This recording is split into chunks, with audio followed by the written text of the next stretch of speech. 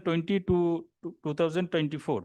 He has served as a postdoctoral fellow at Center of Excellence in Studies of Tribal and Marginalized communities at Utkal University, and most recently he has coordinated agro-biodiversity research project funded by Odisha Biodiversity Board in the Malkangiri districts. So Dr. Kutty has continued to contribute activity in field of tribal health, nutrition, and public policy. So I welcome Dr. Kutty to take the chair, and also he is the resource person to deliver the lecture. Welcome you, sir. Thank you. And I also hand it over to you for this first session. And take care. Thank you.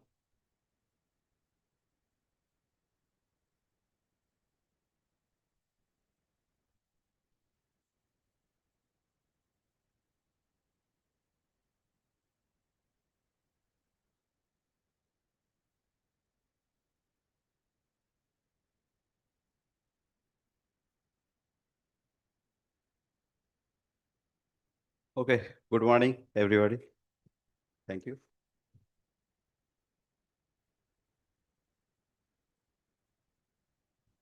Now, I am Dr. Kutty. Just today, I'm just started off. Why are the need of the fieldwork trained in the nutritional research? The fieldwork on the nutritional research. This is one of the comprehensive and perspective methods and issue of the intervention, and quite the community of the nutrition level of the research. Nutrition is the universally acknowledged as the cornerstone of the human health, productivity, and socioeconomic development. Adequate, the balanced nutrition not only the ensure the physical growth and cognitive development of the individual, but also the strengthening the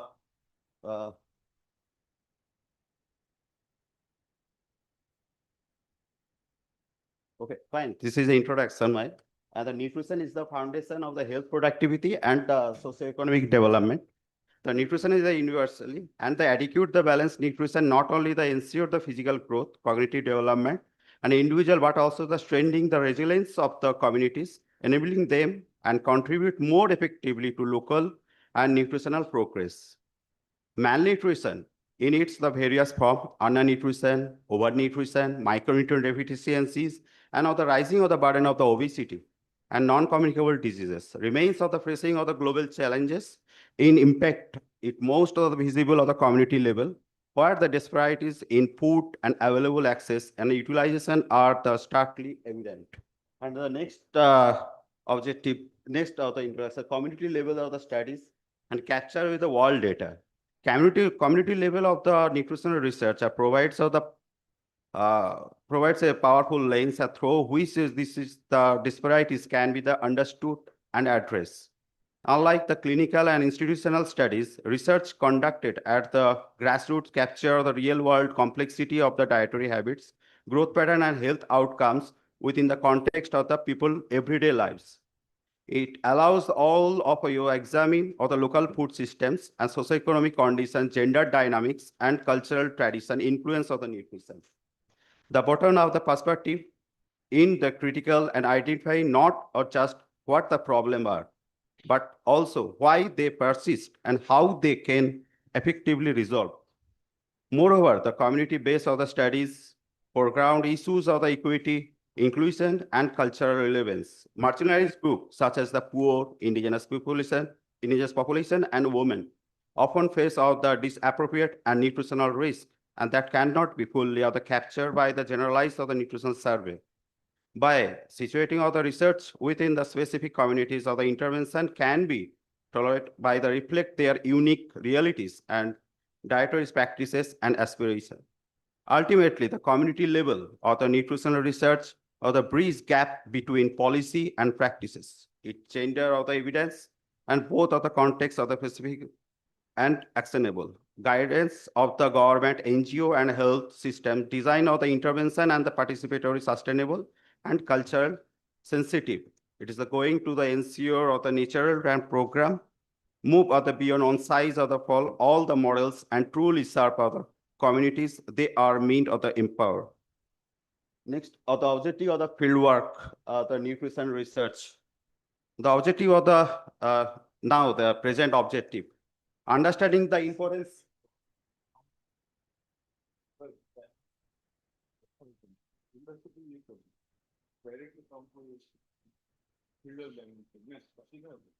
There was.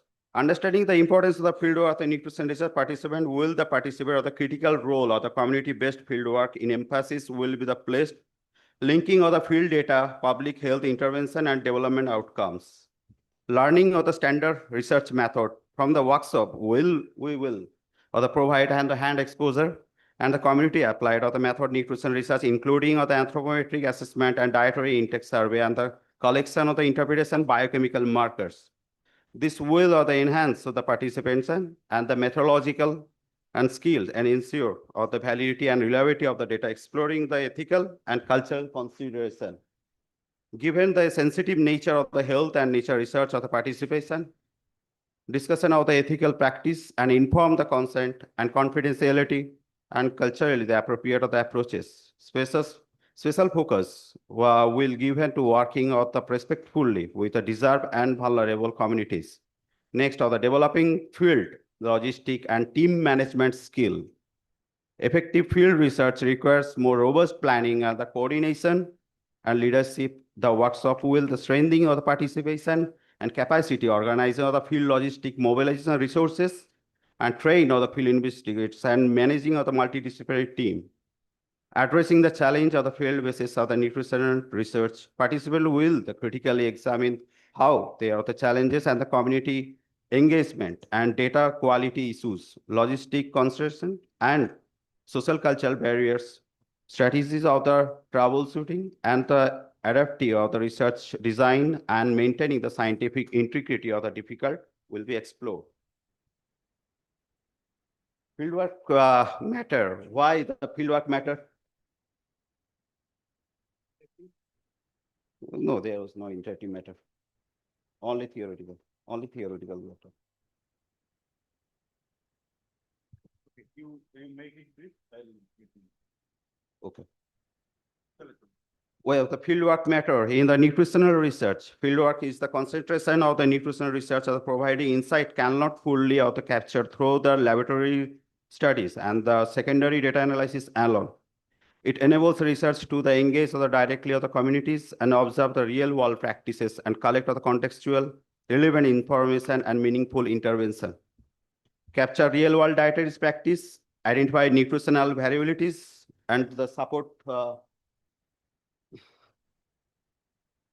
nutritional variabilities and the support identify nutritional variabilities and the support of the policy intervention design and the integrates of the cultural food waste community knowledge. Here's the support of the identify nutritional vulnerabilities by the measuring of the key indicator of the stunting, wasting, and anemia, obesity, fieldwork by the provide critical evidence and the nutritional challenges faced by the different population group. Such data are the essential of the recognize of the disparities across the regions and age group and communities, enabling of the targeted and the approaches of the improving nutritional outcomes. Then the type of nutritional fieldwork. There was four type of the nutritional research. The clinical and first one was clinical and biochemical fieldwork, hospital and community health campus. This is approach the focus of the collecting biological samples, clinical indicators to such of the nutrition status, physiological level, the indicator blood test and hemoglobin, anemia, serum, vitamin, and level. And then household nutritional survey. It is household nutrition survey is the depends on the various methodological aspect. One is the dietary recall method and food frequency questionnaire and food history, household level survey capture the detail of the food intake and consumption pattern. Common method of the include 24-hour recall method where the respondent recount of the everything they are the past day, and the food frequency questionnaire, which is the track on how often specific food are consumed. These are the tools of the reveal of the dietary diversity, calorie intake, and the nutrient adequate, helping from the at the risk and the nutritional research of the planning. Another is the anthropometric study or the growth monitoring and body measurement. Anthropometry is the one of the most valuable techniques assessing physical growth, nutrition, health, and standard measurement include height, weight, and mid-upper and circumference body mass index skin fold. Skin fold is the means of the tricep skin fold, especially for only for children. Otherwise, there another the skin fold was the tricep, bicep, subscapular, suprailiac. You know, this is only for use for the adult population, only for collect for the adiposity, if there was the fat is present or not. So only for tricep skin fold, where we are calculate the what the nutritional status, what the malnutrition was the present in under 4 years children or not. Actually, the tricep skin fold, only tricep skin fold growth rate only present on the WHO reference growth curve. Then the participatory nutritional research. Participate nutritional research, food diaries, and focus group beyond the measurement and survey. Participatory method engage the community directly, documenting and reflecting on their food practices. Tools such as the tool diaries and the community's food mapping and the focus group discussion capture the cultural dimensions of diet, seasonal variation, and household coping strategies during the food scarcity. This method of the recognize of the local knowledge and strengthening the relevance of the search findings and ensuring the community voice and include. Then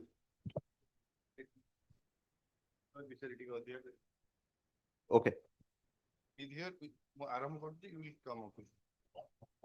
So just to supplement this, actually we wanted this session to be more fieldwork oriented. Okay. So I will supplement him along with this. So what I wanted to you people to learn in this session is when we go to the field, how we should prepare ourselves in the field, and how we should go to the when we are going to the field, what should be our approach in the field work. It is many times we are a very good researcher, but we fail miserably in the field, right? So how you people have ever tried to explore that? What are the skills a person should have when he or she is going to the field? So any of you have any experiences? Can you share me very briefly that yes, sir, I learned this, that one can be one should have these particular characteristics when he or she is going to. I give you one example, like when you are going to the field, when you are going for a household survey, when you are going for a family's this nutritional profiling, you should first keep yourself that who am I? I should have a brief introduction of myself. When I'm going to you, how I will start?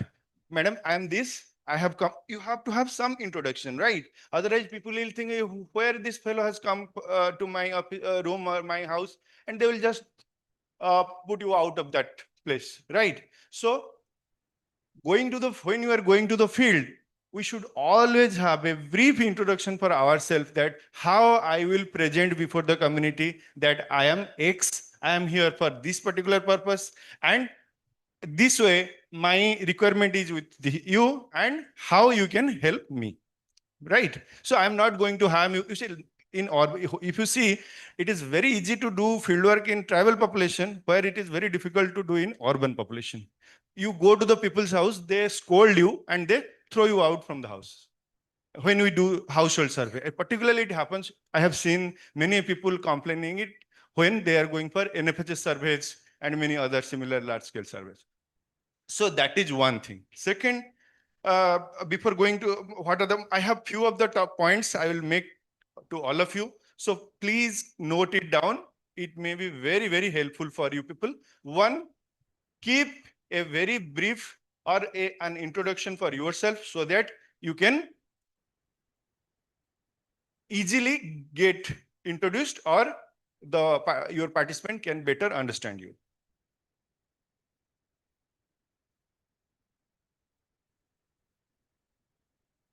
Next is make your informant first easy. Make him or her, all of a sudden when I meet someone, we people become all of a sudden very resistant. I should talk to him? No, I will not. Why you are here? Like we do not easily believe someone nowadays what is happening in the field. So our first job is to make our participant easy with us. That why I am here, what is my purpose? Don't get any apprehensive about my work. It is largely about particular a research and all these things. One. Two. Second, keep your iCard with you. That is a very important thing to get introduced to the community.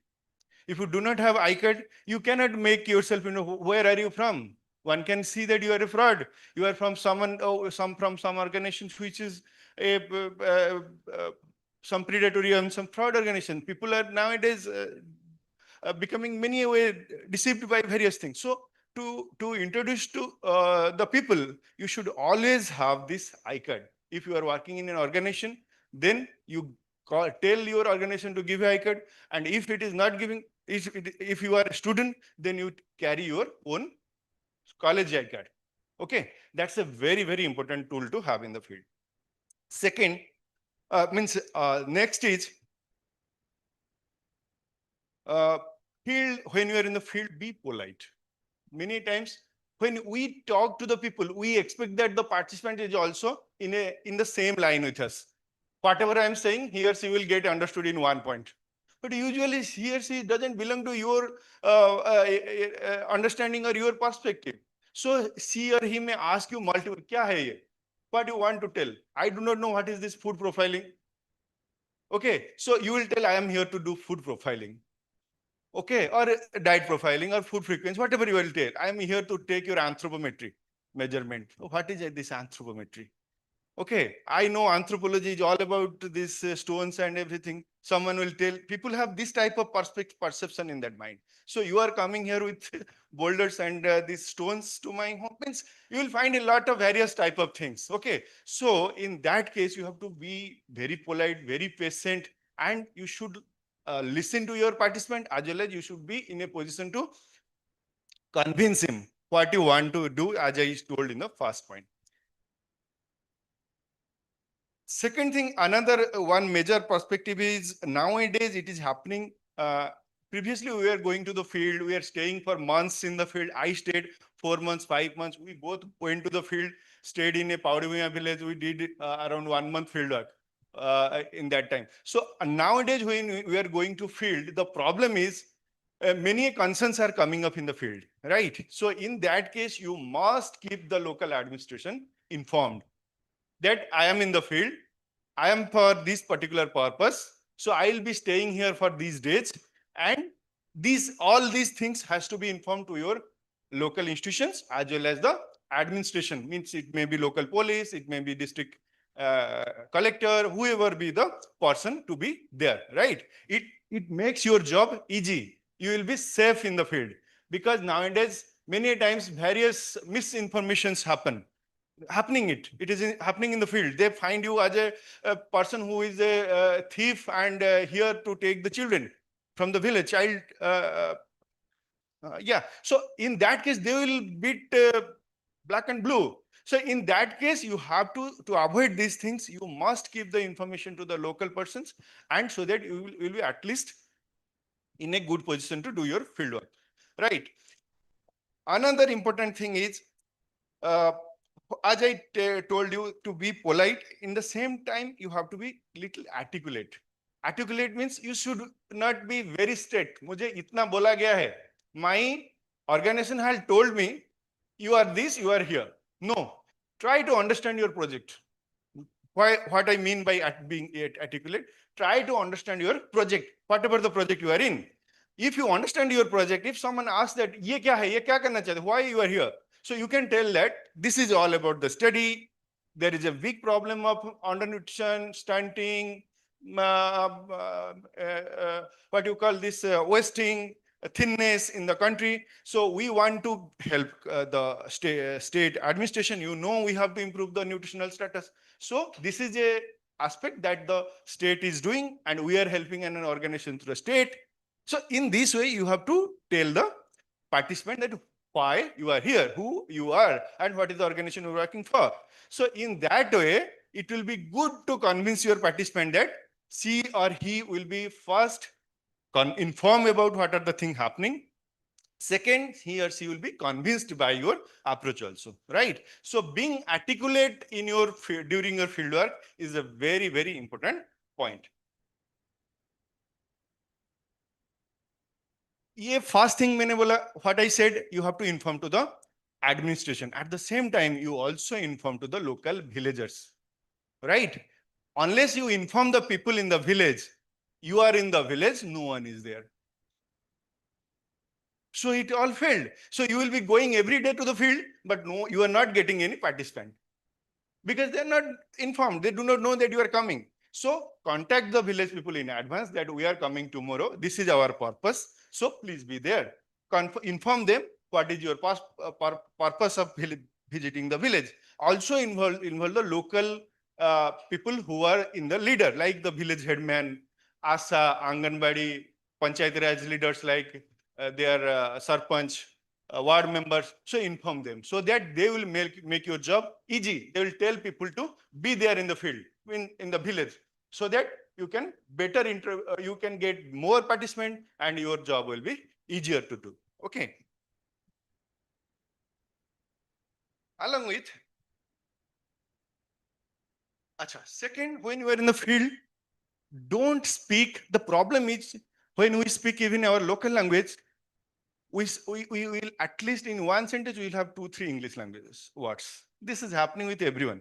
If you are in even I am talking in Odia, I will have 2-3 words when even I am talking in Odia. When you are Tamil or Telugu or Hindi or Manipuri, he is talking. So everywhere we have the intrusion of English.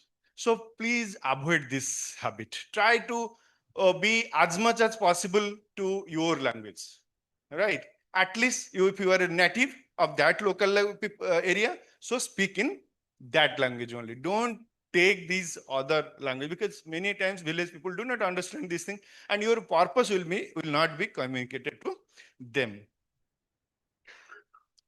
Second thing is, when we talk to people, we say ANC हुआ है, antenatal care हम जब बोलते हैं, you have पहले ANC attend किए हो और ये VHND में जाते हो.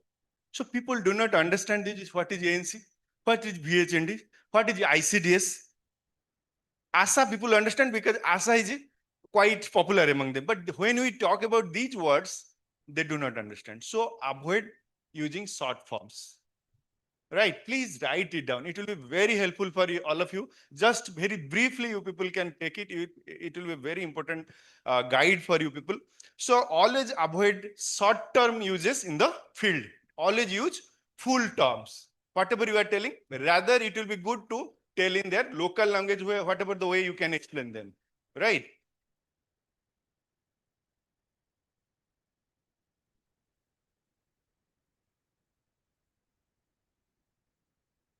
Another thing, what happens, we start joking with the participant field. All of a sudden, some people think that by joking with the participant, they will be easy. Okay, it is many times very adverse.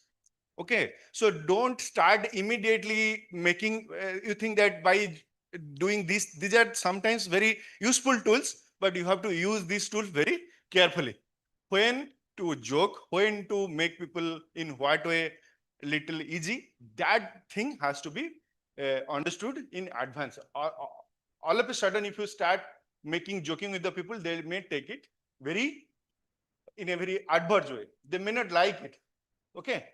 I tell you, means there are several experiences we have, but I think you people might have some experience around these, whatever the points I have already told you, right? Can you connect, means you people are being able to connect these points to a field, right?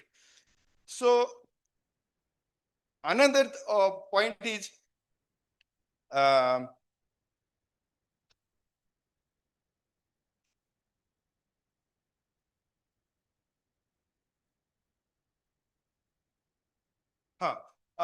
few of the things like, what do you call, now, when you go to the field, we may think that we have already into 3-4 days in the field. We are staying in the local. So some people I have seen, they start eating in the village. They start, sab kiski ghar mein chale jayenge. Do you have anything? I am here, I can share meal with you. please share tea with us. Okay, so many times this happens. It is always good to avoid unless they offer. Okay, I tell you, this is very important. Many times people ask, when we worked in very underprivileged society, it is very difficult even a cup of tea to be afforded for we people. We do not go in one, we go in June.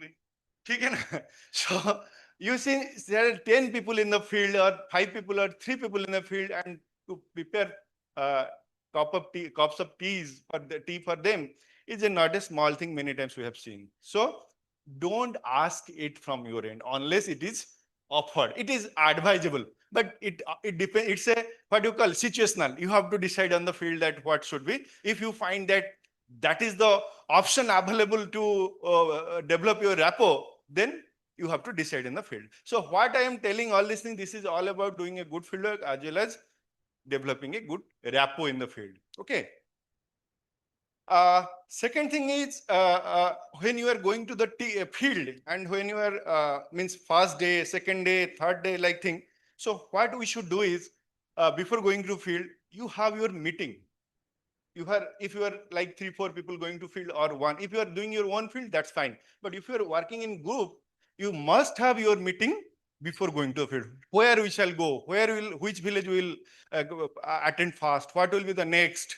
Okay, so these type of prior meeting within yourself and coordination, it's a very, very important thing to come up with a successful field work, and always be in contact with your team in the field. Okay, don't lose, means I'll go to this side, I'll complete the whole villages here, all the data may complete karke aa jaunga, let them do on the other side. Okay, no, be in touch with people. Sometimes something difficulties may come to you. Okay, so always be in touch within the team. Don't be in isolation in the field. When you are working in a new place which you do not know, or you are maybe mostly in interior villages. Okay, so next is many times you people might have seen that our questionnaire is very long. We go with 30-page questionnaire. You think that as the data, I'll take every data today and my work will be done today only. This participant, I am rich with whole data today. Okay, but you get nothing if you come to the house with a 30-page. If you go to and you think of, if you are on the other side of the interview, and what sort of questionnaire will be good to you? How much time you would like to share with the participant? Okay, so if I take 1 hour of you in the morning where I'm not going to get, you are not going to get a single penny out of this whole 1 hour spending, and I'll go and keep on questioning only. Okay, so will be comfortable with that? No. So keep your questionnaire short, one. Second, if you have a long questionnaire, take it in batches. You take half today, then you take their time. I'll come after a week or 2 weeks. Okay, I'm just talking about those who are doing that PhD fieldwork like activity, right? So don't do your 30-page, 50-page questionnaire in one go. That will be a really, really punishment to the participant, and it's a horrible failure of your work. Okay, so avoid that dimension. Another thing, what happens when sometimes we people work on some of the sensitive fieldwork, means even you work on nutrition, many sensitive questions come, right? For example, it's not related to this, but if I give you an example, we are working on HIV/AIDS. Okay, so there are many things which people do not want to talk regarding sexual behavior, regarding extramarital affairs, relationships, physical relationship, premarital physical relationship. So these are very, very sensitive things to people when they are in the community, even alone. Okay, so you must prepare yourself that how I will prepare my question and how I will put my question to the participant, right? So you should prepare yourself how to put difficult questions to the participant and get my answer, right? This needs a lot of self-preparation around data collection. So you have to work on that.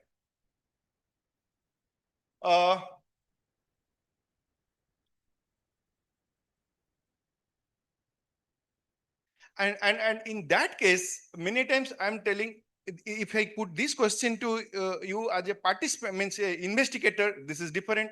And many times after working 3 years, 4 years, 5 years in the industry, you may be the team leader.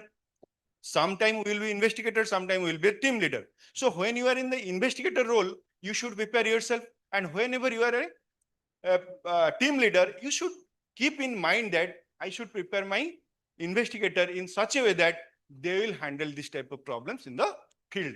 They should always be prepared to take these type of problems very easily so that they will not face any problem. One single mistake in asking or getting a question will totally destroy your whole team's fieldwork in that village. Okay, so be very careful when you are doing this exercise in the field.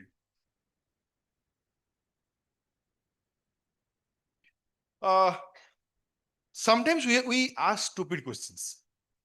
For example, I tell sometime in one fieldwork we were there, we go with the questionnaire only. Simply we go, yeah, list here, you have to go on questioning, right?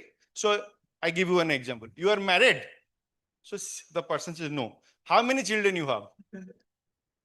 Because that is the flow of questions. So uske baad, what the person will say? Are you stupid? I say I am not married. Okay, so you must understand that in what way and how my questions are there in my schedule and how I will prepare myself for that, right? So don't do these mistakes in the field. Don't go very mechanically. Be little into the field. As I said, previously I said that understand your questionnaire, understand your research problem and your whole project. That is very important. Sometimes what happen, we when we take interview, the person, you go in one way, the participant has his own story. He goes on, it's like a flow. Okay, so you do not know where to bring him or her again to my line.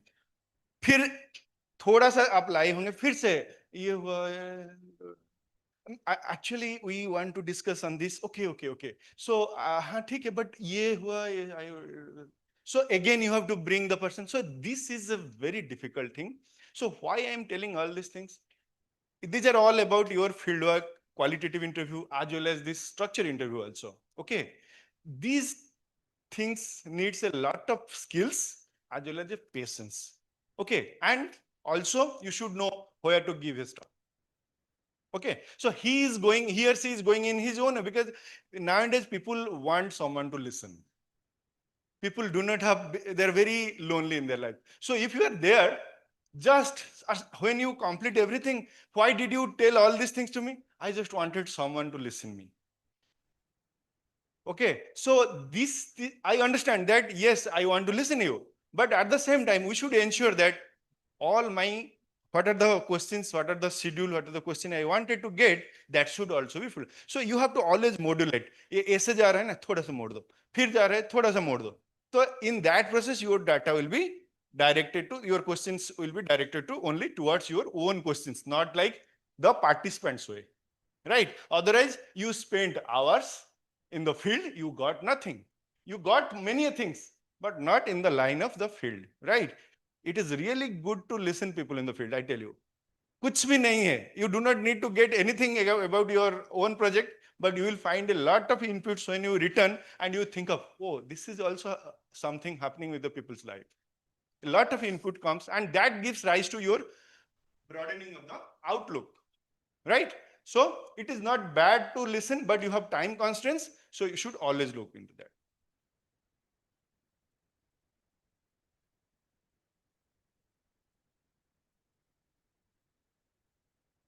Another thing, what happens many times, people speak in their same thing. You say rice, means rice in, koi bolta hai chawal, koi bolta hai bhat, right? If you go to the north side, they bolte kya bolte hain, hum chawal khaye hain. When you come to eastern, they say hum bhat khate hain.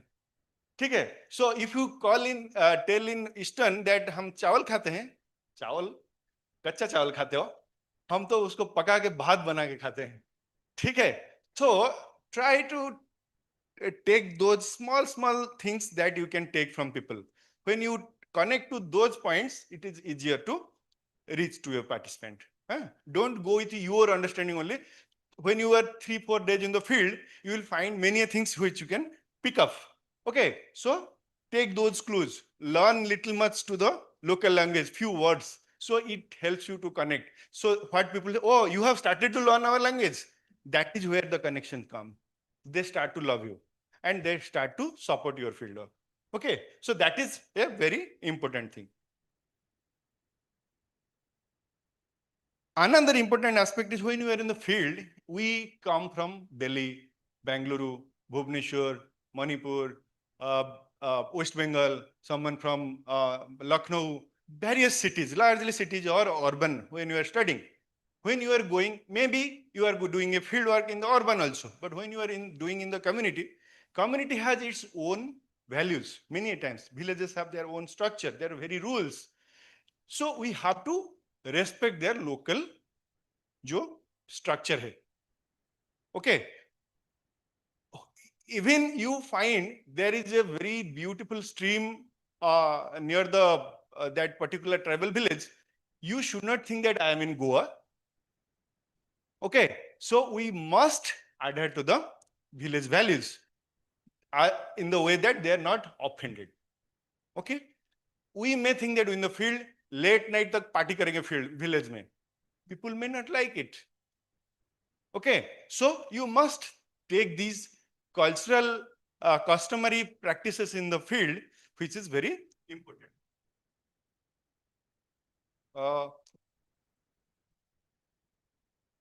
Next is what happens many times. जो भी हमारे पास question, whatever the questions we have, we ask in front of everyone. So people are all together. So don't ask personal questions in public. Right? You may be asking like household structure. A person has 2 wives. Okay. One is official, another is unofficial. So if you ask, मुझे तो पता है आपका तो वो कहीं से आपको खबर मिल गया. Yeah, do you have only one wife? No.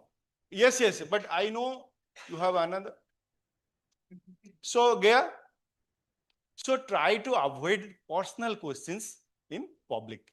ये बहुत important है. If you want to take some clue from his or her detail, you take him personally, discuss with him or her, and get your data as much as possible. Don't make it a scene in front of everyone. He or she will lose his respect in front of his what you call neighbors, and it will be also hampering for you. People will laugh at a go, which is not very good. Okay, so we should always respect the ethics in the field. Don't hamper anyone's personal respect in the field. Second is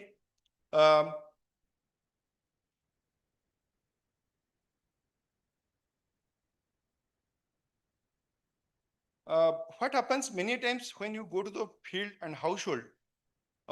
Many times we go for the transit. हम गांव में घूम के पूरा देखने होते हैं ना. What is the structure of the village? Where are the households? You have to, when you are going for the random sampling, when you are going for purposive sampling, you have to identify the village. Don't go with आशा बोल दिया ये घर है. ठीक है? You, if the list you have got, go to the person's house, reach to them, talk to them that we are coming tomorrow to your house and please be there. Identify the village house, whoever is the household individuals are there. That is very important to know that which households you are working on. Don't always depend that someone told you and you went with that. Okay, so always be physically present in the field and with the participants. And second thing is, sometimes what happen, our participant may be the women. We are doing field work among the women. So if you are doing the field work on women and the husband is also there standing. Okay, so you are a male, you are taking the interview of the wife, and you expect that the husband should not be there. Right? So usually no husband would like to. Okay, it has two dimensions. One, there is a male ego. We have to, because that's the whole family. That's his family. One. Second, you also, the person also wants to know why you are here in my family. Right? So in this case, you have to always respect that dimension. It may be the other way. A female is taking the interview of a male, the husband of the family, the wife will be there. So you have to inform the wife, you have to take her, if she or he is interested what you are doing, you do not just push him or her away. You try to convince or explain why you are here, what what is your purpose, and how the things are going to happen in next half an hour or yeah. So उससे क्या होता है ना, your participant or your what you call participant or subject, whatever the name we say, so they will be confident about you and your purposes. So taking a break on this, can any of you, in this context, we have so many things, but can any of you bring up few experiences from your end so that it will be very nice to get in? Yeah.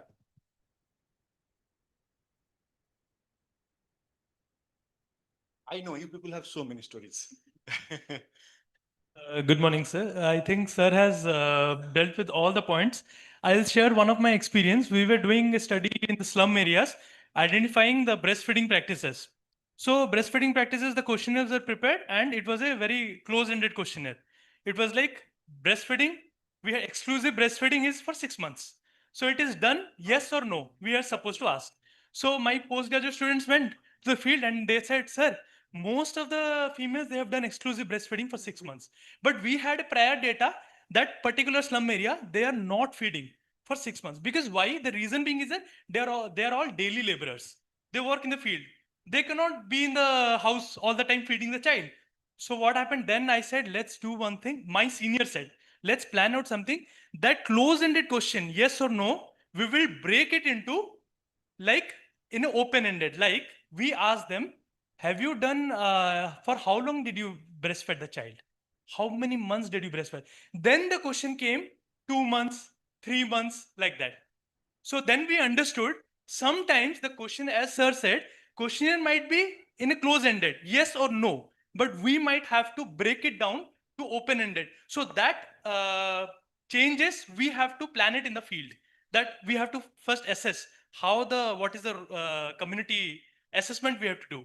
So that is what we're. That's and very same with the important. That's a contraception very practices important. also. Yeah, yeah. Anyone else, any experiences? You did a very extensive field work. उसको देख के भाग जाते थे. When she started, I'll make it this way. She was doing my internship with me. Yeah, please, sir.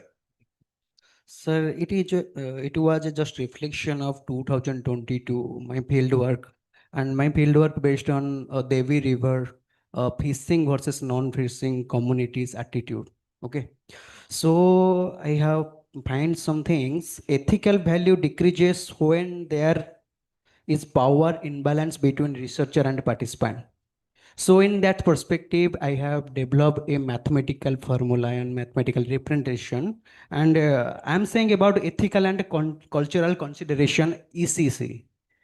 And that perspective, I just check the risk.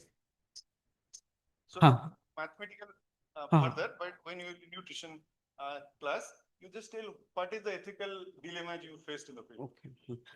Actually, my reflection is that ethical value decreases when power imbalance between researcher and a participant, because that depends on many more factors: trust and respect and culture and the transparency and accountability and everything comes in that. And we can check the actually the our context on ECC.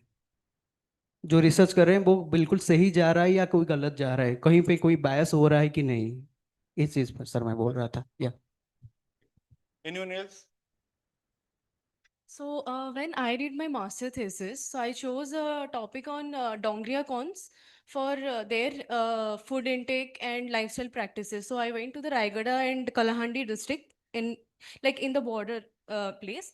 So the first very difficult task, what I found out is to understand their language. So it's very important to actually learn some basic language what their community speaks. Like if they're talking in Kui, then we have to learn some basic what basic questions in their language, so that at least we can know what they are trying to say to us. So when we are talking in our normal ODI language also, they don't at all understand. So we have to learn some basic language what all the like PVTG groups they talk. And second thing is they are very shy to contact with us. So first thing, they were very scared to see we us in the field. So firstly we have to, the main thing is we inform them earlier and make them understand why we are here. That is the main important thing, because when we go to the field, they think like we are some foreign objects here, we came to harm them, or they take it negatively if we will not explain them. So these are the difficulties what I faced here. Very good. Anyone else? So as sir said, I did internship under him, and my population was university students, Utkal University students. And it was true that many of them used to run away after seeing me. The and students of anthropology department, they only ran away after seeing me. You should tell whatever you are working for. Then people can understand. Yeah, my topic was dietary behavior. The unhealthy dietary behavior. You can see the poster that She unhealthy has eating prepared all this behavior. poster, in fact. So they used to run away. So what I did, I changed my locations from canteen to departments. Even if I did not got an official letter to collect data, so I could not enter many department, but still I could collect information from participants from outside the department. So then I started going to girls hostel, and when I started going to girls hostel, they became my friends. And what I used to do that, when I entered, they used to sit on their bed, and they offered me to sit on their bed, but I used to sit on the floor and tell them, come and sit with me so we can have a good discussion. And one time, what happened, I started going on Sundays when I could find them and take data from them.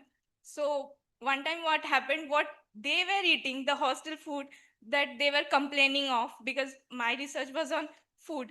So, they kept food for me for the lunch, and I ate their food with them. And someone gave, when she returned, someone gifted you some sari or something like that. Yeah. Be brief, huh? Okay. So as I've done my field and a Gujar population of Delhi, so I would like to add a few points Yeah. as that you should develop a thick skin first, as some of the participants can be very harsh to you, and they may not respect your personal esteem or anything, because as we like maybe you have some presumptions about the Gujars, they come very harsh, like they don't really speak very fondly or humbly, so you have to develop a thick skin out of it. That is not skin, that's more patience. I'll say that that's about patience.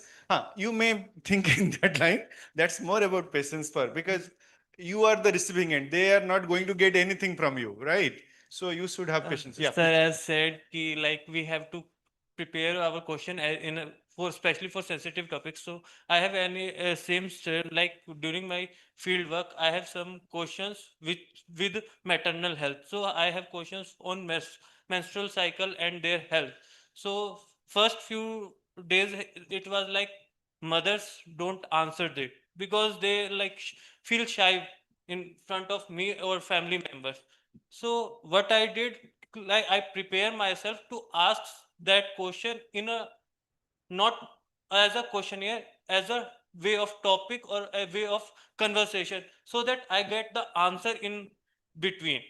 So prepare this type of conversation is also good. And second, we have a very funny story during my working in a research project, and a junior joined that project. So he went to labor room and we asked to go and take the consent. What he asked, madam ji आप sign कर दोगे? तो बोलते क्यों?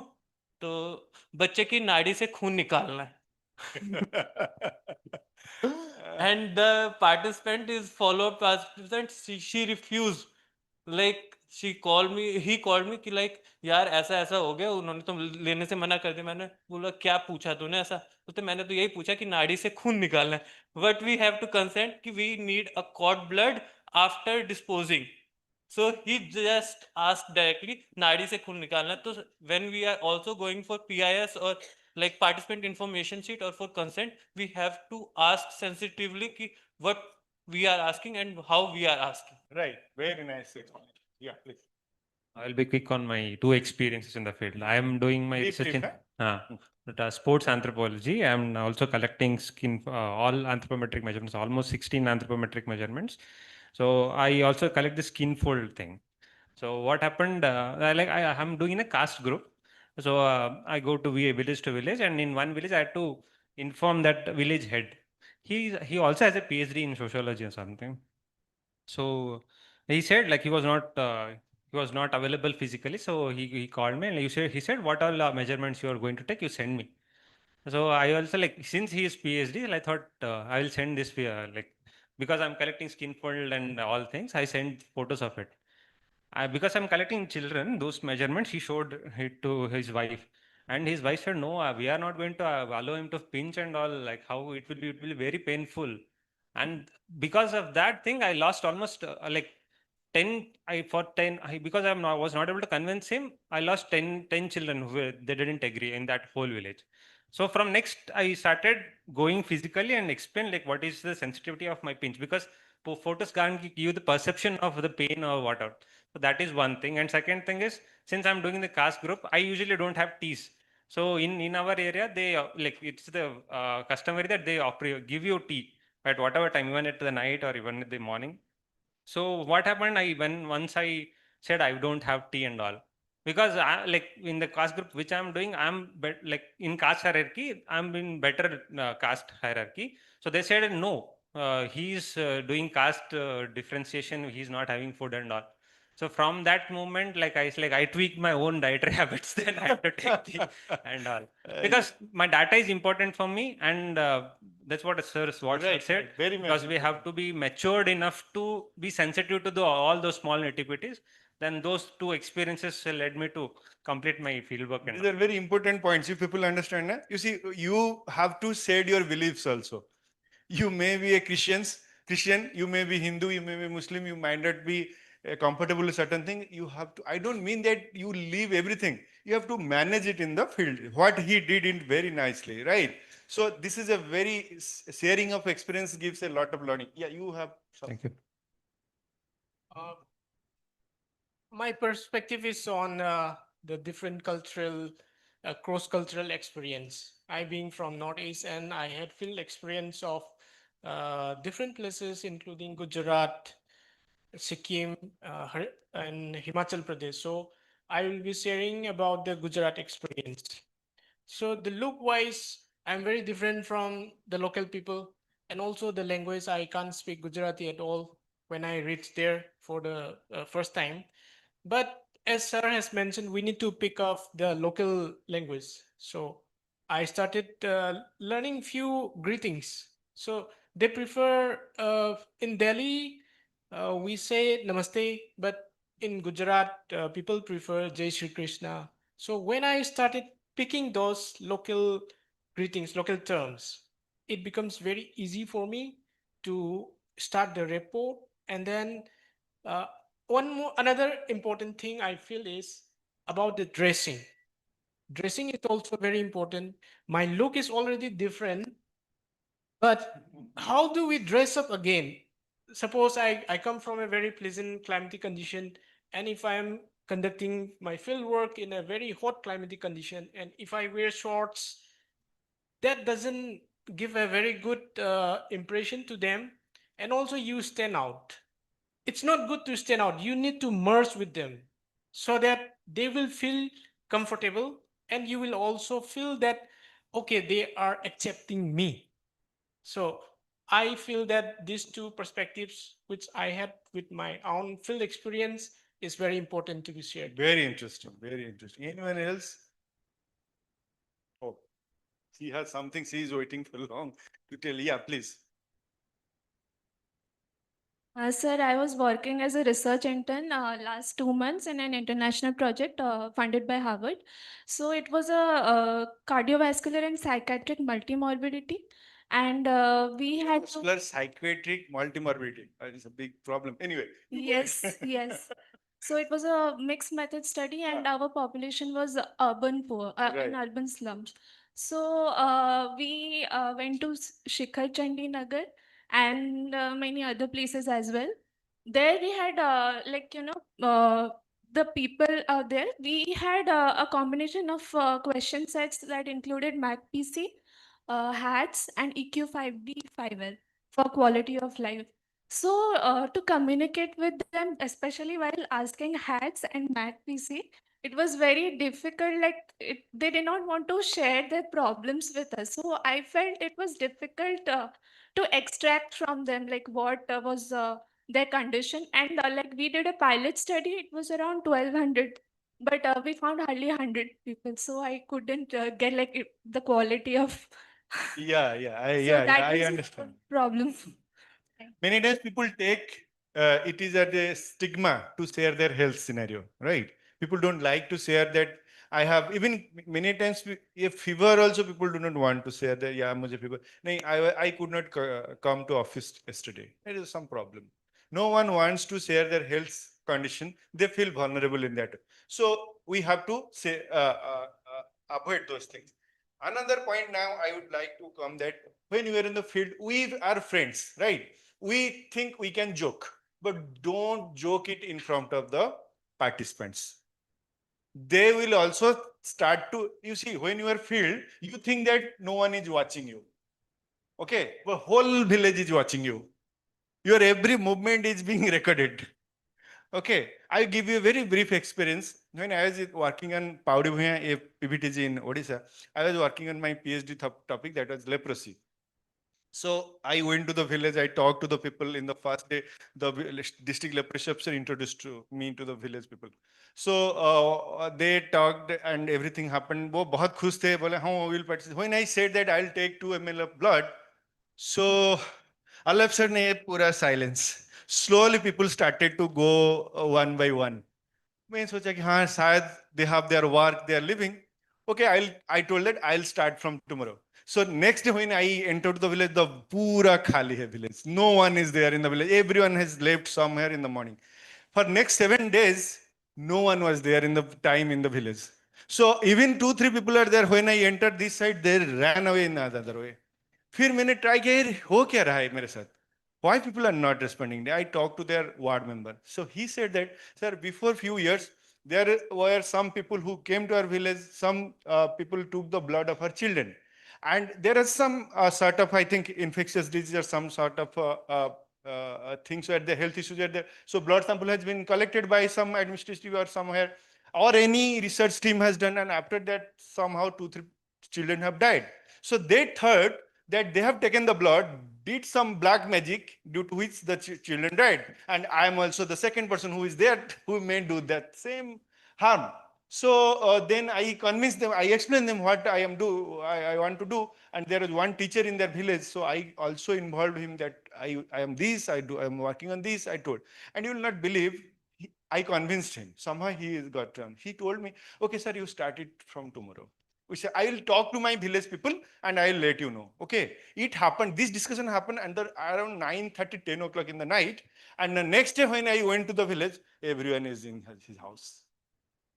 So in villages, I'm not talking only about tribal villages. In every community where homogeneous settings are there, the information flows like anything.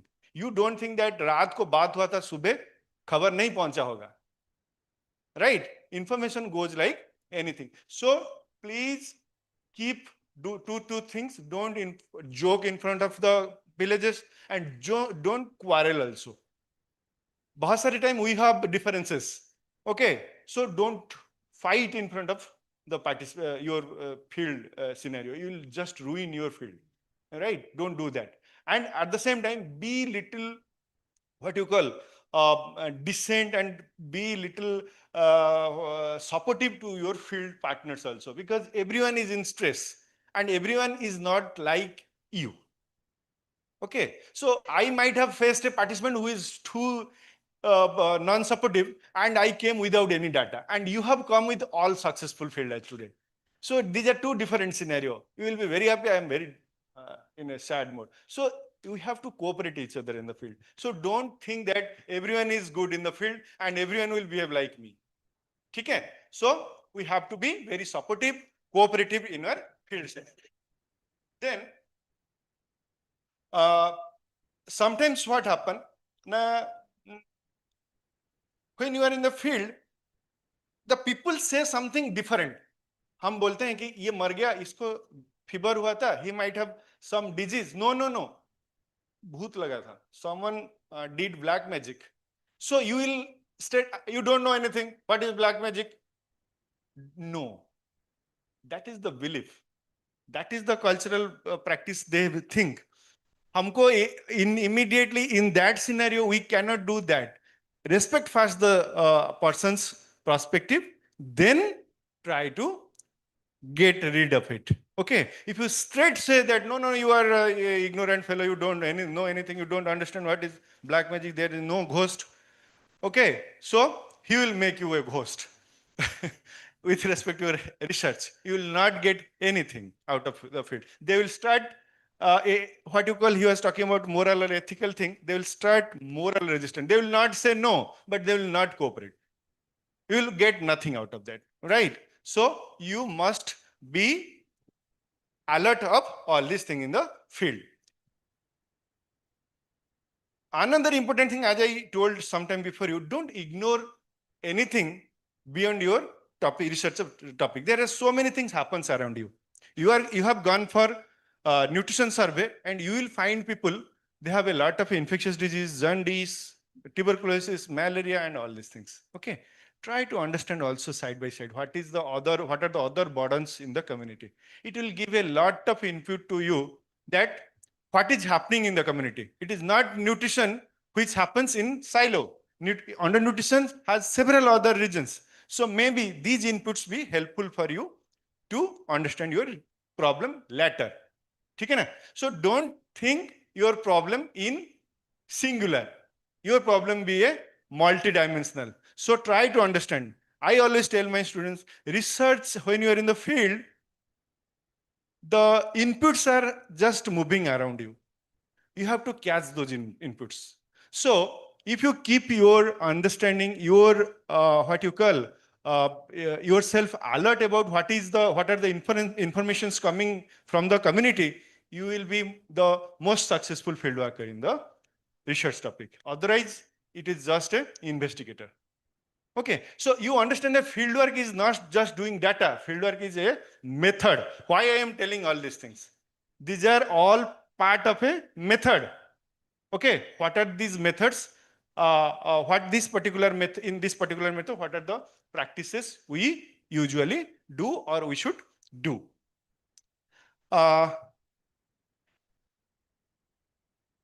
Sometimes what happens, we think that I am the best field worker in the field.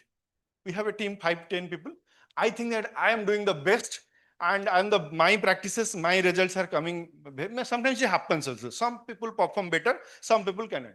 So in that case, what we think, the others should also follow me. I become dominant among all.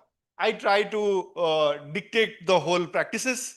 Okay, so that brings a very bad experience to rest of the people, and it's a very unpleasant fieldwork. Okay, so if you are thinking that you are doing good and it is being accepted by the all team, then it's absolutely good. But if you are thinking that your skills are doing better and more data is coming, you please share with your teams. Help them learn how you can improve your fieldwork. Not like you people don't know anything. You follow me what I am doing. It will demoralize your team. It will affect their confidence. Okay, so don't do that in field scenario. That is very much important. And as I said, you should remain connected with your team, and Sometimes what happen, people do not get data. Means you are with your friends, you have targets, the other person doesn't have. Means he is not getting data, you are getting data. So your data is done. I am not going to help anyone. Mera to ho gaya. Nahi. We have to, when, if I completed my work, it's, you see, field is always a group work. When you completed yours work, help the teammates. That is how we have to grow. You think if your data is completed, can you return to your home? No, unless the whole work is completed. So that is one. Second, it is also a learning to support your friends. That is also one type of learning. How you have to support your friends and colleagues in the field scenario. As I told that not to make any jokes, he was suggesting a very important point. Okay, thank you, Dr. Please. Acharya. Just I am added the 2 points. One is the first, don't give them any promise. जो अगर तुम अगर data दो तो मैं तुमको पैसा दूंगा बा अगर कोई मेडिसिन दूंगा please go them promise. And another thing is just beware alcoholic person in a village. When you are just collect or just you find your alcoholic person, he came, हाँ भाई साहब कहाँ से आए हो, क्या काम है? ए तुम लोग कुछ नहीं करते, तुम सब काम करके चले जाते हो, पैसा वैसा कुछ नहीं देते हो, क्या आए हो?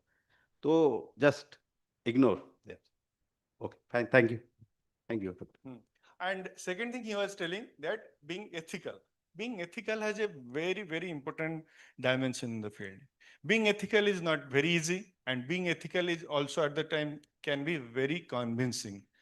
What do we mean by being ethical? It's a really another pura whole workshop we'll take to be ethical in field. But very briefly, I tell you that just to be good in the field and think what can be the best with my participant when I am getting my data. Very simply, I can tell you what best way without hampering the person physically, emotionally, socially, anyway, and I get my data, that is the best ethical way. And sometimes even you do not get your data, to respect the community's ethics, that's the very high form of moral, right? So don't think that somehow I have to get my data. Okay, wo method is not a very good thing. You can get your data from someone else, but the pain we give to the person, that is many times that I tell you what happens once in a very small thing.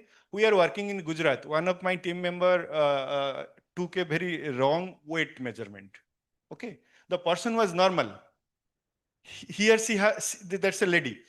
She had a high that blood pressure level, and the weight was, she calculated very less and told her, your weight is very less, your BP is very high, you go and consult to the doctor. Okay, that whole, it happened in the afternoon, the whole night the family did not sleep. Something has happened to my wife. They went to the doctor in the morning, then they returned, they waited for we people to reach our base camp. At 1 o'clock, 2 o'clock they came, but doctor said, we do not have anything. Why did you say like this? Okay, so how much harm we make to the family, their stress, concerns, financial loss, all these things, these are very important. So don't become a doctor unless you are a doctor. They are doctors. Dr. Sai is here, he is there. So those who are doctors, they can do their job. Those who are not by training doctors, means not PhD doctors, I'm telling you clinical. So don't become a doctor in the field. Okay, so stetho dalke, those who are taking the blood pressure measurement, they put a stetho in the field and they behave like I'm a doctor in the field. Okay, no. People are believing you, that doesn't mean you will take the benefit of that, right? So that is a very important thing. Another thing, sometimes we think that we are very clean. Okay, so the people's, they are not in a very, because people in village or in local level, there may not be in a very, the way you think is a cleanliness, right? So what do we keep them away. Our behavior like is not to be close, or the way we behave with them, it shows that I'm not very comfortable. There is some sort of differences of feeling. No, when you are in the field, I think you understand what you have to do. Okay, don't adopt those techniques or those feelings, as he said, when he was setting his food habit. So you have to also set these very basic approaches of not what you call, means better to avoid your heart rate or avoiding people in this way. So next thing is, if you are a team, means, is a team leader, I tell you these things, whatever the skills I tell you, these are divided into two ways. One, if you are a field worker, another, if you are a team lead. So when you are a team lead, your role will be something different many times. And when you are a field worker, it becomes more, what you call, intensive, because you are directly doing the things. Another important thing is, when you are in the field, always be in touch with your team leader. Okay, where are you? What your team leader wants. You have any problem, keep your mobiles on. Don't switch off. I am now taking the interview. I don't want to be disturbed. So you switched off your mobile. No. You have to keep these things. These precautions we have to always take. Few other things, like you have to keep your water bottle with you. Always keep hydrated. Pani thoda thoda beech mein peete rehna. Okay. Don't eat without cleaning your hand. Okay. When you are field, we become many times very careless. हाँ थोड़ा खा लेता हूँ, जरा भूख लग रहा है. एक banana you brought out from your bag and started eating. Banana is fine because you are not touching the inside. But if you bring out a biscuit, a cake, and all these things, you may fall again a diarrhea, some dysentery, some sort of infections. So to avoid these things, you must keep things in your mind, that cleanliness on personal end, right? This is very important. And as I said, keep your team leader informed about where are you. And if you people are moving with vehicle, along with you, keep your vehicle always with you. Many times mishaps happen in the field. People start scolding, quarrels, and all these things. So if you are having your vehicle with you, you people can easily move away from the village. Okay, before any odd scenario happens. So you always remember that your vehicle is, if you have hired a vehicle, keep it available in the village. Don't leave that, yeah, chale jao bhai, shaam ko aa jana phir pick up karne ke liye. But you have hired it for the whole day. Okay, so keep your vehicle available so that in any odd scenario, we can always avoid that. Another important thing is, just as we discussed, that you have to talk the things the way the people understand, not like the way you understand. Second thing is,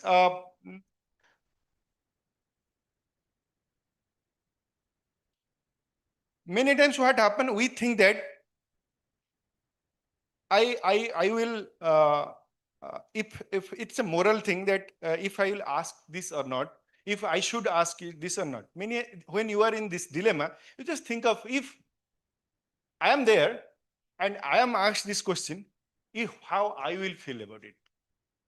That is what my question is. When you are going with a questionnaire to the field, always realize that यही same question अगर मेरे ऊपर पूछा गया, if I am asked about all these questions, how I will be feeling.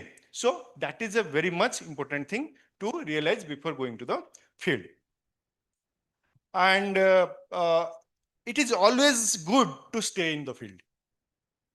Don't become a person who is staying in the local hotel and coming to the field and again going in the afternoon. I tell you, when you are doing a community field work, I tell you, by the time we people reach the field, half of the life is over. Because a lot of things happen in a village by 8 o'clock, 9 o'clock. By the time we usually reach by 7:38, unka jo, whatever the basic everyday life of a family, that is over. So you went there, did some field work, and evening or late evening is very happening in a village. So if you are not there, you leave by 5 o'clock, 6 o'clock. So another major part you left. Okay. So it is always good if you stay there. Be there early in the morning and late in the evening, if you can afford to. If afford money, not in money, in time sense. Okay. So if you think that, yeah, I can be there till the late evening and I can reach there early morning, then always do that. Stay in the village, live with them, learn their daily life and understand their daily life. It will be really helpful for you to get more data and better understanding of the village practices.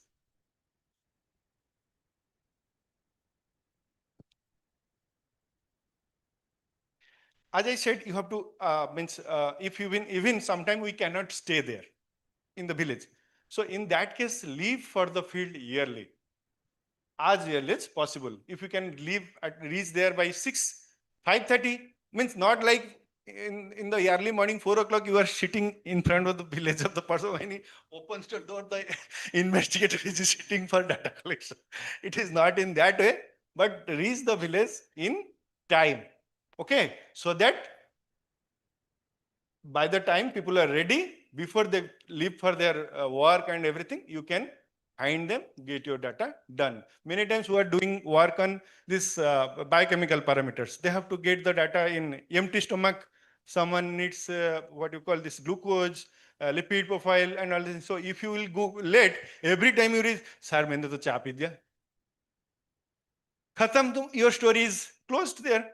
Right. So in that case, to avoid all these things, we must reach field in the in a very as much as possible in the early time.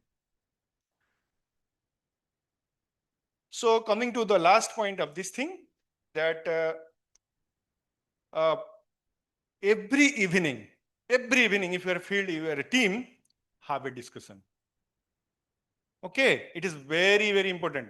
Do not a single day there should be where there is not a evening discussion. If you are in the field and your PI is somewhere else, talk to him or her. Sir, madam, aaj ye hua, I got this is the thing, these are the difficulties, this is how I handled the problem, and I got this way. So explain everything. And if you are in the field altogether, sit down in the evening, spend 1 hour and discuss what are the things happened with everyone. That is a very important thing for the learning from each other. What happened to you, if you explain the same thing, I understood that is what is happening in the village. So I will not do that problem tomorrow, right? So that is a very close group learning within the field itself, right? It is very important to do this evening meeting. Okay, never miss it. Never miss it to do a evening meeting. Lastly, take your field note. Many times there is no schedule. Several things happens in the field that is not in the schedule. Never forget to keep your hand notes. That is we call field note. Field note is a method, tool in fieldwork, right? If you take field note, when you return, you will find after years you will find a lot of input from your field note that ye bhi tha, ye wala clue mujhe, now when your reading becomes better, your understanding of your fieldwork will become much useful for you, right? I tell you one example of Malinowski. Malinowski in anthropology is a very well-known anthropologist. He lived in various places. He did fieldwork in different aborigines and interior, what do you call, ethnic people. When you read his writing, he is a very, very pro person for the people.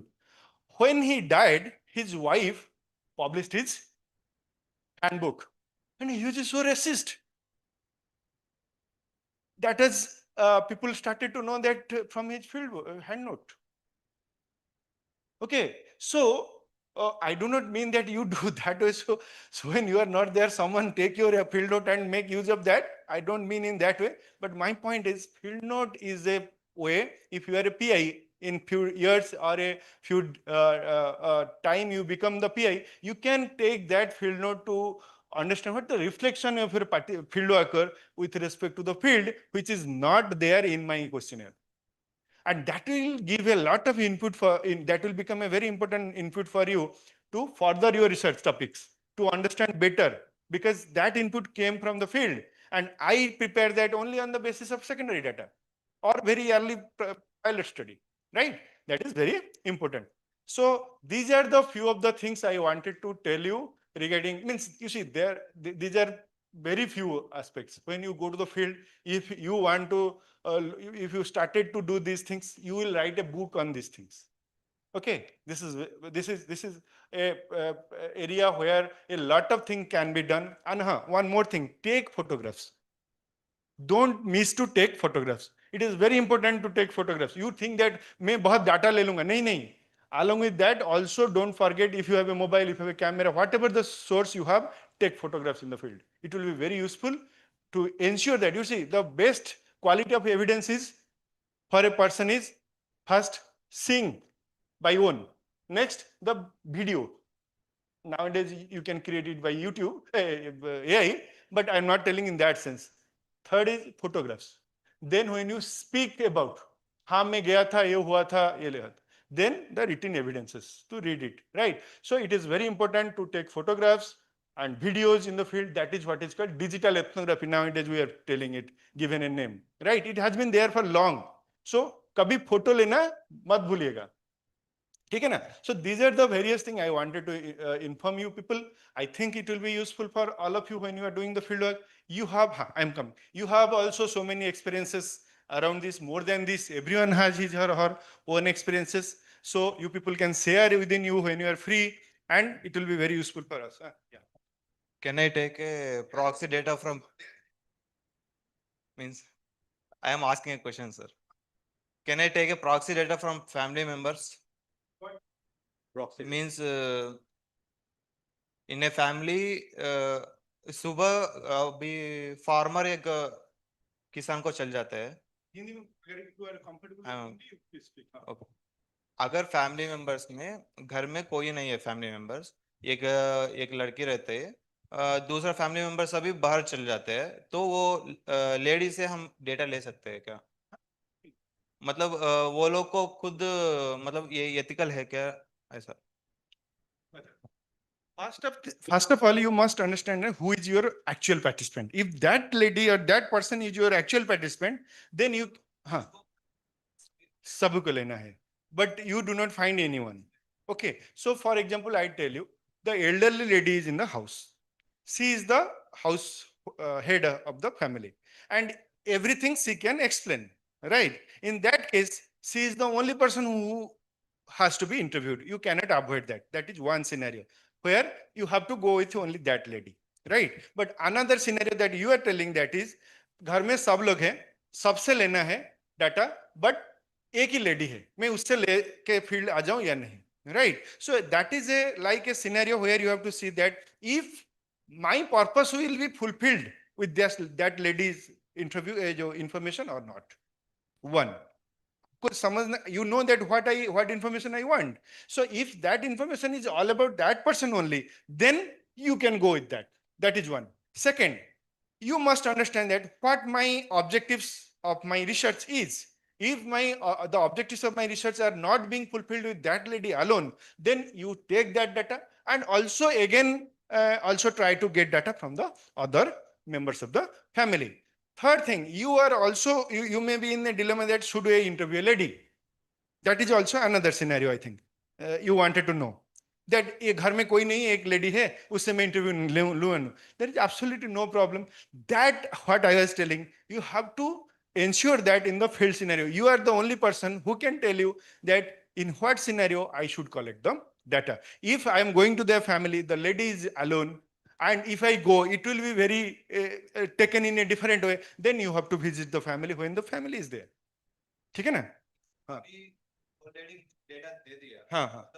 दे दिया था. फिर बीच में family members आ गया. फिर वो lady को बोलता है कि मुझे नहीं पता कि क्यों दे दिया. मेरा डेटा क्यों वो लोग को दे दिया ऐसे बोलेगा तो. Oh, acha, I understood. I understood. The other members will tell that why you gave my data to the whole thing. You see, these are all field complications. It has, you see, what I tell you, that is why we go for a rapport building in the field, right? So if you can convince them again, the other member, why I am here, what is my objectives, why I have asked, I have not taken any sensitive data about you. It's just a simple thing. And I have taken from this house, this house, this house, and this house also. So when you come up with evidence to the person in a way he or she understands, then he will be convinced. Yeah, okay, fine, आप लिए हैं तो ठीक है. Yeah.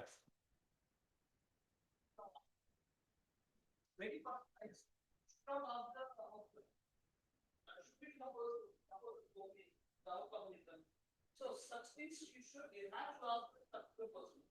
It is a right data to be taken. Surely the household could be doing this. So there is no part of the person to answer this. So that depends on the approach, not only the approach, the point of the Thank you, Ramakrishna sir. So I think he added to additional thing. Anyone else? So we shall come to the closing of this. You have anything? Yeah, please. Huh? Please. এমনি।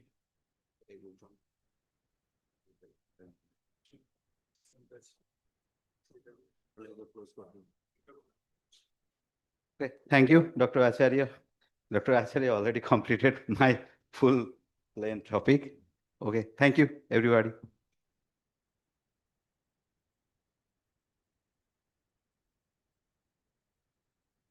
Yeah. So now I invite Dr. Raghavendra, please felicitate our resource person for this session.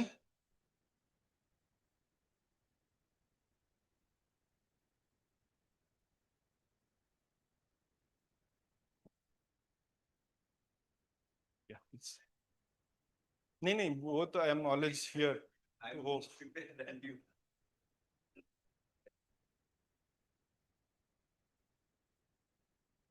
Oh, sorry.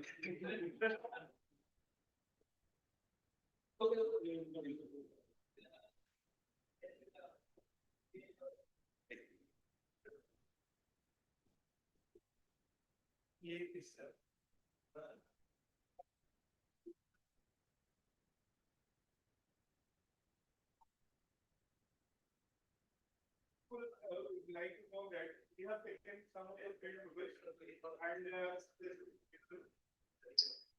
we have taken some of the field photos and we have made this all these mementos, and we have taken this photo. You will see that there is a dog with a lady, and it's a very typical household characteristic of, you know which tribe it is? I think it's Banda, right? So each Banda family has a dog, right? The dog is like a member of the family. So you will find several similar scenarios in your field. So try to capture those things. That is very nuanced things you should always be interested about. Anyway, so thank you. So yeah. So Raghavendra, so we should go for the technical session. Or I will invite you. Yeah.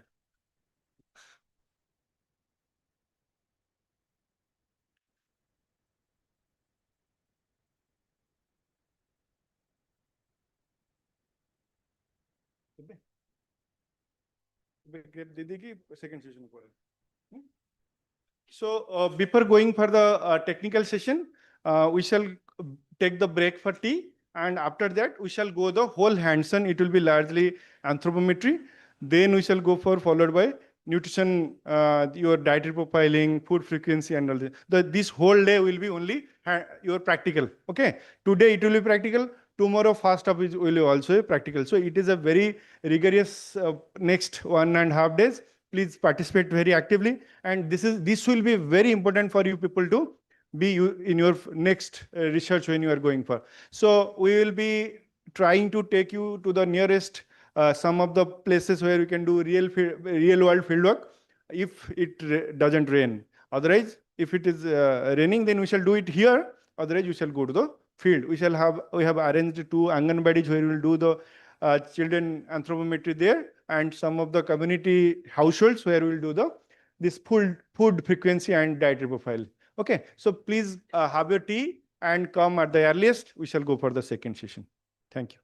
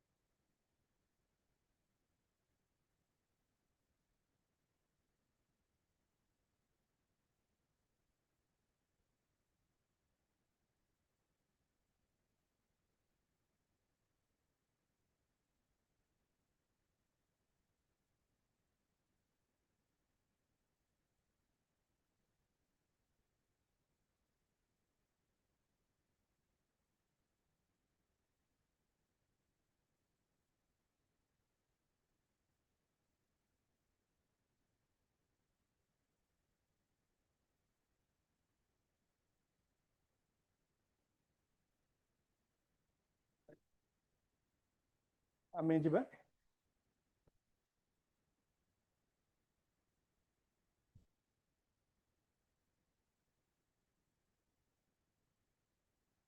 So attention please. Chai ho gaya? Okay, so coming to the next session, we have 3 experts in the next session. As we are telling in the morning, it will be purely hands-on. So we have Dr. Raghavendra. I think yesterday I have already introduced Raghavendra to you. He is absolutely a very good scientist with respect to anthropometry, and particularly in that case, he is doing many things, but in this context, along with Dr. Raghavendra, we have 2 very senior, very experienced and knowledgeable persons. We have Mr. Sri Ramakrishna sir, who is working at NIN as a technical officer. It is a really privilege, sir, to have you here. Sir, please, Dr. Raghavendra, please.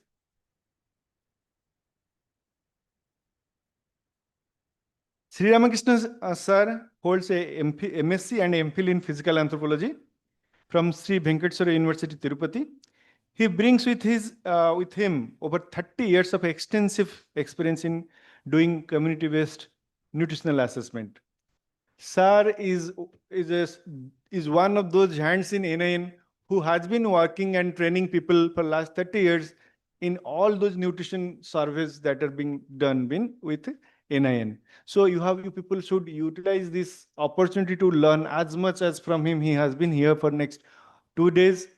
Try to get जो भी सीखना है आपको, जो भी confusion है, सब उनसे पूछिए. And Dr. Raghavendra is also there. So you have absolutely 2 good people who are doing in anthropometry, very nice. उससे उन दोनों से जो भी पूछना है बात कर लीजिए एक बार जब भी टाइम मिले. So to introduce further to our expert Sri Ramakrishna sir, his core expertise lies in nutritional anthropometry, diet survey, clinical assessment, and hemoglobin estimation. Over the years, he has been actively involved in all major projects of ICMR-NIN, as well as numerous initiatives under Division of Public Health Nutrition in that institute. Notably, Mr. Krishna is also the author of the nutrition assessment chapter in the recently completed human nutrition book published by NIN, reflecting his deep knowledge and contribution to the field. We are honored, sir, to have you here. It is a really great opportunity that sir could get some time and be here to train all of us. We all will learn from his experience. It is a great time to have him. And I think you people already got about Dr. Raghavendra. We have talked yesterday. And we have with us one more expert, Madam Nirja. Ma'am, please. So it is really a privilege to have you, madam, here. He is a technical officer B at the ICMR National Institute of Nutrition Division and Public Health, means Nutrition Division of Public Health. Madam holds a MSc in Nutrition and Dietetics and brings with her 19 years of experience in community-based research. Her core expertise lies in the nutritional assessment methods, particularly dietary survey, and she has been actively involved in numerous large-scale surveys across tribal, rural, and urban population in India. Madam Nirja has contributed significantly to several landmark projects of NIN, including National Nutrition Monitoring Bureau (NNMB) studies in tribal, rural, and urban communities, a diet and biomarker survey in India that is called DAP study, and research on vitamin B12 deficiency in India. Her long-standing work reflects a deep commitment to improving public health nutrition through evidence-based research, making her an invaluable contributor to the field of nutrition research. So, ma'am will be helping us to, along with Dr. Raghavendra as well as Ramakrishna sir, she will be helping us in learning mostly the aspect of dietary profiling, food frequency, how to do those things. So, beyond this classroom teaching, when you people are getting time with her, she is free. You people can discuss your problems, research problems along with her. So now the whole day from henceforward, it is aap tino ke saath. You please plan how to go with the day with respect to various aspects. Okay, sir. Thank you so much, sir. Yeah. How you want to go?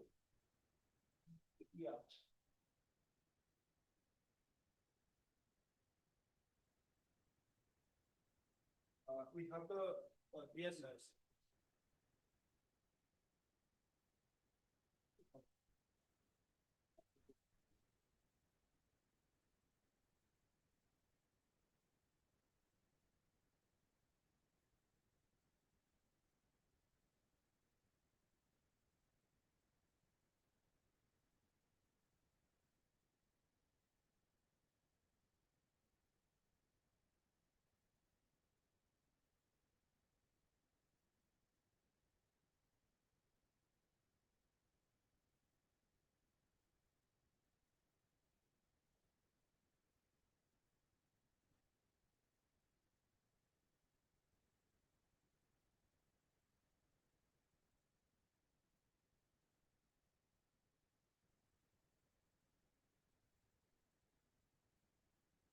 Hello, good evening. Good morning. Good morning.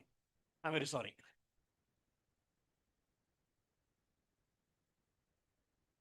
Okay, shall we start the class? So here myself, Sri Ram Krishna, I'm from Division of Public Health Nutrition from National Institute of Nutrition, ICMR. And basically I'm an anthropologist from SV University, Sri Venkateswara University. And then I did my MPhil, and after that I did my PhD also, but I have not submitted. That's different things. That when I joined in NIN, other things have happened, so I could not do that. But anyway, my expertise is in nutritional anthropometry as well as the diet surveys also. So today I start with a different, not of nutritional anthropometry directly. I will start in a different way. So what is nutritional survey first? Why we want to start the nutrition survey? What is a survey? To start with, what is food? Food is the thing what we eat. Dr. Raghavendra sir told you about all these things. And nutrition is the science of food, the way of ingestion, everything that when it is taken as a whole, that the science of food is taken as nutrition. So then, whatever the thing what we do, like it can be the deficiency, sufficiency, or the excess. So whatever that happens, will be in the individuals. Okay, so as we are the public health people will deal with the public and in turn with the individuals only. So we will be talking about the nutritional status of the community, taking the nutritional status of the individuals as a whole. Okay, so when you take the deficiencies or the sufficiencies or the excess, we will speak more about the community rather than the individual effects, because public health is a major one. So when you take this particular thing, anyway, it has been done, and classification of foods already you must be knowing. When you take these things, these are all the energy giving foods, bodybuilding foods, and protective foods. So these are all the examples. Anyway, Nirja will be taking you. And the next, we will come to the deficiencies. So we have the nutrients. What are the nutrients we have? Major nutrients we have. We have two types of nutrients. What are the two types of nutrients? Come to this one. This one. So these are all macronutrients and the micronutrients. What are macronutrients? Macronutrients are the things we need in grams at least. We need at least in grams. And macronutrients are the nutrients which we need only in the micronutrient levels, which will not be seen even with our naked eye. Okay, so then when these macronutrients are deficient, that leads to different way. And when these micronutrients are deficient, that leads in a different way. And also, this assessment of the macronutrients deficiencies should be seen with using a particular way of using particular tools. And in the same way, when you take the micronutrient deficiencies, the tools will be so different. So we will be talking more about these things now. Coming to the deficiencies, the macronutrient deficiencies, is it so? What is a kwashiorkor? No, see, this is very simple. What are macronutrients? What we have? Energy, and the next one will be the protein. So these are all the macronutrients. We need at least in grams. When you come to the calories, how many calories we need at least per a day? 1,000. Oh, yeah, minimum of 2,000. 1660 for the women and 2,100 for the men. Okay, so when you come to the protein, that depends on the weight of us. Okay, so then when see these deficiencies, these energy and protein deficiencies will be caused. Suppose I have not taken protein today. Will I be deficient by tomorrow? No, we will have the results. We will have the results. So any deficiency to manifest in the body, it can be the vitamins also. Vitamin A, vitamin B, not the B12 I can say, no, not the B complex vitamin size, because they are the water soluble vitamins, especially the fat soluble vitamins. When you take them, one day, if you not taken the particular vitamins, it will not be so that within a week or so you will be shown as deficient. It takes at least 3 or 4 months for that deficiency to manifest in the body. Okay, is it true? So that coming to the macronutrients, kwashiorkor, marasmus and other things also, it's this macronutrient deficiency, first of all, that is shown as the leanness. A particular person, when he is found deficient with the calories or the protein, what will happen? Myself is there, our sir is there, your good name, sir?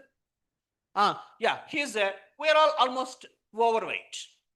Okay, when we are not given the proper food for, months, at least for weeks, what will happen? Will come down. We will come down. So that is the deficiency what we can see. But in case of what about these things? What about this kwashiorkor, marasmus, thinness, and CAD? Is it differ for each of the age group? Yes. See, this kwashiorkor, marasmus is the deficiency of the PEM, that is protein energy malnutrition, for the under 5-year children. Okay, and then when you come to the thinness is lower BMI to the given age. I will tell you after that. So this is the example for the adolescents as well as for the school age children. And CED, what is CED? Chronic energy deficiency. This is the leanness in the adulthood population. Okay, so this we will assess that. And coming to the micronutrients, these are all the deficiencies what we can find, but these deficiencies cannot be measured without having the biochemical methods. So when you want to measure these deficiencies, the only method what we have is will be the clinical. Sir will tell you, Raghavendra will tell you another class on clinical also, and or by biochemical. There is no other methods to assess this. And before starting actually our presentation on the surveys, we will be knowing these two words, a process variable and a impact variable. So can any one of you say what is process and what is impact? Say process is a thing what we do for the population, for an individual. We will have the food. That's a process. We'll give something to the pregnant women for 6 months or 7 months. That is the process. A nutritious food for the pregnant women. That is the process. In other words, when what I can say, like scientifically, when you say it's an intervention, it's the intervention. So whatever the intervention what we are doing will be the process. In case of we have that midday meal program, it's a process. We are giving food to the children. ICDS program, it's a process. Okay, and then when you want to measure this process, how effective this process has undergone on the community, so that will be the impact. That will be the impact variable. Okay, so this process we can plan and implement in the community. And when you want to measure the impact of this process variable, the only thing what we have will be the nutritional assessment survey. Okay, when you want to measure the impact of any process variable in the community, what we have will be this is only the tool what we have is the nutritional surveys that to be taken care. So here, nutrition programs, all these comes under process variables, and nutritional status of the population will be the variable, impact variable. So what are the processes we are doing, like ICDS, MDM, PDS, many things we are doing. Noon meal program for the pregnant women. For what we are doing? For the betterment of the society. How to measure that? This is by nutritional survey. So what actually we are targeting to? We are targeting to better nutritional status of the community. So that nutritional status should be measured by conducting surveys only, nutrition surveys only. So nutrition surveys will measure the impact of any process variables of the population. Okay, so then, so this, what is a nutrition survey can be defined as the population-based assessment to measure the malnutrition levels in the community. Malnutrition can be towards the left or towards the right also. Means towards the undernutrition as well as the overnutrition also. So this will, any survey will give us the results in respect of the measuring the malnutrition in the community and to identify the vulnerable groups. What are vulnerable groups? Which are susceptible to any of the diseases, any of the things that happens. No. So these surveys can identify the malnutrition as well, can identify the population which are vulnerable, and also to evaluate the dietary habits also that can be done. And thereby, having all these things, what actually we'll be doing, we will be giving the baseline to our planners. Means it can be our director, it can be your government, it can be your central government, state government, whatever the case is, or your NGO, whatever the case is. So we will be giving the baseline information to them so that they can plan a suitable intervention program to, what I can say, to rectify that particular problem in that particular community. So to start any program, to start any, nutrition intervention, the base what we have to do will be the, this baseline information to be collected. So this will give them the baseline information on which the intervention can be targeted, can be planned in a better way. Okay. Then the purpose of the nutritional assessment, this as just I told you, to identify the individuals who are malnourished, and the next one will be to identify the individuals or population who are at risk of becoming malnourished. What is this? What is this? This is somewhat different. Suppose in a community, you've gone to the village and you have measured the children, and you got around 20% are underweight. 20% of the children are underweight for 100 or 200, whatever the number they have. And then you find around 10 members, 10 children who are just on the borderline. You take this one. This is what is this? Growth chart. So this is a normal range, this is a moderate, and this is severe. Okay, red one. So 20% of the children are found in moderate and severe, and you find around 10 members on just on this particular line. Just on the particular line. See, when the children are already malnourished, 20% or 20 members, that takes a long time for you to get them to the normal. Okay, but those who are just on the borderline, 10 members who are found on the borderline, if you intervene then itself, so then they can be, you can prevent them to fall into this particular pit. Okay, so to know that, what is the way? This is only that by using the nutritional assessment of the population. So to identify the individuals of the population who are becoming at risk of becoming malnourished. This is very important. And the next one will be to develop any health programs and to measure the effectiveness of any intervention program that is ongoing. Means what? Suppose you are here. Recently, last month, myself, Neeraja and Raghavendra were here only in, Orissa. So what we have done, we have assessed the midday meal program. What we have done, we have assessed that, every day what is being given for at least 10, 15 schools we have gone. Each of the district, one we got in Denkanal, and next one is Puri. Okay, what actually we have done, we have measured the children. We have taken the heights, weights of the children, and we have taken the BMIs, and the malnourishment, undernourishment was taken care, and also the overnourishment. Anyway, we have taken the nutritional assessment. So then we have compared with what? General Orissa population. We have the data with NIN. We have compared with them, and we find that this is better. This is better. And when we have the other data of the MDM, which has been done almost 5-6 years back, and then now the BMI levels are better. So that we have reported. So to know that particular effectiveness of the programs that is ongoing also, what we have to do, we have to conduct the nutrition surveys only. Okay, so then, what's the types of surveys we have? What we have is the, can you say what is that cross-sectional studies? And the next one will be the longitudinal studies. And next will be the case control studies. What are these things? You know, anyone can say something about this? Cross-sectional, it's a very, now itself we will go to the community, do it and come out. That's a cross-sectional. What is a longitudinal? Cohort. No, every time interval you will be repeating the same measurements, follow-up will be there. And what is the case control?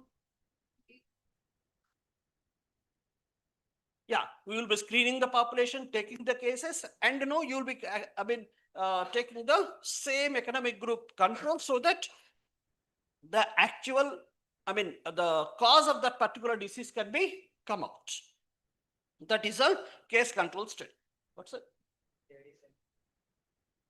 Yeah, there are methods. These are all basics I'm telling you. There are many methods, but basics I'm telling you. And then this is rare, not a rare, I can say, longitudinal studies. Anyone is having any knowledge on longitudinal study?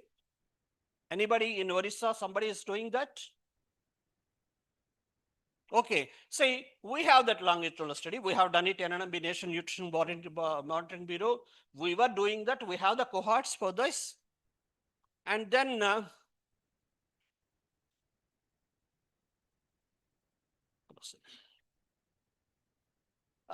that was not an, it's to conduct the, what I can say, this longitudinal study, it's an expensive, number one, because to follow up these particular persons, that takes lot of money and also time consuming also. When you come to the cross-sectional studies, it's easy.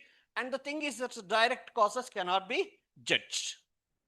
Okay, so then coming to the methods. So now we are clear that why to conduct the nutrition survey. So then next comes will be the what we have to do, what actually we need to conduct the nutrition survey. What the methods we have? We have two methods. One is the direct and next one will be the indirect methods.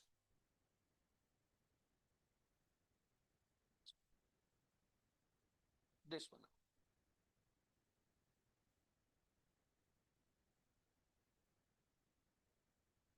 इसको बंद कर दो.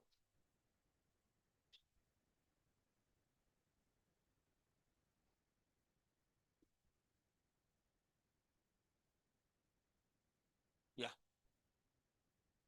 Okay, so direct methods and indirect methods, what we have, we know that direct methods are what? ABCD. Easy to remember, ABCD. So then, when you want to explain what are the direct methods, what actually this is objective criteria. We need to go to the community and collect something.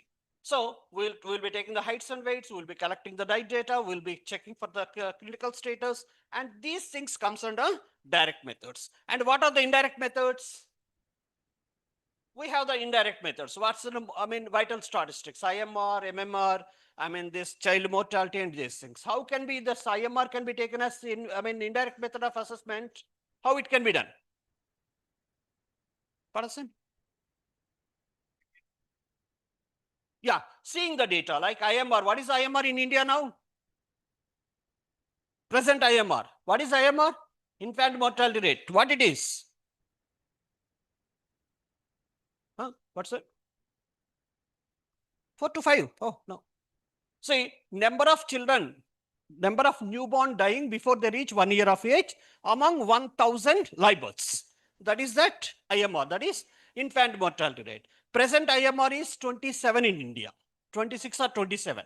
Okay, recent data. So, what is that 27 means?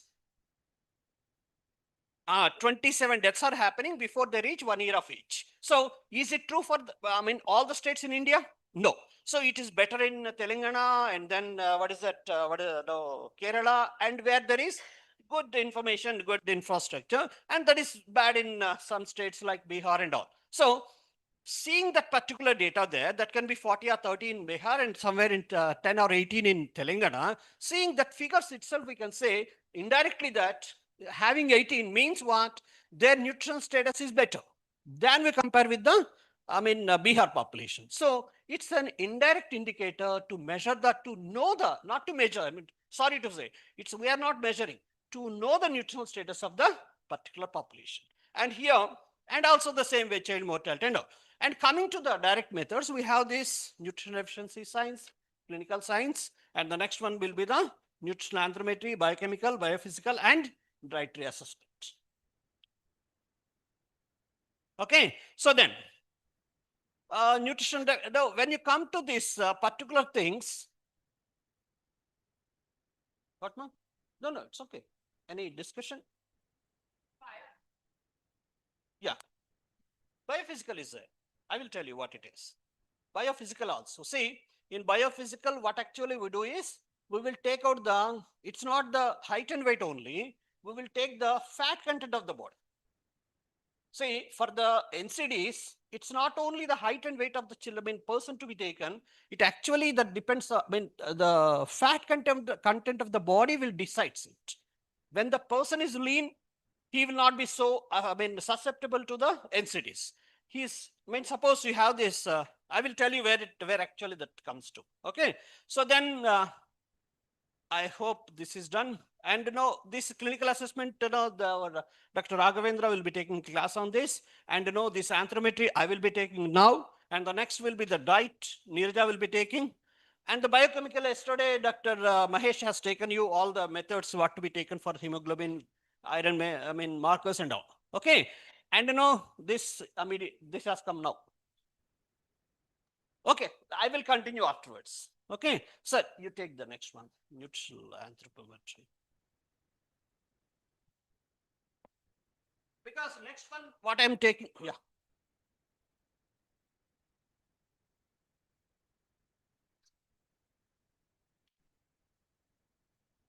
Till here, you have any doubts? If you do not have any doubts, that means two things. So which of it is the correct one? Understood? So these are the very basic ones. Of course, you are all in your at least completed masters. So most probably you will be knowing all these things, but just in case if somebody is unable to follow some technical term that is still not getting through, please let us know. Okay. On spot. Yeah. Now itself, please ask us.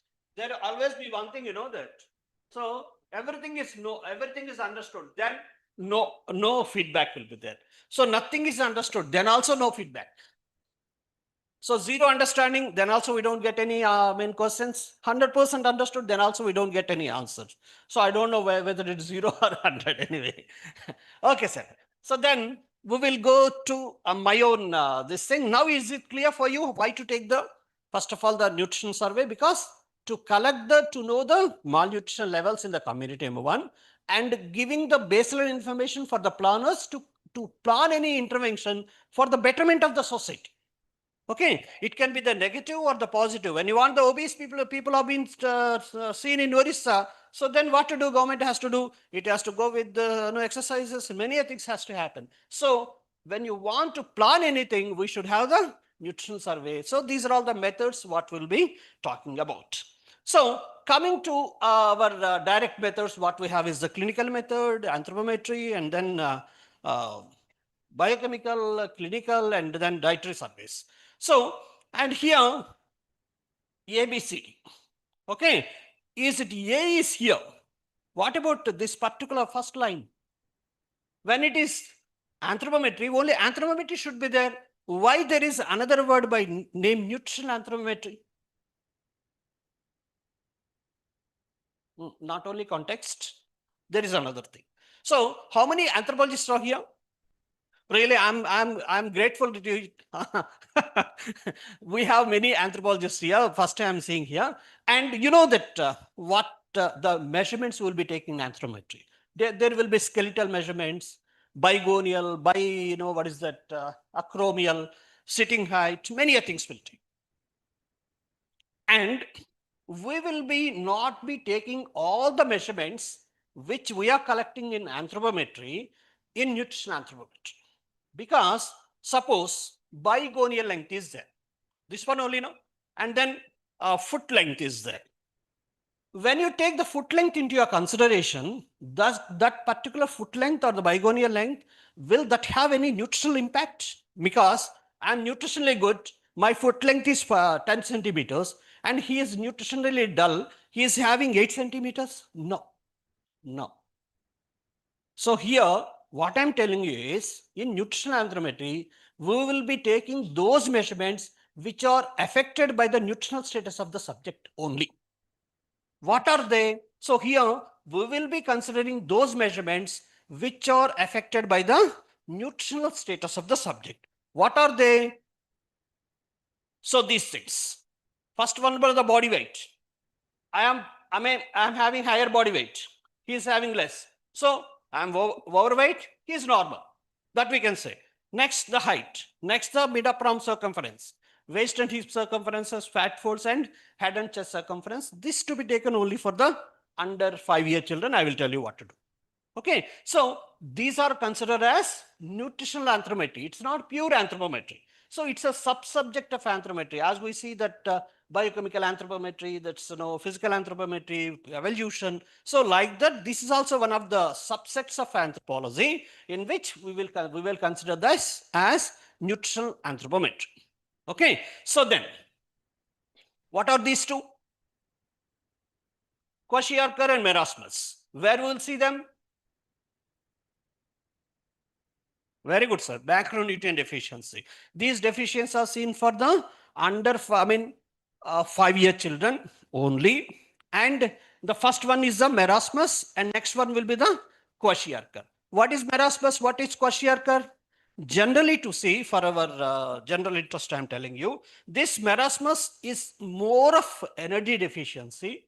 More of, though it is both are considered as protein energy deficiency, this is of more of energy deficiency. That's why the child will be only the skin and bones will be seen, no muscle is being seen, totally wasted. Wasted means not waste. Wasted means muscle is being totally drawn up. And the next, this is what is known as Kwashiorkor. Kwashiorkor is the thing, this one, what will happen? This is more towards a protein deficiency. So for that, he will be somewhat, when the subject is protein deficiency, the water logging will be seen.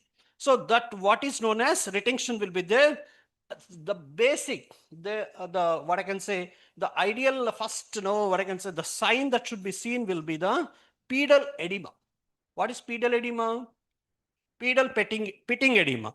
When you press the feet, that shallowness will find for at least 2-3 seconds. Then it slowly comes out. That is what is known as pedal edema. So that is the cordial sign for the, Kwashiorkor.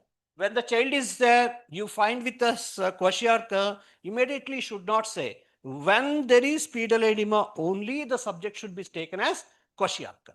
That's a cordial sign. And for the cordial sign for this is the emaciation.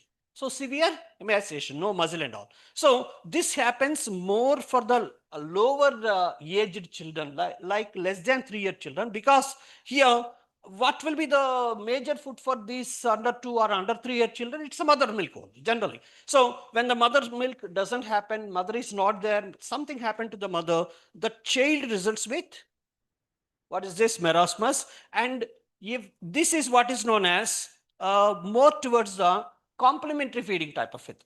So complementary feeding should be started immediately after crossing 6 months. There is MAD, minimal acceptability diet, and those things are, not being followed properly, frequency and also the quantity, that leads to Kwashiorkor. Okay, let it be so. So these two are the, what is this? Protein energy malnutrition, where you will find them in the villages if you talk. So you will find, you have given a task, you are being to the village and you have checked for the marasmus and Kwashiorkor. Okay, so then there are no children, 100 children you are checked with and you find no marasmus, no Kwashiorkor in the village. So what will be your inference?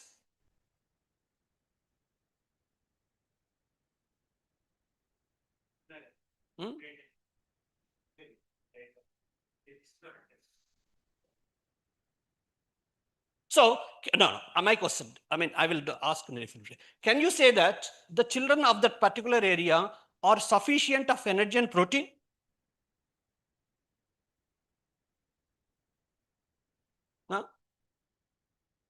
Yeah. So there are no clinical signs, but there will be the subclinical forms. What are the subclinical forms? These are the subclinical forms. So these two are the clinical forms. When the clinical form will appear in the community, when there is severe, a deficiency in the community of that particular nutrient, then the clinical manifestation will be shown and will be evolved in the community. When we can be, addressed in the community. So suppose vitamin A is there. When there is severe vitamin A deficiency, then only the beta response will come out. Otherwise, what will happen? All the children will be seen as normal. But when you, examine them for the, serum vitamin A, then you will find at least 50 to 60% of the children are deficiencies for the vitamin A deficiency. Okay, same thing here also. When the community is not having the clinical signs, that doesn't mean that they're all normal, but the thing always will be there will be the subclinical forms. Subclinical forms. What are the subclinical forms? What is means below the clinical signs. Okay, so what are the subclinical forms of PEM, protein energy malnutrition? This will be the under 5-year children. It will be what? The first one will be the underweight. What is underweight? Lower weight to the given age. Next one, stunting, lower height to the given age. Next, wasting, lower weight to the given height. School age and adolescents, it will be thinness. Thinness means lower BMI to the given age. Why BMI is given, I will tell you later. And the next is stunting the same way. Coming to the adults, there is CED, chronic energy deficiency, less than 18.5% of men. 18.4 BMI is considered as CED. And the other hand, if we have the overweight and obesity, anyway, we will be dealing them. So, what are these? These are all, what are these? These are all subclinical forms of protein energy malnutrition. How to measure this? This is only what we have is the only nutritional anthropometry. There is no other tool to measure this. Okay, our nutritional anthropometry, these measurements will give us the nutritional status, especially the subclinical forms of protein energy malnutrition can only be measured with nutritional anthropometry. Okay, so then coming to our different, what I can say, measurements, what we take is, so body weight, anyway, we are dealt with, height, no, MUSC, no. I don't think this is so needed for you. What are the advantages of anthropometry? Anybody will speak, any anthropologist. What are the advantages? This is very easy, not easy. We have to train them, not that much expensive. We have the SOPs, means we have the standard operating procedures. We can follow them. When you follow them, you will get the good results. And minimal with, we can have this processor identify mild, moderate, and severe forms also can be measured. And also one thing is, we can find using anthropometry, we can say that they see the secular trends also. What are secular trends? Yeah. 10 years back, how was the situation? Now, just what we have done for the MDM, no. 4 years back, what was the situation? Now it has been better. Means what? That is the secular trends. Using our anthropometry only, we have taken the BMIs and all, we have come across with the change over the nutritional situation. Change over the nutritional situation can be measured using our anthropometry. And there are certain limitations also. What are the limitations what we have? Can we measure the vitamin A deficiency with this? No. We can only measure the protein energy malnutrition. Can we measure B complex? No. So that is limited diagnosis. And next one will be the inter-observer variations. What are inter-observer variations? When I take the height and he only repeats of the same subject, it will surely be different. Because what we are dealing with, we are not dealing with the patients. When the patients are there, they will listen to the doctors. We are dealing with the subjects. We will go to the household, and then they don't listen us back practically to say. So for that sake, what will happen? There will be inter-observer variations, and that should be minimized. How to minimize all those things? By practicing more, by training in a proper way, and practicing more and using proper instruments. Okay, so then that can be done. Is it clear? Can we go to the next one? Any doubts? Zero? Zero understood. 0 understood, no doubts. 100 understood also, then no doubts. What I can say? 100 only. How it can be? Okay then, let it be so. 99.9. So that's what I'm telling. 99.9 also should not be taken. If you, discuss only, the things will come out. Okay, till then, any doubts here, please? So we can talk this way. What is the take-home message here till now? Anthropometry is a tool to measure the subclinical forms of protein energy malnutrition. Is it clear? That's number one. Number two, what is nutritional anthropometry? It's a part of the anthropometry which measures the nutritional status of the public, nutritional status of the subject. What are the measurements? We have the weight, height, and other circumferences measurements, and also the fat also can be measured. Done. Next. Yeah. You want to start the nutritional anthropometry in the community.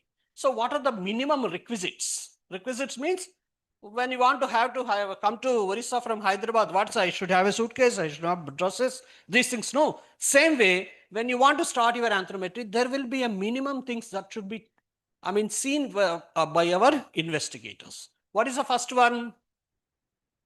Accurate age. We have gone there and we are communicating with the public, and the first thing what we have to have is the accurate age of the subject. What is accurate age? Is it that much essential? Why, sir?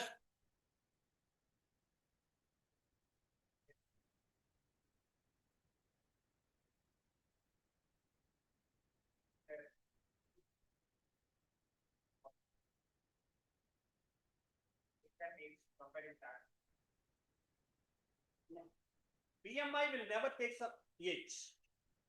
What is formula for BMI? Weight by height square. Do you have an age in that? So the growth.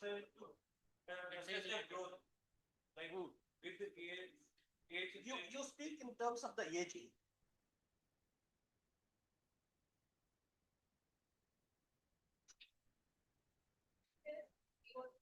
Chronic energy deficiency को depend करने के लिए तो हमको age जानना है कि adult है नहीं. So see, when I talk about the age, for the adults, the BMI will be taken, body mass index, which is weight by height square. Okay, but for less than 20-year children, for the less than 20-year population, it always will be the age-dependent standards are available. But in case of adults 20 plus and all, we don't need any standards. We have the classification direct. 18.5 to 18.5 to 25, these things. But for the under 5-year children, adolescents, and the school age, up to 20 years of age, we have age-specific and sex-specific standards. I will tell you in the next class, when you take the standards and all, I will tell you that. So for that, if you don't know the age of the child properly, suppose he is there, I'm considering this as 4-year child. He is a 4-year child. And mother has told us the baby is of 4 years and he's been taken as weight and everything. And we have assessed him as normal. Assessed him as normal. But his age is 4.6, means 4 years, 6 months. Actual age is 4 years, 6 months. So we don't know that. Then what we have done, we know that he is only 4 years and we have taken the weight and we have compared with the 4-year standard only. Is it so? 4-year standard only, and said that he is normal. But actually he is 4.6 years, and when you compare with 4.6, he will be underweight. And then what are the things that to be, taken by him through the government, he is missing. Got my point? So that way, the accurate age of the child is very much important. So wrongly, if you are assessing the nutritional status of the subject, that doesn't mean that you are only missing that particular subject. It's a total community itself will be suffered. So when you are not giving the sufficient food to him, what will happen? He will continue in the same, under weight only. And then what actually have done? You have wrongly assessed the age. So that way, age of the child is very much important. Not only the age I'm telling you, it is a date of birth of the child. This is the date of birth of the child is a very important one. Why I'm concentrating more here is nowadays date of birth is mostly available with the mothers. Most of the mothers are having date of births. And when we were there, when entered in 2000s and before, then the age of the child was very difficult for us to get from the community. So when Sarva must be, you are from sir? Manipur, those areas also, I mean, that area is very much educated. We will get good information. Manipur and then Meghalaya, those mothers are educated, they will be having. But when you come to the rural areas of Orissa, Telangana and all, even the tribal areas, they don't. I think even recently I've been to Raigad also. There also I find difficulties in finding the, data birth of the children. But for such a case, what to do? What's it? No, not the recall. I will tell you the method. And the next, I'm talking about the first of all, I will tell you that. Next slide. Accurate age is very much important. Next one is the proper instruments. What is proper instruments? Yeah, proper instruments means you should not take the height with tape. That's the first thing. Proper instruments only. Next one, training of the investigators. We have to get them trained. And the next, also we should have plan of analysis. I will tell you what actually that means. Means you should have a plan of analysis before you start the survey. Otherwise, no, what to collect, what you collected, you will be forgetting what actually when you're having a proper, not having the proper plan of analysis, so the data you are collecting will not be correct.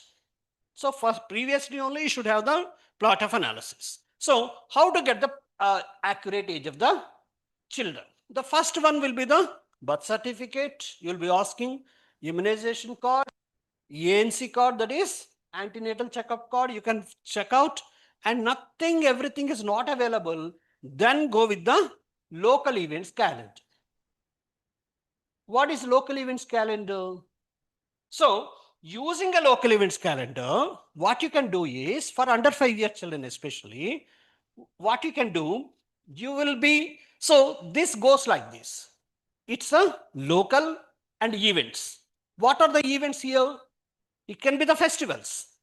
Suppose I gone to the mother, I will ask the mother, what is the baby is here, he is around 3 years or so, and the mother doesn't know what is the actual date of birth. Then I will ask the mother, Are Maji, aapko any tell Hindi people here? Those who doesn't understand Hindi? Yesterday, no, yeah.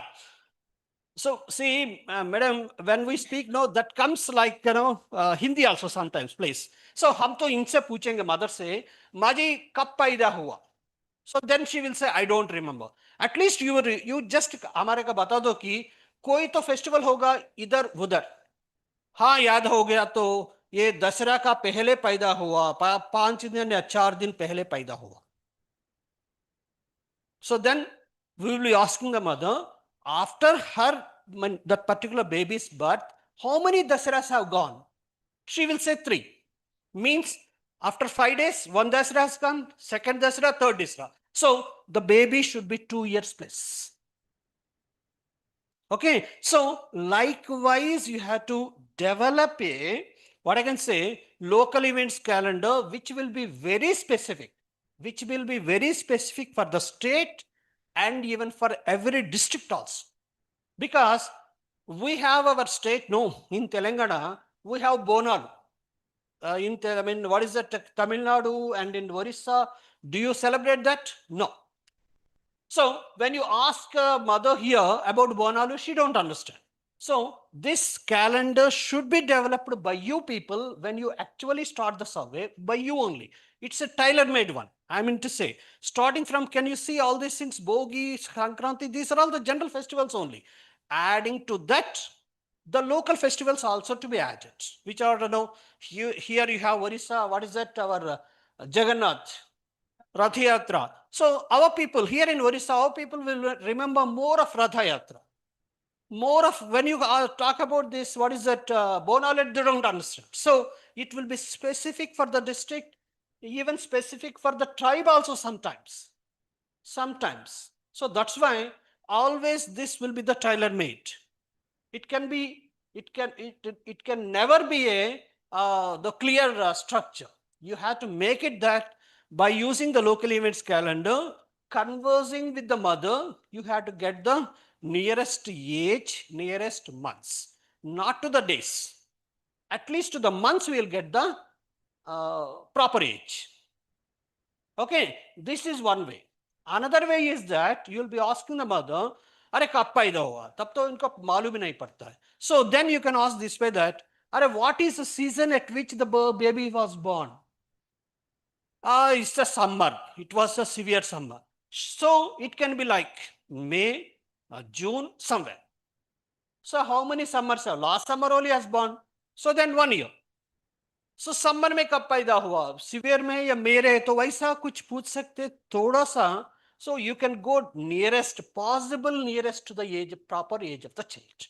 Otherwise what will happen? You will be doing the same way. 4 years, 4.6 months. Like this will happen. So for that, this is the way we will be taking the age of the child in a proper way. Is it understandable? There is another way is that to get the proper age of the child, you will be asking the mother, अरे अब हमारा बच्चा तो पैदा हो गया, तब तो कोई तो पैदा हो गया विलेज में. हाँ, इनका वो I mean ममता है ना, वो बच्चा भी वही टाइम पे पैदा हो. So you can ask her mother if she having a date of birth, that also can be noted like this. Got my point? So it's a comparativeness. Comparativeness, you will be taking the age of the child. Yeah. किसका? कई बार जैसे मैंने हरियाणा में बात की है. Yeah. वहाँ पे काम किया तो मेरे पास 3-4 केसेस ऐसे आए. इनको ये तो मालूम है कि ईद के टाइम हुआ या इसके टाइम हुआ, बट ये नहीं मालूम कि 3 साल की 4 साल. That's what I'm telling. That's what, sir. See, starting this, what is this year? Yeah, 21. Actually, that should not be 21. That should be 25. So what we have to do when you want to actually do the survey, you will be collecting the data from 2025. This is 25, this is 24, 23, 22, 21, 20. Okay, तब तो इनसे पूछना है कि mother से, madam वो mother बोलेगा कि ये कहीं पे गणपति चतुर्थी गया ना. So गणपति चतुर्थी का 5 दिन पहले पैदा हुआ. कितने गणपति चतुर्थी गया वो पैदा होने के बाद वो बता देगा 2 गया है. So इसके बाद पैदा हुआ ना, तो 1 साल के बाद 1 होगा और दूसरा साल भी निकल जाता है. तो ये 25 गया, 24 गया, 23 के गणपति चतुर्थी कब आता है वो?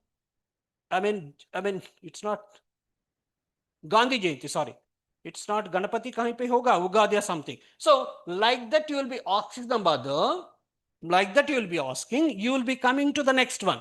This is 25, 24, 23. Like that you will have the, a festival date on which the festival has gone or fall on that particular year. So this is a list you will be making up. Using this, you can do the at least nearest to the months, not to the days. Because our standards are available not to the days, it will be for the months. 1 month, 2 months, 3 months like this. 2 years, 1 month, 2 year, 2 months like that. So if we can do at least to the near months, that will be very good. So 100% of the children, if we get the date of birth, it's well and good. So there will be very few children. For 1 or 2 children, you may not be getting that. For that, you have to use this local events calendar. Any questions here? Yes, ma'am. Yeah. Yes, adolescents. Yes. And she's having a question of the adults also. Yeah, adults also. Yeah. We'll come from adults. Yeah. See, for the adults, what we do is, we will even train our investigators also. For adults, 20 plus and all,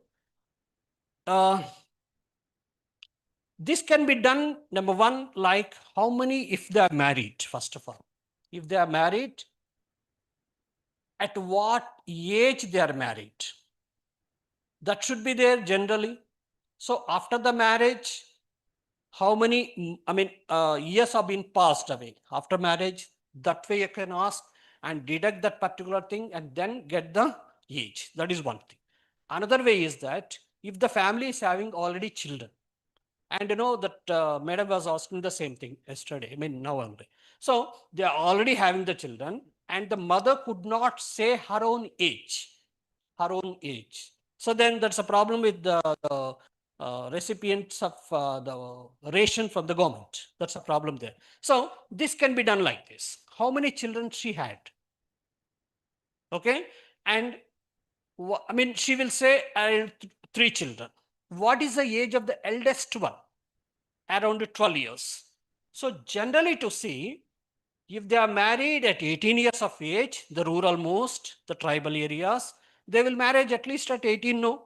So, after 20, after, then the next question should be, after marriage, how many years of marriage you will be getting the first child?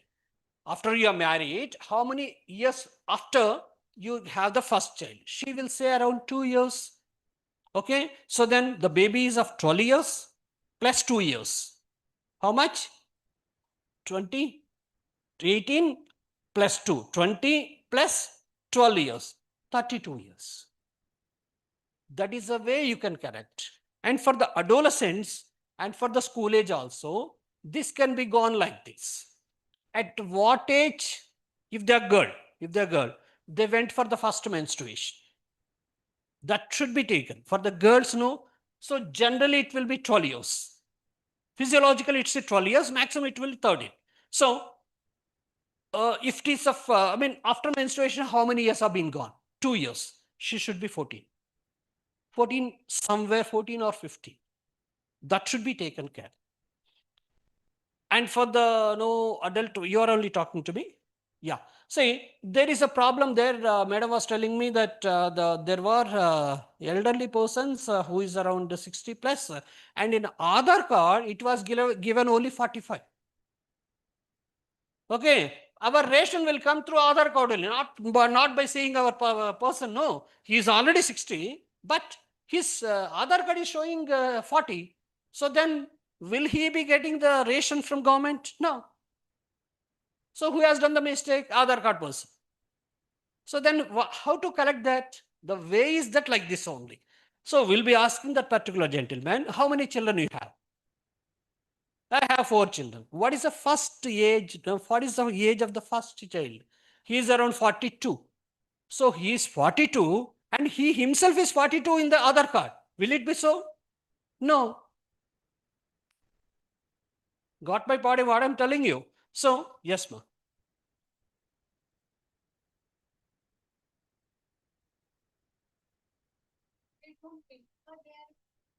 Festival also.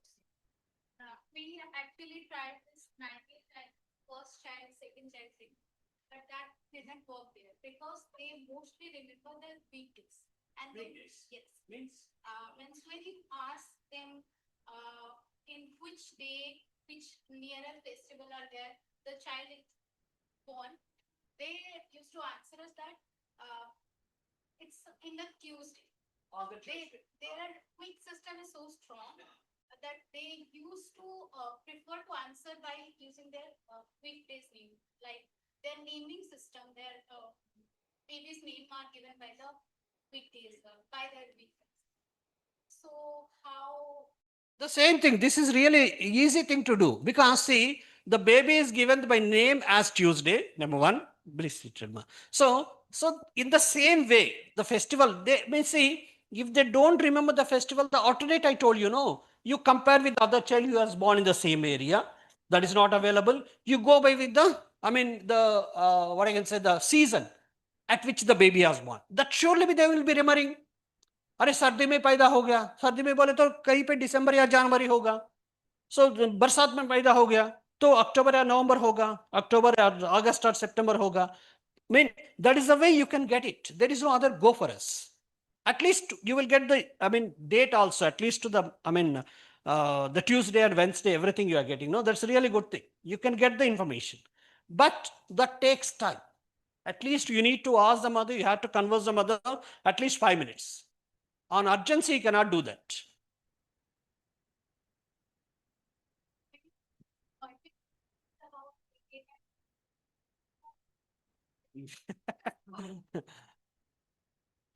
Yeah, that's why now in the morning, Dr. Subhendu was telling, how to get the rapport with the population. That's the basic thing. Any anthropologist, what are the public health person, without having rapport, I told you at the beginning, doctors, patients will come to them, they will listen to the doctors, but we are dealing with the subjects. We have to answerable to the subjects. We have to listen to the subjects.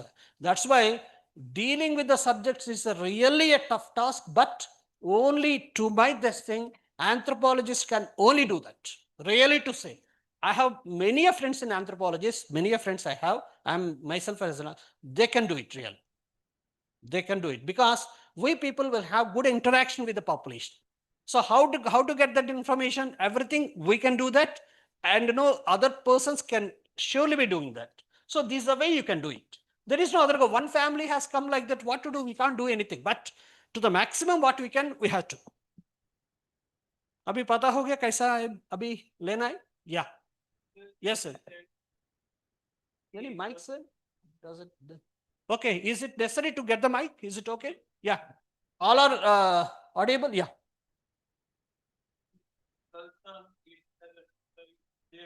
Yes, sir. Yes, sir. But sometimes the early menstruation happens, then there is a chance of wrong date. Sure. Exactly, हमारा पूरा data रहता है. The second question is like, if we are going to an adolescent child, like boy or girl, and their parents are not there, and they don't know their birthdays, then how do we do that? Ask them how old they are. Yeah, you have to wait for the parents to come. That's only. No, there are no parents now. You have to wait for the parents to come. There is no other go. See, whatever the thing, what you are doing for the community, you have to be there with the community. It can be, that's what I'm telling you, you will be taking more time. The patients also should be there for us. Or otherwise, leave that particular household, go to the next, come in the evening. There is no other go. Now itself, if you want to complete, you cannot.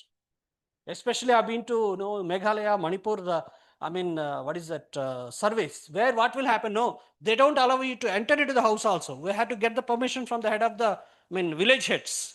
Certain times we will be just left out of the village itself. That happens, so we have to wait for the community to respond. Yes, we'll go to the next one. Any doubts here? Is it clear, ma'am, for you? So that is the way you'll be asking. So for the elderly, how many children they have? So subtracting the age of the first child, you will get at least to the years, not to the months, at least to the years. Yeah.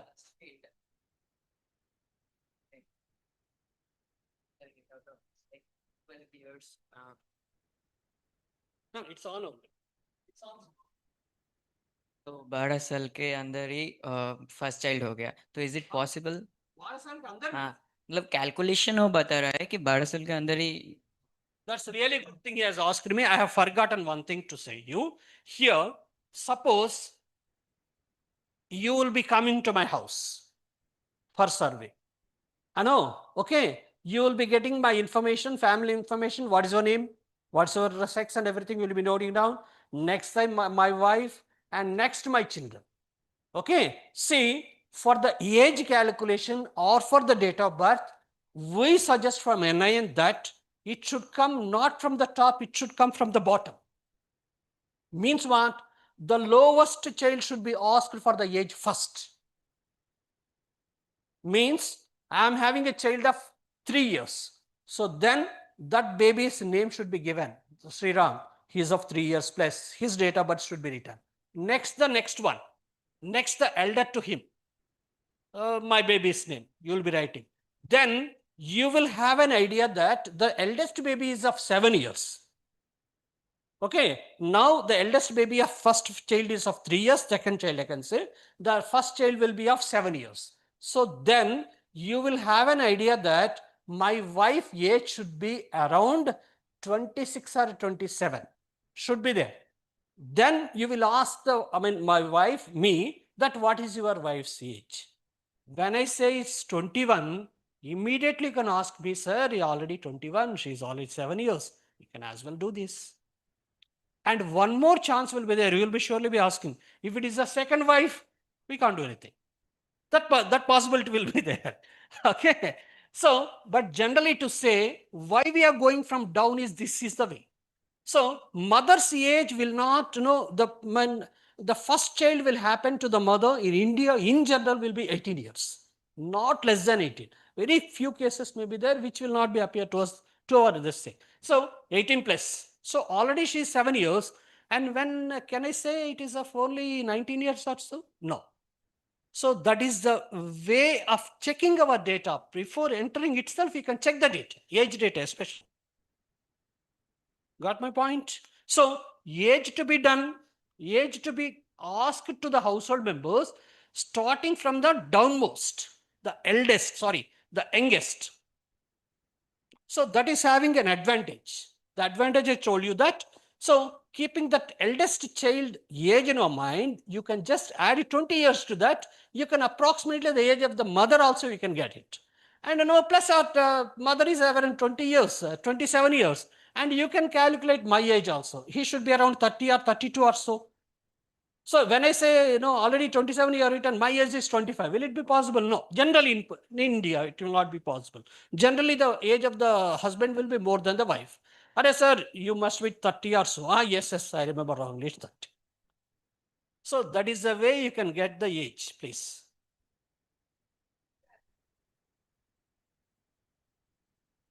Huh?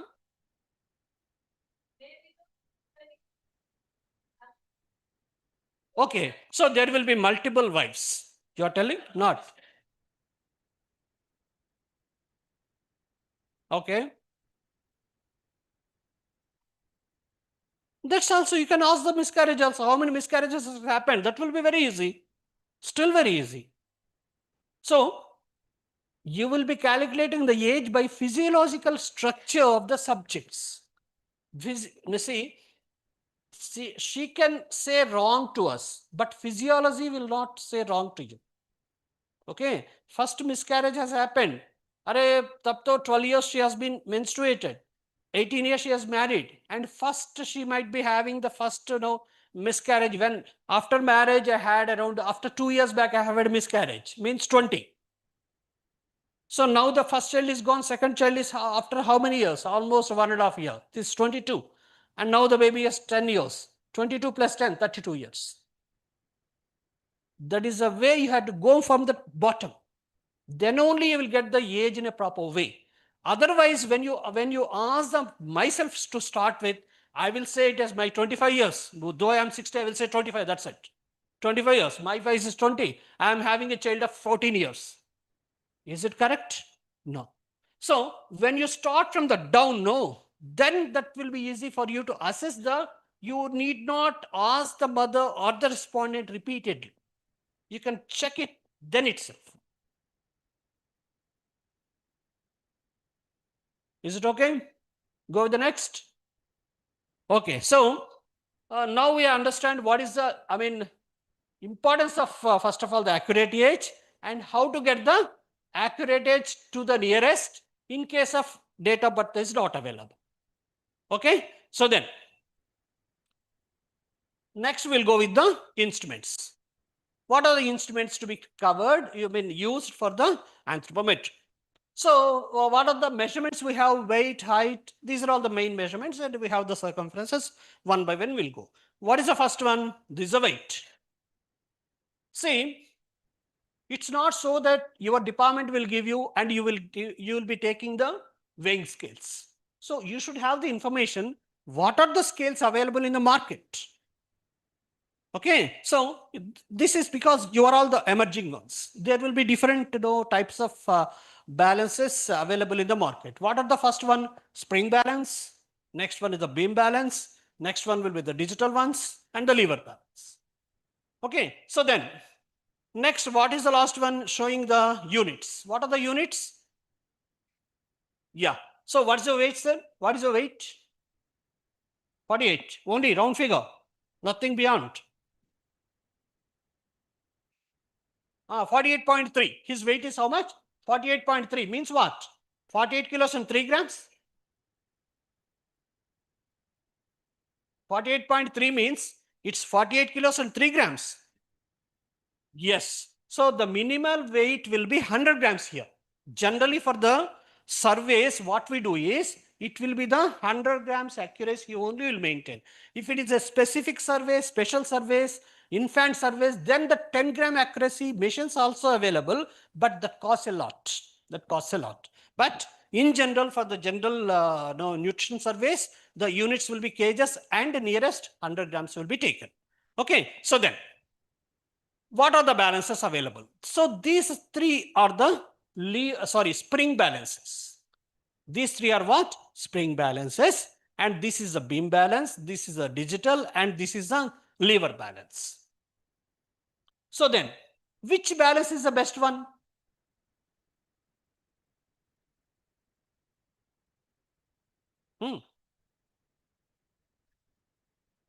No dependency. There will be one that is a gold standard. What is the gold standard in the best one? I will say you the lever balance is the gold standard. Because see, these three works with the principle of the spring. I'm not saying that is a wrong one, but the thing is that they work with the principle of the spring.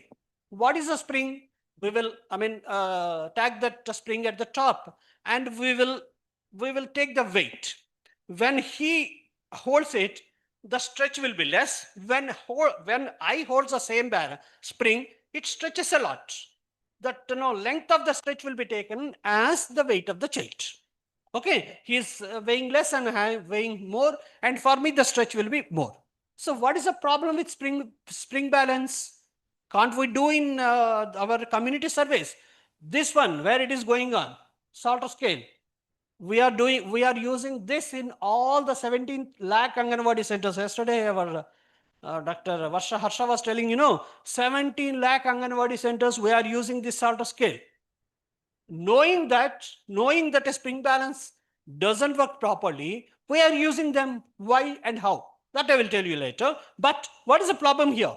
Why can't we use the spring balance continuously? Because it's nothing but spring, no. On prolonged usage, the spring will be stretched and then your readings may be wrong. Okay, so that's why we need to check every time. And what about the beam balance? Beam balance, now we are not seeing anyway. Only in temples when you want to do that. What is that? Yesterday I have been to Tirumala, we have seen that. I think Madi? Adenti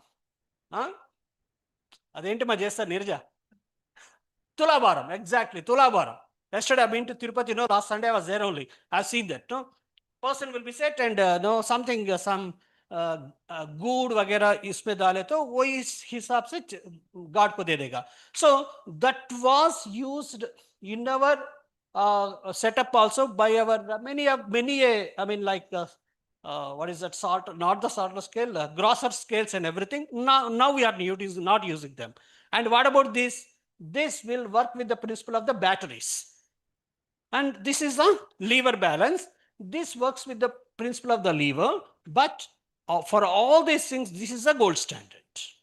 But the problem is that even NIN also will not use this, will only use this digital balance. Why?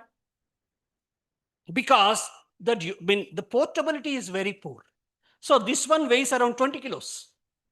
Weight of this particular scale will be 20 kilos.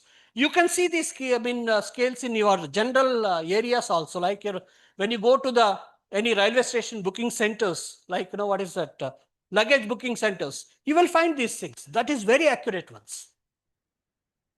Okay, but the problem always there will be, those scales cannot be taken to house because our public health nutrition always deals with the house to house. No, we cannot take them. But we will be taking this particular thing and we are using this particular scales only, the digital ones.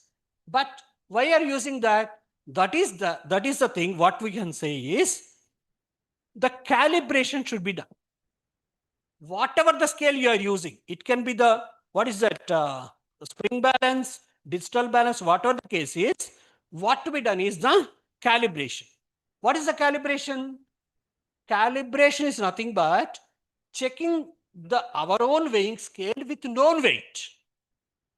Means we are keeping. We'll go to the next one. See, this is the calibration. Calibration of 876. No, we have put 10 kilos on this. How much it is showing? 10 kilos only.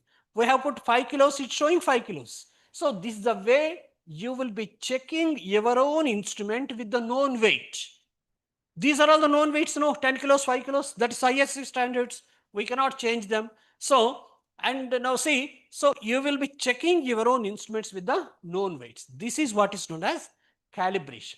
See, this calibration, all the weighing scales selected, procured nutritional survey should be calibrated before starting the nutritional survey. When you want to start the survey, you will be getting your own weighing scales. Suppose you don't have the money at all. Okay, you will be taking only the starter scale, then only you can use it. You can use them, but provided they are being calibrated. Without calibration report, nobody will accept your results nowadays. Okay, so what you need to do is you need to calibrate your instruments with the proper known weights, and also the thing is that should be done calibrated periodically. Means what? In our DAP study, what we have concluded recently, all states in that know. So what we have done is, on procurement at NIN, we have calibrated all the instruments, and also what we have instructed our investigators that weekly once they are being calibrated. Weekly once at least they have been calibrated, and those reports are there with us. Anybody ask, WHO has come to us, Hare, you have conducted DAP study. What about your precision of the weighing scales and weights which are being collected? We should have the record. Otherwise, we will be in soup. So we are having the records and everything, and that is been periodical, every weekly once also during the survey. We need to calibrate these weighing scales. Okay, so suppose these scales are not given the proper weights, 5.5 something, then you need to change the instrument. There is no other go. You will be returning to your producer, and then you will be taking the another ones. Same way, these are all 100 grams. This will be used for diet surveys, and this away. And then what are the precautions you will be taking while you are taking the weight of the subject? Weight of the subject. So here, it should be, just to read this, the subject should stand erect on the weighing scale with weight evenly balanced on both the feet. Means what? See, just to see me only. I am standing now. Am I not standing? Standing. So my weight is being taken on both of my legs? No. My leg is I have kept aside. When such thing happens, your weight measurements will vary.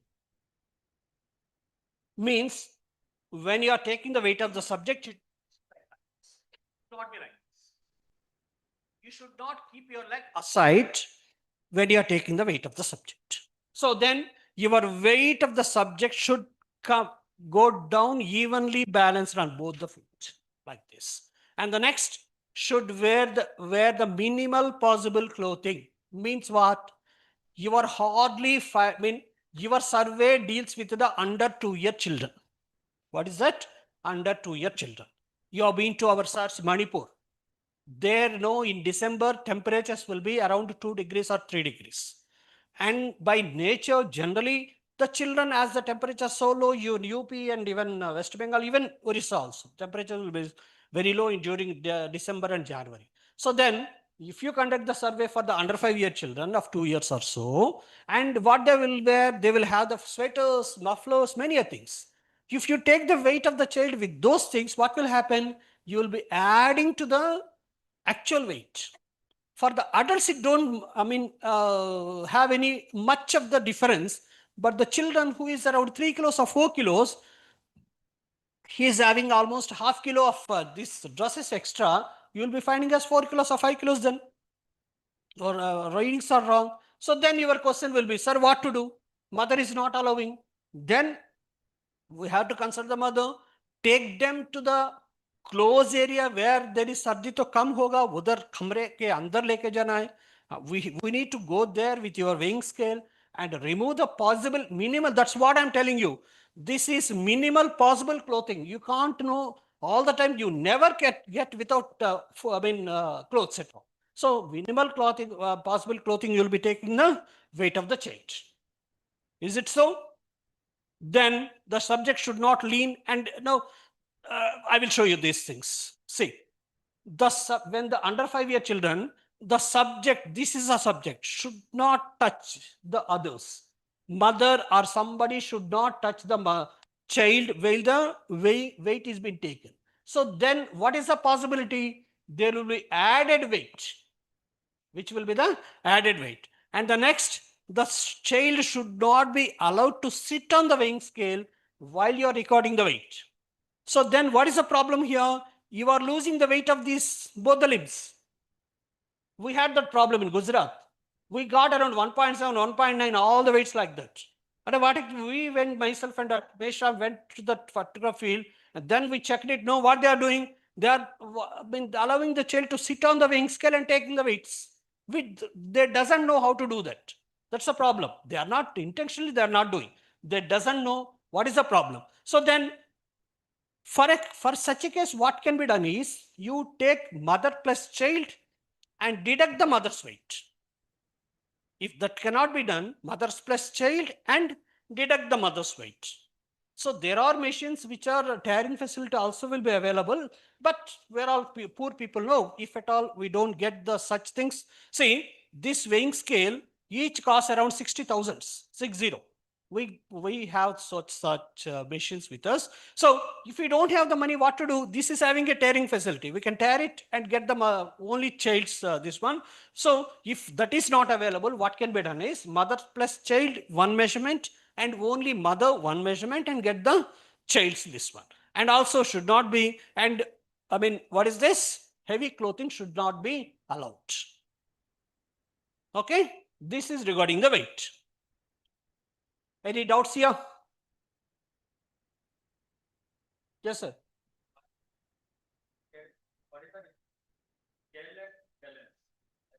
Weight scale and weight balance. Weighing scale or weighing balance. Both means the same, doesn't matter. Weighing scale can be taken as we have this Tansy scales in Tamil Nadu. Tansy. Tamil Nadu small something. We are having this, no, they will have the bar. It's also what I can say liver balance only. So that is known as Tansy scales. But scale and balance are the basic, the same thing. Doesn't no. They are see, presently what you people can do is the digital scale, digital balance. That's only. Tansy scales and all, we have done it, and for you, you don't see them also. So for your service, you will be taking the weighing scales, digital weighing scales only. Okay, scale is the one what we have termed as Tansy scales. They were there, and now even Tamil Nadu government is also not using them. Earlier, they were 90s, they were there. So that's a balance will be there. We used to tag 1 kilo here, and used to adjust the weight of the child there. So that is the scale, but the scale is nothing but used for our normal this thing. But literally to say weighing scale or weighing balance both means the same. Okay. So can we go to the next one? Yeah. Next one will be the height. So what are the missions? What are the equipment? What we have is the anthropometer rod, stadiometer, infantometer. Okay. So these are all the equipment what we have with the to measure the weight height of the child. Okay. See, first one will be the anthropometer rod will be like this. Anybody have seen this anthropometer rod? Only anthropology students might have seen. So this is very easy instrument to carry to the community. But nowadays nobody is using. Many people, even NIN also isko chhod diya bas. We are not using because it needs some expertise while actually you are dealing with the anthropometer rod. But the thing is that now these are all available. Standard stadiometers are available. Now we are using stadiometers. And with what is the difference between anthropometer rod and stadiometer? Or with the minimal expertise, we can use this stadiometer. But for anthrometer rod, it is easy to carry to the community, but it needs somewhat better expertise to assemble that, hold that in a proper way, and so such things should be done now, because our people are not that much time givers now. You people will not give the sufficient time. That's why we are using these ones only. So then coming to the stadiometer, it will have a base, it will have 4 segments, and this headpiece, and this wall support, and this will be assembled like this. Okay, so what are the units here? What are the units? Centimeters and millimeters. It's not inches, never be. So here, this also to be calibrated. What we have done, this is a 1 meter rod we have put, and this is 1 meter. This is showing how much? 100. So 100 means it's our so calibration is nothing but we are checking our own instruments in a proper way. Okay, so here we have done it, and the thing is that, and here, while you are taking the height of the subject, there's always a problem will be there, how the subject is standing. So come sir, your good name? Shubhankar Das, come here please. The first thing what we have to ask is to remove the footwear. Without footwear, please sir. Shubhankar Das, you are from? West Bengal, yeah. All West Bengal people are good people, you know that. They listen to others. Yeah. Come sir. So first thing, we will be asking the subject to remove the footwear. And the next, now he is standing. Can't you say he is standing? He is standing. Can we take the height of him now? Why? He is standing, no. Here, yes, the posture of the subject is very much important. What is the posture? He has to put both the feet together. Feet together, please. See straight. And then, is it clear? Now you can take the height. Okay, that can be done. Can we take the height of him now? Yes or no? I say no. Because it's not so that, please all of you get up at your seats. You know our attention position, stand with ease. Come to the attention position. See straight. Take the full breath. How you felt? Your height has been extended. There you have to take the height. Now we take it. Take the full breath. Keep the hands down. Take the full breath. Yes, now we have to take the height. So now, when you take the full breath, you will be totally extended. Your vertebral column will be extended to get the maximum height. Why we need to take the maximum height? I am here to tell you why it is to be taken. Okay, is it done? So, our posture of the subject is very much important when you are taking the height of the subject. So that posture should be how? It should be fully extended. What it is? Fully extended. Okay, so please sit it. So coming to this particular thing, this is a poor posture. This one is what? Poor posture. It should not be taken. So this is a good posture. So the subject has to stand in the attention position and then take the deep breath and hold the breath for a second and stand as tall he can. Why you are taking this? Means what you are doing is, it's only the science, I am taking our Subhendra Das. See, I am taking his height as 152 centimeters. And you will measure him as 151 because you have not told him in a proper way he has to stand. Whose problem is that? That is his problem? No, that is our own investigator's problem. What is that? Collar mic we will be giving you. You. But it's okay, no problem. My voice is, without mic also I can manage. No problem. Where we are? Yes, exactly. See, when I have taken him as 152 and when you will be taking him as 151 only. So, is that the height has been reduced? No. What is reduced there? You have not asked him to, stand properly. That is your problem. Means the investigator problem. So the investigator has to, support that particular person, the subject, how he has to stand. You need to, educate the person in a proper way. Means what? Stand erect, keep the feet together, at least 30 degrees away, keep the hands down, see straight. That is what is known as FH plane. We will tell you, myself and Raghavendra will tell you in the field how to get that in the afternoon. And then keep the FH plane, Frankfurt horizontal plane, see straight, and then take the full breath. That's it. Okay. So then you have to take the height. When you also repeat the same way, you will educate the same way to our subject, then you also will get the same reading. So that's why you will be reducing the first thing I told you, inter-observer variations can be reduced like that only. So maintaining the proper SOP, you can reduce the inter-observer variation also.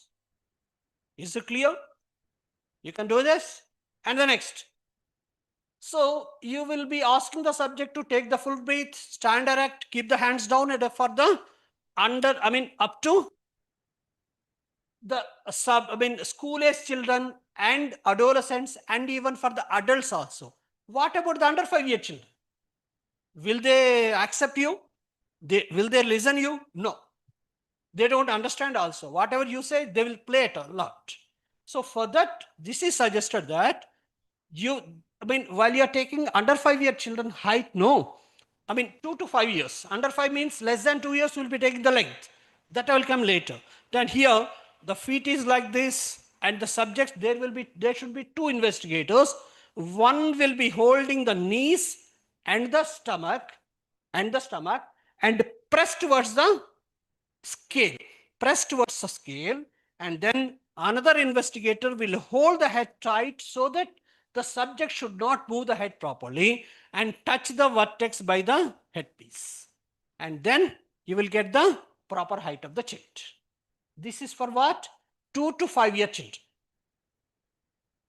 Okay. So for any person, what you need to do is the maximum height you will be getting for school age children, adolescents, and for the adults, you will be asking them to stand in attention position, hands freely down, side of the body. And the next, you will be asking them to see straight, and then ask them to take the full breath and wait for a second, and then take the, go to the left side of the subject. Those things we will tell you later.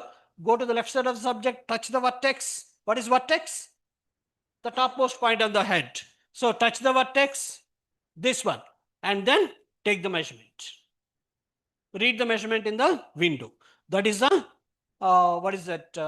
measurement, taking the measurement. And this is what is known as Frankfurt horizontal plane. The horizontal line that joins the tragus of the ear and the infraorbital margin should be parallel to the ground. That should be taken care. And while subject is standing, heels, buttocks, shoulder, and the occipital protuberance of the subject should touch the scale possibly. And this may not touch, several times, that we need to maximum know this to touch, and then take the height with using the stereometer. Okay. Any doubts here? No doubts. Zero. No. Okay. So coming to the recommended length, less than 2-year children. Here also what the instrument will be using will be the Anthropometer. Here it will be just what I can say, this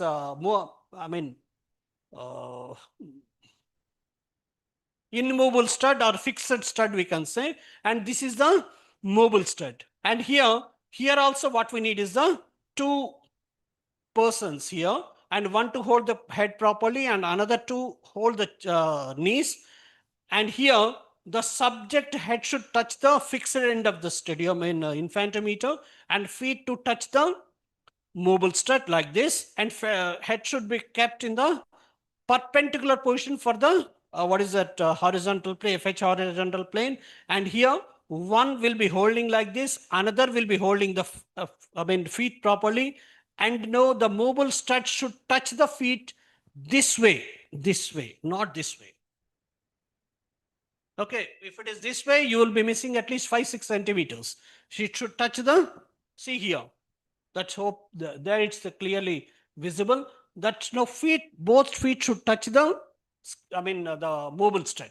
Then you will be taking the recumbent length. This is the way we will do it. And this I will tell you at the last if at all possible.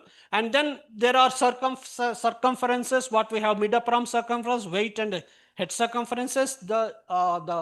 What is that? The instrument what we use is a fiber reinforced tape. It's not a normal tape what we have to use. It should be fiber reinforced tape. And what will be the units? Centimeters and millimeters. How many millimeters 1 centimeter? 100? How many millimeters 1 centimeter? 100, 10. Okay. So this is a fiber reinforced tape in which the fibers will be there inside. This Seco and all know they will have the fibers. Why to have the fibers? To reduce the stretchability. If you stretch it, no, it should not stretch. That's why we will be having the fibers inside. And this is first one will be the mid upper arm circumference. So in mid upper arm circumference, which hand to be taken? Right, left. We'll have both two arms. So one is right, one is left. What arm to be taken? Is it left or right? You say right. Left. Left, right, left, right. So कैसे जाएंगे? You say it as right.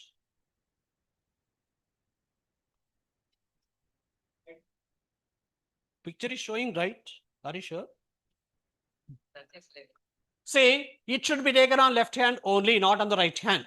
Because see, why to be taken on left hand? Because our dominant hand will be the right, our normal arm will be the left. Because we use more with the right hand. And when you find left-handers, it will be the right you will be taking. That will be very feeble persons. So when you use more of your right hand, your fat will be less in your right hand, sorry. So your normal arm will be considered as left. Because when you see this, Sar was saying yesterday, Darwin's theory, use and what is it? Survival of the fittest.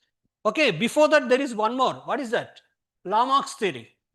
You remember that? What is that? Use and disuse theory. Okay, same way when you use more, your fat will be less in this. And when you use less of this, you will get, normal arm will be considered as a left. So you will be taking the left arm only. Left-handed, you will be taking the right.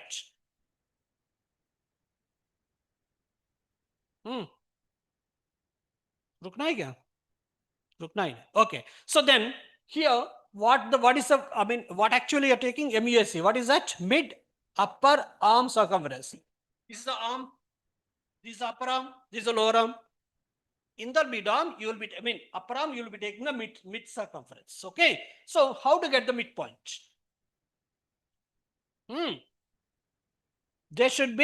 There will be two, what I can say, landmarks. One is, this is the scapula, what we'll be having. We have the scapula, all the persons will have the scapula, two scapula, one in the left and one in the right.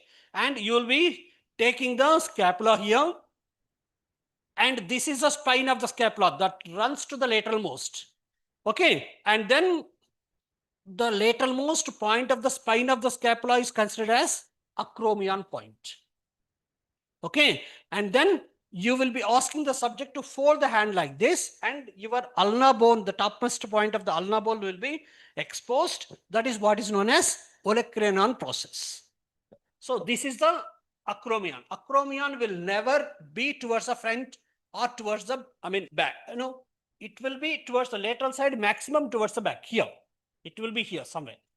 Okay. And then this is acromion, olecranon process. You will be measuring the distance from acromion to olecranon process, and midpoint will be marked. And there, without loose and without tight, using the MUSC tape, you will be taking the mid-upper arm circumference exactly at the mark. Exactly at the mark. We will show you, myself and Dr. Raghavendra will be showing you how to take the measurements in the afternoon. Okay, that is mid-upper arm circumference. So next, this is the waist circumference. regarding the waist circumference, these two, waist and hip circumference, will not be taken for the children, because see, these two are obesity. They tell us about the obesity. So it will be generally be taken for the adults only. Okay, hip circumference and also the waist circumference. Where to take the waist circumference? There will be the landmarks. Yeah, see, the WHO has given us two methods. One is the midpoint between the rib, lower mid margin and the iliac crest. You have to mark the midpoint here and also midpoint here. Two midpoints will be there here and here also. And touching those two midpoints, you can take the circumference, that will be the waist circumference. But in the rural conditions, in Indian conditions, and anywhere in India, I mean the world, to have the midpoint here and here, nobody will accept you. For that, again, it has given another conclusion that you have the umbilicus, 1 inch above the umbilicus, you have a mark. 1 inch above the umbilicus, you have a mark. Exactly at the mark, without any loose, without being tight. I mean, while the tape is horizontal to the ground, take the tape and take the circumference, that will give you the waist circumference. Okay, so this is a way even we at NIN also will use the same method. 1 inch above the umbilicus, we will have a mark, and then exactly at the mark, we will take the waist circumference. Okay, so then hip circumference. Hip circumference, this is always a problem with the hip, because it can never be taken without garments. Is it possible?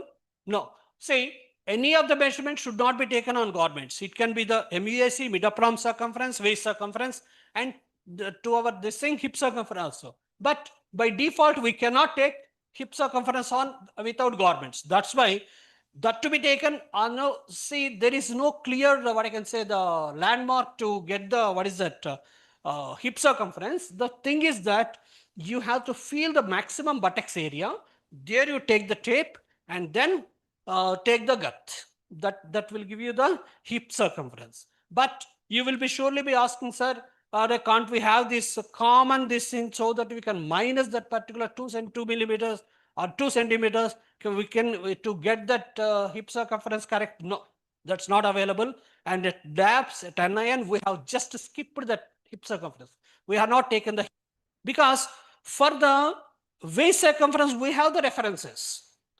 I will tell you in the next class, 102, 102 for the men and 90 for the women. We have the 98 for the women. We have the references. So with the waist circumference itself, we are able to address the obesity. Why to have this one, hip? Because we know that we are doing wrong. And why to do wrong and report wrongly to the government? So that's why we have skipped it. But the thing is that if at all you want to do it, on the maximum girth area of the buttocks, you will be taking the hip circumference.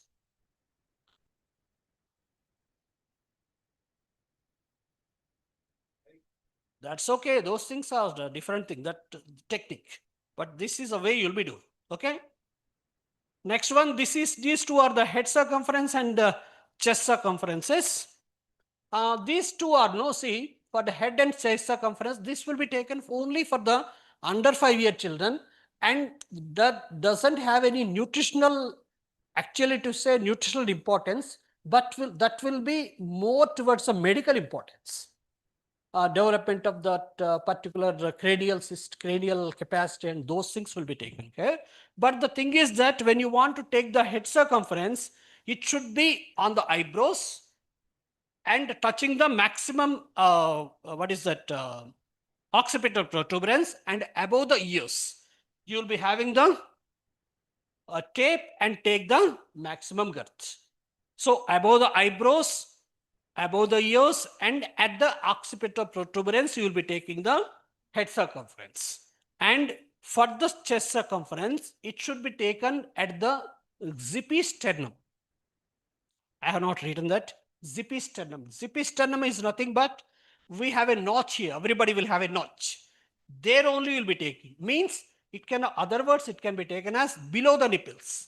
We have the nipples, no? Below the nipples, you take the tape, and for the children, you can feel it and take the chest circumference. But these two are only for the medical importance, and it will have no importance for the for our growth. But if at all something you want to do for the hospitalized studies and all, you should have the information. That's why I'm telling you. Head circumference should be taken above the eyebrows, above the ears, and at the occipital protuberance. And for the chest circumference, it will be at the zippy sternum or below the nipples. Okay, then, and last one is the fat fold thickness. What is fat fold thickness? See, we have it's not so that only height and weight will give you the full information. We have the fat also. Okay, so there are actually, to say that when we are talking about what is that methods, you are talking biophysical methods. Using biophysical methods, that is a gold standard to get the fat information. But biophysical methods needs a lot, bigger instruments which cannot be carried from house to house. So that's why this is a field method of taking the fat of the subject.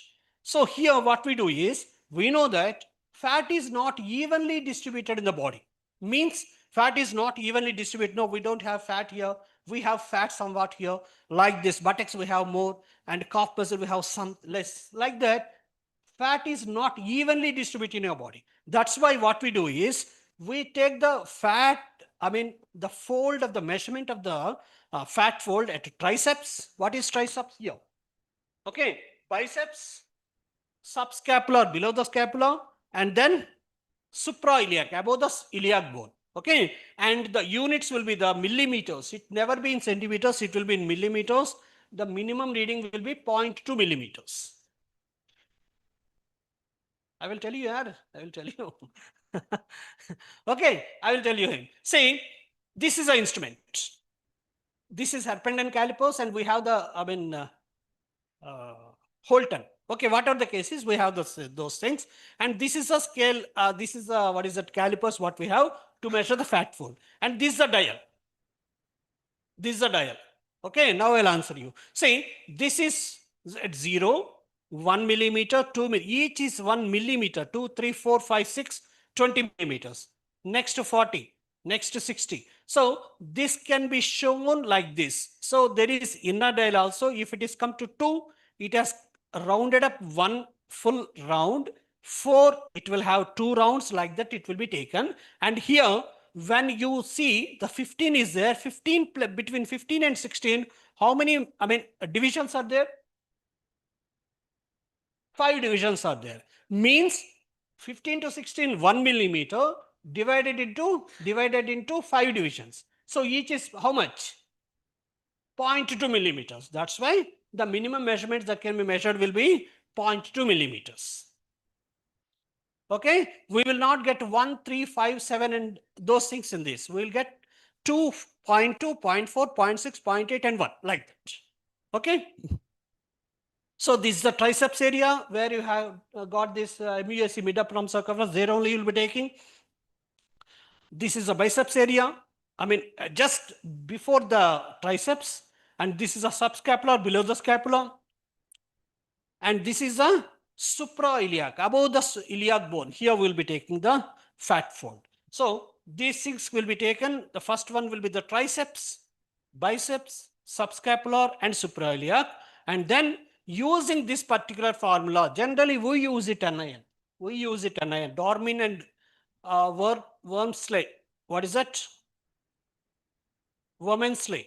So equation, generally we do it anion. There are different formula available on the net, but we at anion will use this particular formula to get our fat content of the body using a logarithmic equation, calculating we will add up all 4, and then percent will be taken, and then depending on the age and sex, we will have the given height and weight, we will have the percent of body fat, which will be the cutoffs will be the 25% for men and 30% for women. So this is the cutoffs generally what we consider for our fat content of the body. But this is only the field method. But the actual method will be the biophysical method, which I will be taking the next class. Okay, this only we are getting, but we don't have the time. I am skipping this. Just remember me, I will tell you. Say here, okay, is it okay? That is the way we will get the fat percent of the body. Okay, so then there is one thing what we left is the stamina, our training of the persons. We need to train them at least for 7 to 8 days in the field level, and we need to get the intra-individual and inter-individual variations. What is intra-individual? When he is the investigator, he will be measuring one child, some A, 2 times. The variation he will be getting on the same subject is intra-individual variation. Among himself, he is getting the information. Difference. When he measures on A and I measures on A, the difference between him and me will be the inter-individual variations. Whatever the variation is, the allowable errors will be, the height will be 2 millimeters, the weight will be 200 grams, MUSC 2 millimeters, waist and hip circumferences will be 1 centimeter, FFT will be 0.6 millimeters. So this has been advocated by WHO, but generally it will be considered as 5 millimeters. The difference, if it is a 2 millimeters, it's generally with a minimal, with 5 days or 10 days training, it will not happen. It needs a lot of training, but anyway, this is a recommended ones. Okay, thank you. Any doubts here, please? Same one. There is no other go. For the height, I am telling you, it's not for the children or adults. Yeah. Yeah. For fat calculation for children.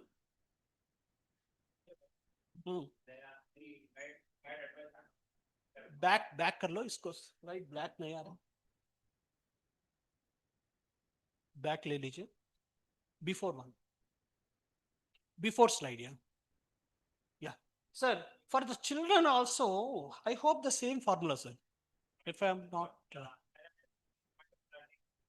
Somatoscopy, somatoplotting, it's a different, anthropology. Yeah, you can use the same formula. Yeah. Yes, that's available.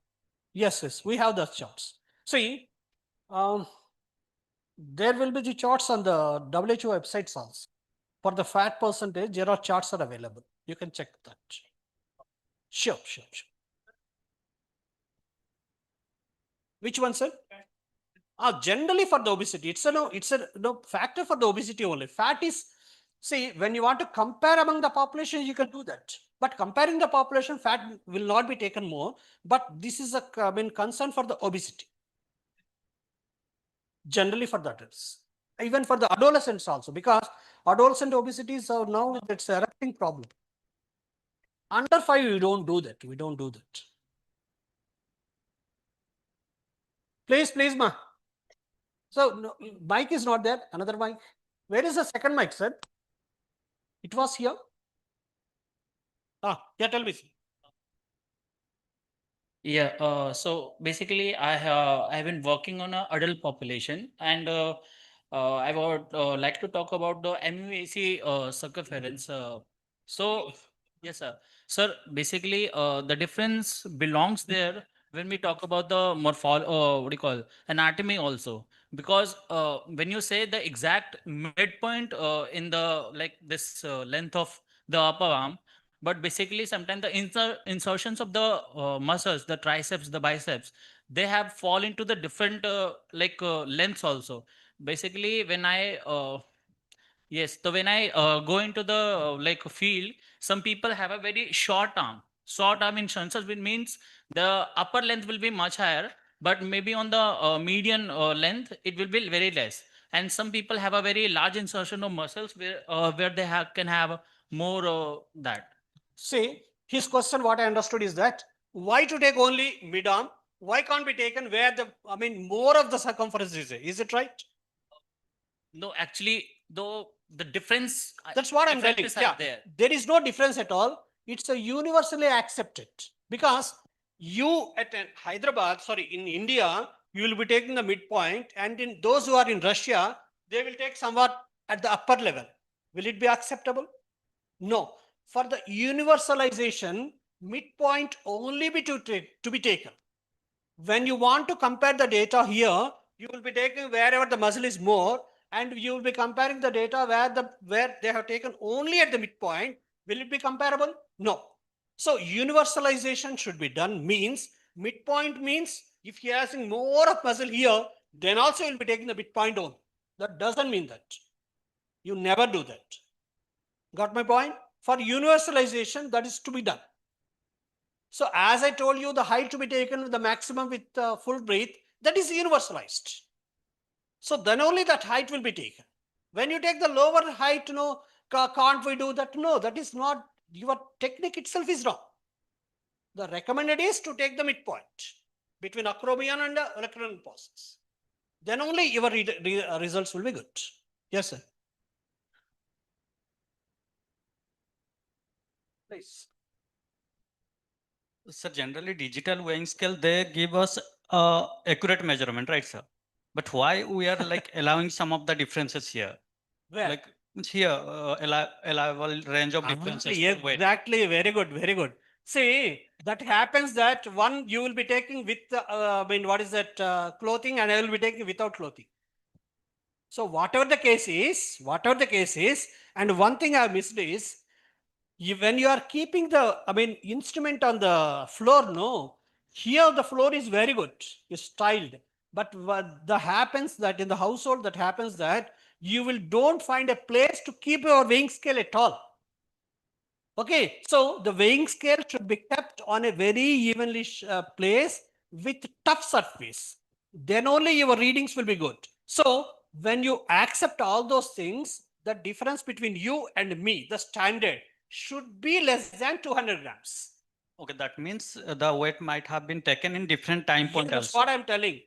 That what I'm telling. So your everything should be normalized. Then only your weight, taking the weight will be correct. Okay.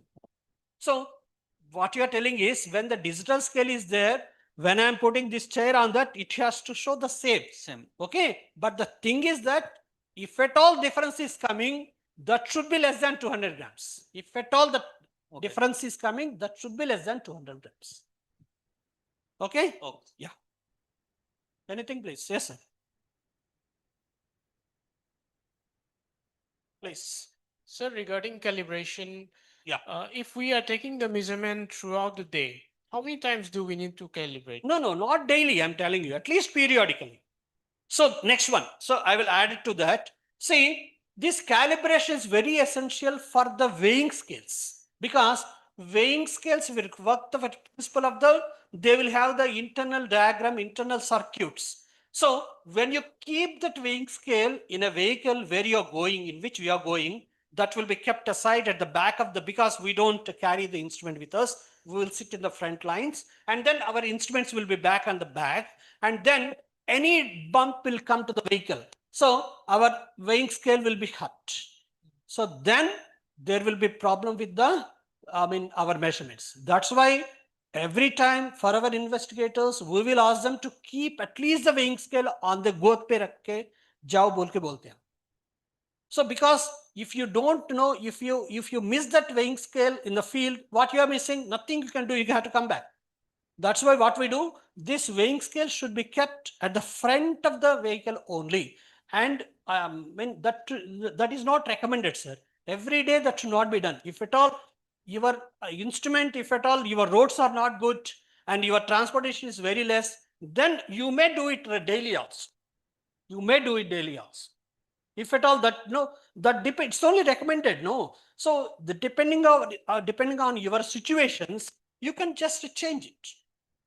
If it is needed, my roads are not good, I will check for every day. You do it. It's the best one. Thank you, sir. Yeah. But the thing is that the management of the weighing scale is very important in the anthropometry. Management is very important. Otherwise, once you are kept at the back of a vehicle, one bump, one small ditch and this thing, your weighing scale is gone. Yes, sir. So we saw that during your body fat thickness measurements, we missed a calf. So why Calf, we did? yeah. Yes, please. See, we have this calf, FFT also. And as I said, we are recommending one, Dorman's, this one, formula for calculating the body fat. And Even there are formulae using a single fat FFT. Also, you can calculate the body fat. It's not so that to have all the four with you, triceps, biceps, subscapular and suprailiac. But we at NIN will take all the measurements, all four, then only we'll apply this formula to get our fat percent of the body. But there are formula using a single FFT also, you can calculate the body weight, body fat. But will that be suitable? It may not be reliable also. So like that, cough is not being taken.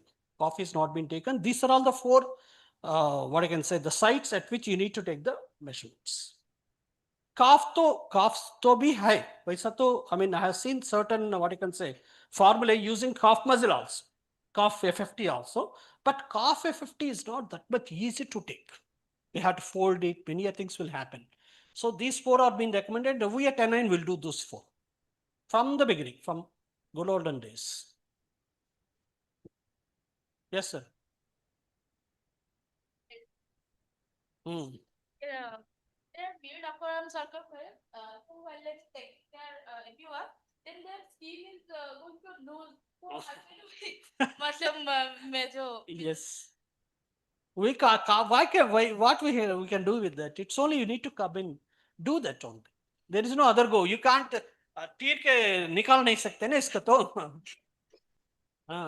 So the thing is, say, for nutritional anthropometry, for the public health nutrition, what we represent is the general population. I have to say this. General population means, अरे तर एक तो बच्चा है वो तो खड़ा नहीं होगा, इसको तो कैसा लेने, छोड़ दो इनको. Why to take him? You take the next child. So what we are representing is the 98% of the population. So there are certain people who cannot stand erect, who cannot do this, who cannot do that. So then better change him. Why to go for him? It's not a general child here. Okay. So public health nutrition always deals with the public, general public.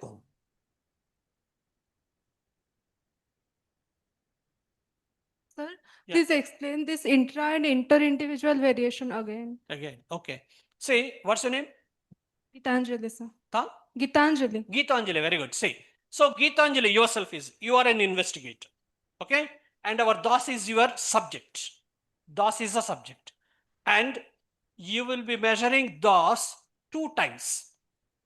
Once you will measure him, and second also you will measure him. You only will be measuring.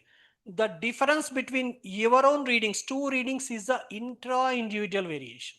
You know Intercity Express, which runs from Bhubaneswar to what is it, Calcutta and all? What is Intercity? Means that runs between the city. So there is another one, that is inter-individual variation. You will be measuring those and I will be measuring those.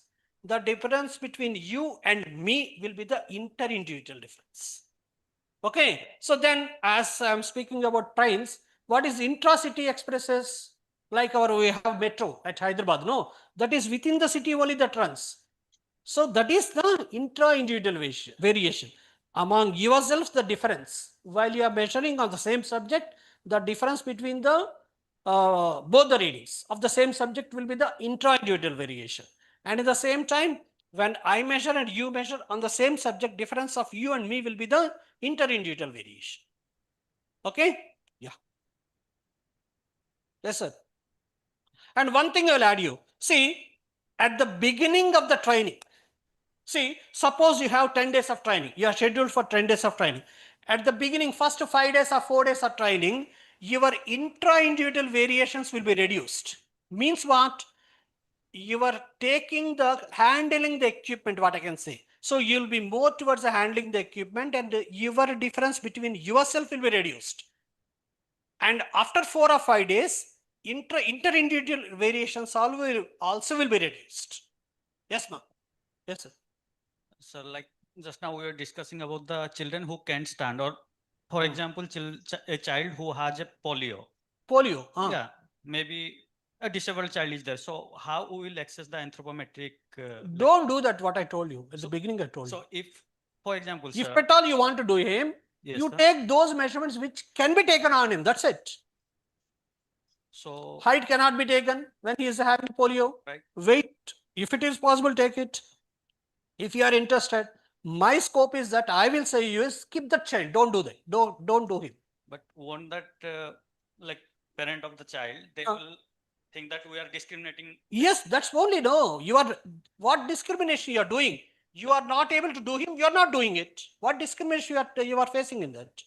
We are telling other parents. That's then what we- I'm telling you. You take possible measurements only. When he is not able to stand erect, how you can take it? There is one way of taking that whole span. Full arm length also to be taken to, I mean, substitute for the height. Substitute for the height when the subject is not able to stand perfectly erect, especially for the elderly population. There is one concept is that from the middle finger to the middle finger, the full stretched length will be equal to the height of the subject. But there are certain publications, but if at all, I mean, nothing can be done. If at all you have to take that measurement, then you can take it. But for the general public, it is not been recommended. Because the parent may ask, what is the nutritional status of my child? If That's you are- what I'm telling you. No, you take the possible weights. That's only possible measurements. What we can do more than that? We can say whether the child is wasted or stunted. Yeah. In that case, that would be one issue, right? Yes, sir. Sir will add you. Okay. Even if suppose we take by some means you are taking the height, weight of say a polio affected child. But then do you have a standard to which you can make comparisons with and say that this is a stunted child or a regular normal child? You do not have the standard. The standards are always for the normal population only. And whenever you are having a disabled child, see if there is any limb length difference, okay, the first sign that you will see is that you are if the child is standing on the taller, longer limb, his height will be a little high. On the smaller limb, I'm not talking about amputated limb as such, but when there is say around 5 to 6 difference between the two limbs, which will be corrected with a bigger sole. Okay, so in that case, you are having two heights. When the child is standing on the longer limb, there will be a longer length of 5-6 Shorter limb will have a shorter length. In that case, which length will you take? See, any anthropometric thing that we are taking will say about we are taking the maximum height. That is why we are asking to take a full inspiration.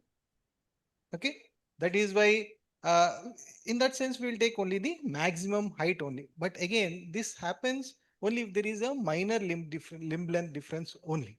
Okay, for a polio affected child or somebody with kyphosis, scoliosis, okay, deformities of the spine, where you cannot actually take the maximum length. Okay, in fact, ethically speaking, to take height of a polio disabled child who is not able to stand properly, you are actually inflicting a lot of difficulty to the child. Okay, and by all means, you can simply say in fact, whenever you are writing any anthropometric measurements in the protocol itself, you will write that this is only for those who do not have any physical deformities. Anybody with a physical deformity straight away goes into the exclusion. That is exclusive and inclusive criteria. Exclusion That should be done. You have to do it. Please don't inflict so much pain into some subject who is having any deformity. It's not ethically right also. Any more, please? Yeah, madam.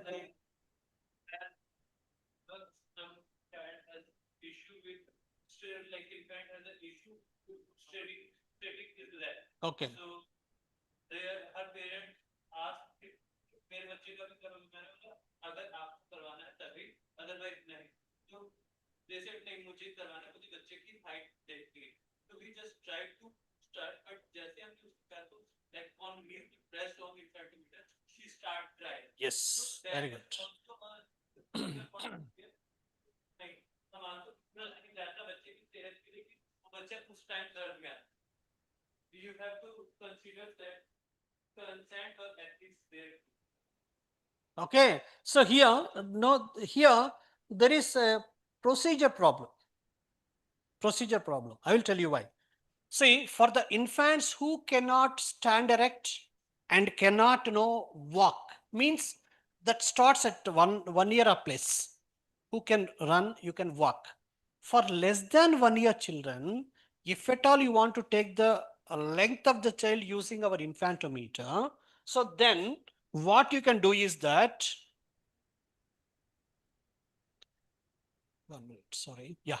Here, what you can do is, this is been, told that both the feet should be pressed towards that board and take the measurement. And children का इनका जो होगा ना, क्या बोलते हैं इसको, तो knees जो होगा ना वैसी होगा. So then when you press, surely they will be getting the pain and they will cry. For that, practically what I can say you is, don't use both the legs. You take only one leg. One leg can be stretched. If such a case, no, your height will not, length will not vary, and the child also will not cry. For those children who cannot, walk still, who are not able to walk still, for them, one leg also is not suggested. It practically, I'm telling you, what I done, I'm almost 30 years of experience I'm having in anthropometry. One leg will give you correct readings, if at all not to be done for the both the legs. See, these are all the practical things. What's it? Yeah, please, no. Because still we have 15 minutes to get our lunch. We have. Again, अभी तक तो अभी madam बता रहे. Yeah, 10 minutes. अभी. Yeah. Yes, ma'am. Please.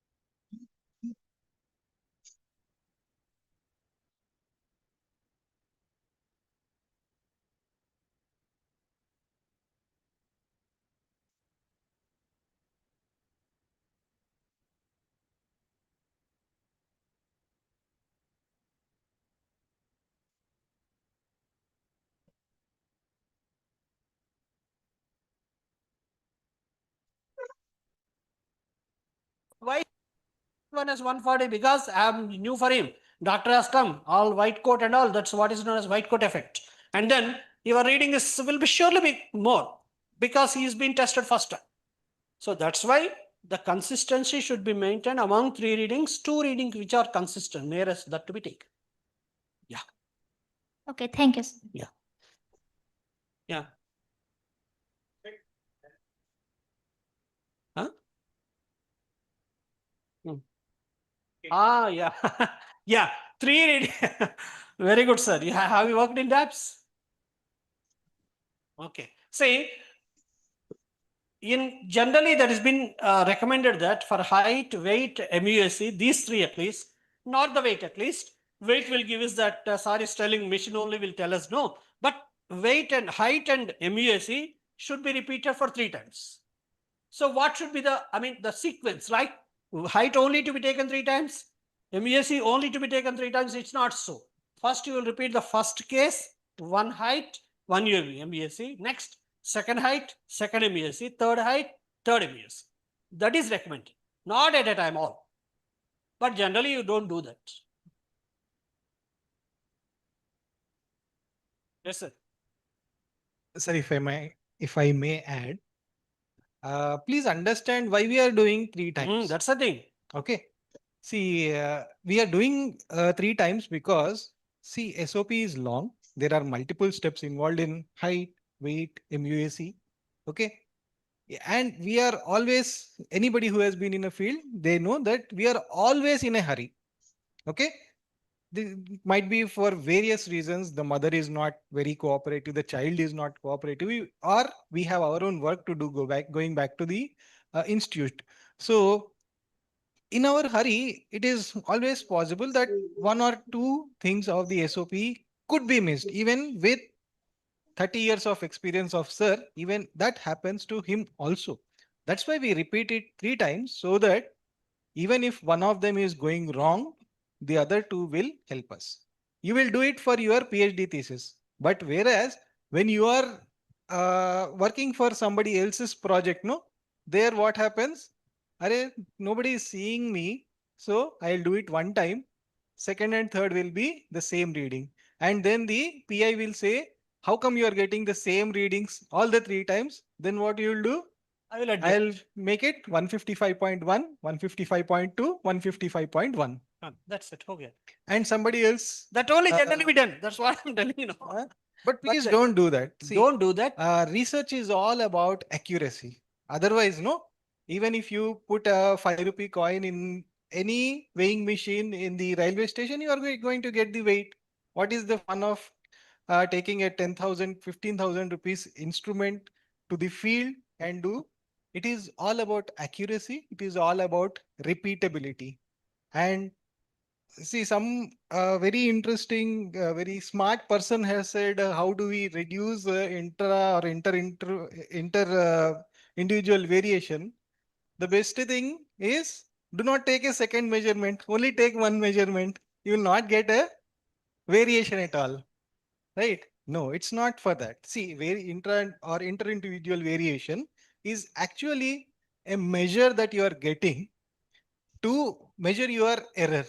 This is all for boasting later on in your papers that you have been very consistent. Your errors have been so less. Don't make it 0. Everybody knows that 0 error is, though ideal, will not happen in reality in field situations. If you are putting it as 0, I'm always skeptical that you have just fudged your data. Okay. So one more thing I had to add here is the same subject I'm continuing. For less than 2 years children, we will be taking the length. Then 2 years children, we will be taking the height using the studiometer. For less than 2 year children, we will be taking the length of the child. That is what is known as even recumbent length. While the subject is lying down, we will be taking the length as it has been shown in this particular slide. Okay. And this one.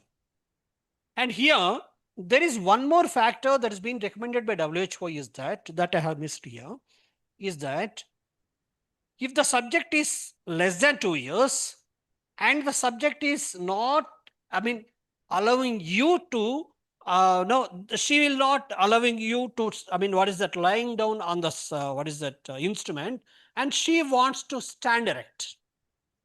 She wants to stand erect. You take the height. But what actually you had to take? You had to take the length. But what you had taken? You had taken the height. But knowing that length will be more than the height by 7 millimeters. Then you will be adding 7 millimeters to the height to get the length. For under 2 year children only. What you are expected to do, you have not done it. So less than 2 year children, length to be taken. Because the vertebral column is yet to develop for them.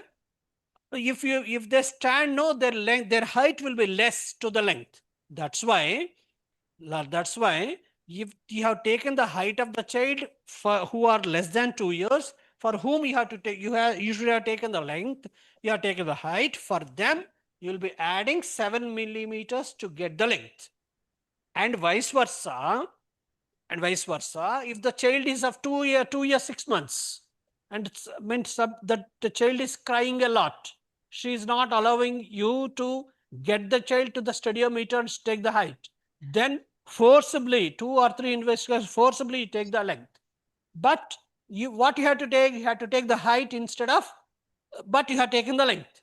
For them, what you have to do, what is the age of the child? 2 years plus. So then you deduct, you subtract 7 millimeters from the length to get the height. Okay, this is a WHO, document. This is even when you check for the weight for height, standards in WHO growth charts, you will get weight for length and weight for height also. Both the things we will be finding. Have you ever checked in the WHO website? You just check with the WHO website. You will be getting weight for height and weight for length also. So if you happens to take the length, you will be taking that standards, and that differs, a slightly difference will be there. When you want to get this SAM, severely accurate malnutrition, we are discussing, myself and Neerja were there in our Vijayawada, our own state, and Telangana and AP. There we are actually doing for the CMAM, that is community-based management of acute malnutrition. So there the ICDS portion tracker, where Dr. Harsha was talking about, there we are getting some difference when we actually tracking them as SAM or not. So when they take the length, the standard is different. When they take the height, standard is different. That is not been followed. We are just discussing at that, and we need to express this in the higher forum. But anyway, but the thing is that for the for less than 2 year children, if you take the height, you have to add 7 millimeters to get the length. And then for more than 2 year children, when you take the length instead of height, you will be deducting 7 millimeters. Is it clear? Not yet? Yeah. Yeah, we have time anyway. We can do with this also. Sorry. Yeah. Yes, these two. And here, done. So it complete just 2 minutes. It's only 2 minutes. Yeah. Body composition measurements. What is body composition measurements? We have different. Our body is what is the composition of our body? What is the composition of this group here? We have male and female also. That is a composition. When you take the age, we have different 30s, I have 60s, is around 40s, like that. Same way, when you take the body composition, mainly what we have is we have the bone, we have the fat, we have the muscle, and also we have the water. So these are all the major components in your body. Okay, so for these 4, we have the standards. Means if subject's weight is of 50 kilos, he should have this much of fat, this much of percent of fat, this much of percent of bone, this much of percent of muscle, and these things. So how to know this? This is what is known as, we are having a particular machines by name BIA, that is bioelectric impedance analysis. These are available with the markets. That costs you a lot actually, but in our roads we are seeing many things like this. For 200 rupees, 300 rupees, even 2,000, 4,000 also, these machines will come. But those are not to be used, as Dr. Raghavendra was telling, for even 5 rupees also we can get the weight. What is the difference in having 60,000 machine? It's nothing. So for the research purpose, we should not use them. But this costs you a lot, around 4 to 5 lakhs. Each machine will be. Here what will happen? The subject will be standing on this, and he will be holding both the holders like this, and a feeble current will be passed inside. What is that? A feeble current. We don't know how much current has gone. And using that particular pulse, our body will be divided into 4 compartments. Your fat, bone, muscle, and water. And that report will come as it is. But why to do that? Why to do that? Because see, the fat, it's not the BMI that actually suffers us. I'm having 25, 26 of BMI. I'm overweight, I know that. So I know that I'm having higher fat. You know, yeah, Prabhas is there. Who is Prabhas? Who is he? What is that picture? Bahubali. How he will be? He is around 6+. And what is his weight? He is around 120 surely. So when you calculate his BMI, it will be around, above 30, surely. So using the 30 figure, can you say him as obese? Why? That's what. So it's not only the BMI that to be taken to consideration, it's the fat content of the body to be considered for the specialized people, especially. For him, for me, it's normal only. I am having more fat, I am having more BMI. That is true for me. But for him, it's not so. He's having more BMI, but he's having lesser fat. We have our Salman Khan, the same way. Okay. And I don't know the Warrior people here. Warrior, who is the actor here? Warrior actors, nobody is there. अरे पीछे देख रहे हैं कौन है पीछे में हरी से देख रहे हैं कोई तो होगा बोल के सोच रहा हूं मैं okay, see, so for them what will happen, it's not only the muscle to be taken, it's the fat content of the body to be measured. So our major, what I can say, satrol jo hai na hamara ka, who is our no, who is our enemy? It's not the BMI, it is the fat. For BMI, when you increase the BMI, it is been known that when you increase the BMI, fat also will be increased. At the 25 BMI, you will have the fat that will be normal for the man. When the person is more than 25, 26 and all, you will increase the BMI as well as by increasing the fat. That's why what will happen, you will be more susceptible for the NCDs. So for him, he is having more BMI but lesser fat. But the thing is that for the exceptional cases, these things to be taken care, used to get our body fat. So those, for those members, if at all you get such members inside in the population, better get them to your lab where these instruments are available and get the fat content checked for the fat content. Okay, and another way is that this is one way and this is another one. Underwater weighment. What is underwater weighment? We were having this instrument with an NIN that was recently been closed. See, when underwater weighment will give you exact figures. When our DOS is there, he is weighed underwater, he will weigh around 3 kilos. He is around 53 kilos now. His weight underwater will be 3 kilos. And when I am being weighed, I will be having, my weight will be only 1.8. Why? Because I am having more fat, I will float up. And he is having lesser fat, more of muscle, more of bone, and he will sinks down. I am having more fat, I will float. So that is the principle that has been taken, Archimedes principle, that is being taken here. And this is also one of the best methods to take the body fat content. So we cannot do everything in the field now. That's why we have taken the fat folds, triceps, biceps and all.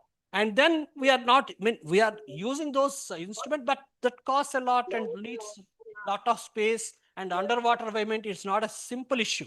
It's, we have to give him oxygen totally to be dipped inside. Okay, so these are all the biophysical methods of body composition. We're having another machines by name DEXA.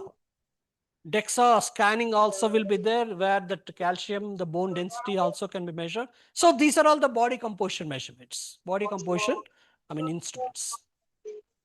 Okay. Lunch has come. Now ready for lunch. Any more, please, after lunch or now only? Any doubts still? During lunch? No, sir. Shall we break? Okay.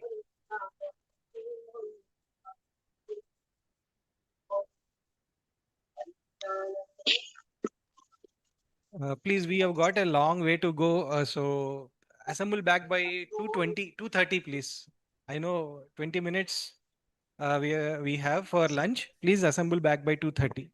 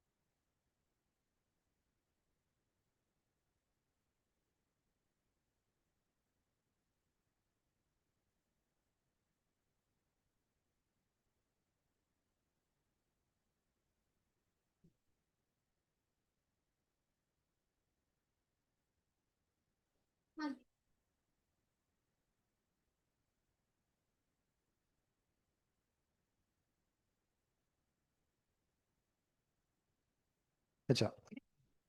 So post-lunch session usually, a little bit drowsy, I understand, but it's definitely a topic which, except for a few nutritionists that we are having here, otherwise majority are from a non-nutrition background. This dietary assessment is something which we all need to do in many of our studies, and this is something which we lack a skill in. And many of us have many doubts regarding this, but nobody can steer it through clear.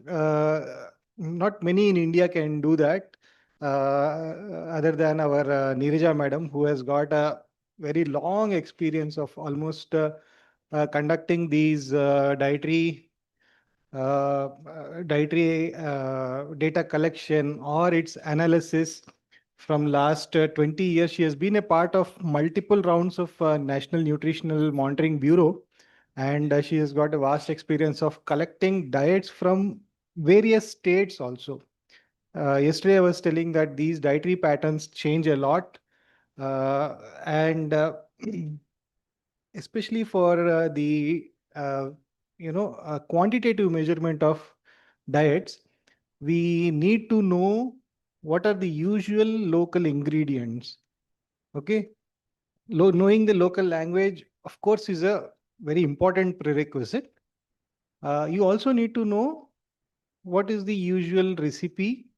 Okay, like the same dal called dalma here, pappu in Andhra Pradesh or Telangana, or down south, tamarind is a must in dal. But here we do not use tamarind, right? So much so I come from south, and whenever I am in field, after going back home, by the time I go back home, like 3 or 4 days, I'll be going into hypotamarindemia, right? So like that, you need to know even the minutest and what you usually consider as a very small ingredient of the recipe. Those things also you need to know, you need to write it down, because sometimes it a curry leaf hardly of 4 to 5 mg or 4 to 5 grams also, but when you actually distribute it to the all the people who are partaking the meal, you will understand that at the nutrient level, it fulfills many of the micronutrients, many of them till to the levels of EARs. Okay, so if you are not capturing that curry leaf which was used, and finally you come up with deficiencies of intakes of many of the micronutrients. Okay, that is a very wrong interpretation of what is actually happening in the field, in the household. So without wasting much time, I just wanted everybody to settle down till the time, by the time Nirja madam starts off with her slides. So I'll hand it over to Mrs. Neeraja to take this next 1 hour on methods of capturing the dietary data. Thank you.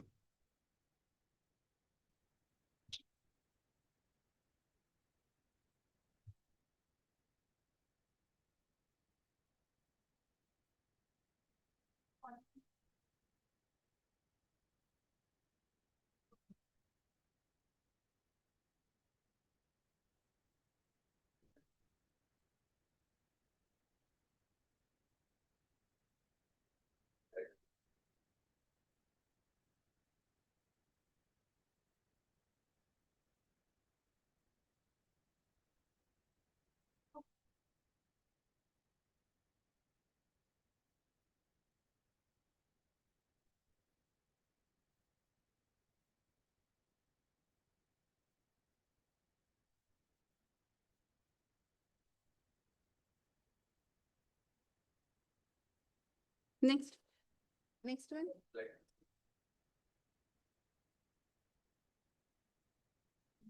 From where?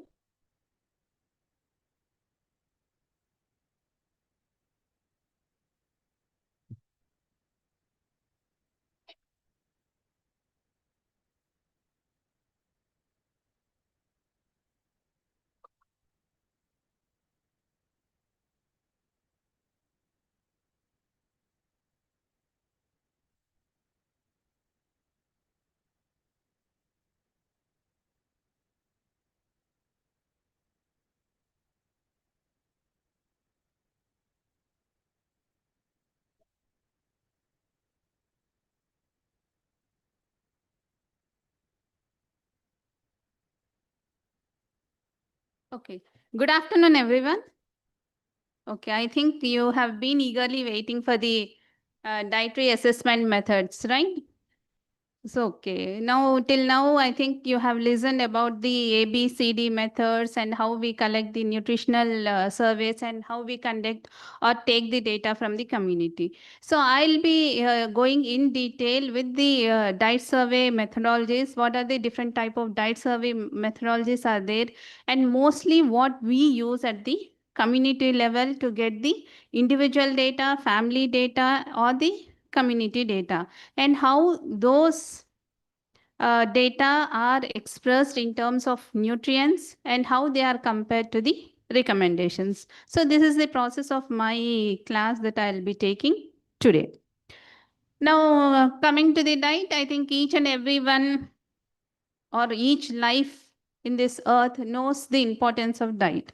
Okay, so we understood during this course that diet alone is associated with the health and nutritional status. So only taking the nutritional status means diet is also a part of that. So you have known the importance of how the diet or the food that we take is important for our surveys. Okay. Now we all know that diet is not only influenced on one thing, okay? It has a multifactorial influence, including our age, gender, even our physiological status, even our education and everything. Now, even personal habits also. Now, instead of knowing how curd is so important, it is very prebiotic, but it is very important. But my personal habit is I don't take curd. Now that is my personal preference.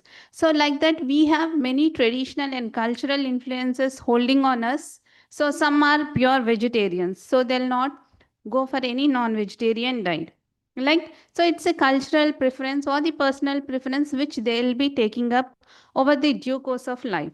So always our food habits are not constant. So they keep on changing depending upon the factors which influence the diet throughout our life. Okay.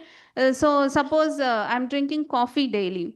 Now someone or some doctor advises me not to take coffee. It is deteriorating your health. Then I may stop from tomorrow, or in the due course I may stop. So it is not constant that whatever we take. So the surveys has to be taken over the period of time to know what is their present intake. Okay, I think I'll skip this one. Now next is your sir or the slide show that what is profiling. Now what is my profile? I'm so and so, I'm working so and so of this many experience. This is my profile. Like that, everyone will have their own diet profile. So which tells us what is their quality and quantity and what is the composition of food that they'll be taking. So the diet profiling includes the diet composition, the diet adequacy, that I'm meeting my macro and micronutrients for the day or not, and what is the diet quality that I'm taking, what are the quality foods that I'm taking in a day, and what are my comorbidities which are related to the dietary intake which I'm taking. Okay, I think health problems related to diet, you have been listening since 2 days. So these are the ABCD methods. In this, diet forms the one of the important methods to express or to complete a nutritional survey. So without a diet survey, however, anthropometry, biochemical, clinical, you will be taking, but to correlate it to the diet parameters, you need a structured diet survey. Okay. Now, in the food intake or the dietary surveys, what people eat, how much they eat, that is what people eat is the quality that you will be checking. How much people eat is the quantity that you will be checking. And what are their dietary practices, what are their likes, dislikes, and what are their personal beliefs and cultural or traditional beliefs also you will be taking into consideration. So usually the diet surveys which we do at National Institute of Nutrition, because this is the only institute in India which conducts the national surveys related to the diet, and its surveys are so helpful for the country.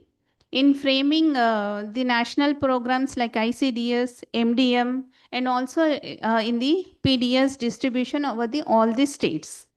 So it expresses the food and nutrient composition, excess, and it is also helpful to tackle the food crisis which arrive because of the natural calamities. Like now we have severe rain throughout the India, right? So this is a natural calamity. So this impact will show after 6 months, or because of this rains, one crop would have failed in the country because it is raining all through the India.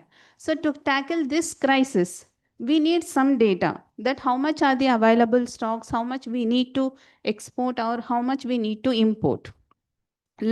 So this is also useful for the economists to plan the survey and to define the poverty levels, and also for the further research purpose. Now, mainly we can express that in two ways. You can express your diet surveys as qualitative way and the quantitative way. Now, qualitative is what foods have taken, and quantitative is how much of foods they are eating. Okay. Now, we have different methods of diet surveys. So I have named a few which are mostly used in the Indian studies. Okay. Now, these are the 10 10 famous surveys which are used all through the India for collecting the different diet survey methods. So among this, we use at NIN the combination of Wayman method and 24-hour recall method, which we will be discussing in detail, okay? Because this is used at the national level to collect all our dietary information since the inception of NIN, and since the data collection process, we have been using this method as our tool to collect the national data and to express that in India per person per day is consuming this much of food, this much of calories, this much of protein, this much of iron. Okay. Now, next method among these methods is the diet history method or the food frequency method, which is almost equivalent to the 24-hour recall diet collection in terms of quality and quantity. I mean, it is comparable to the 24-hour recall method, but we'll say still the 24-hour recall method is the ultimate method for the data collection because it has all the elements which we need for the survey. So now we'll be discussing each method in detail, okay?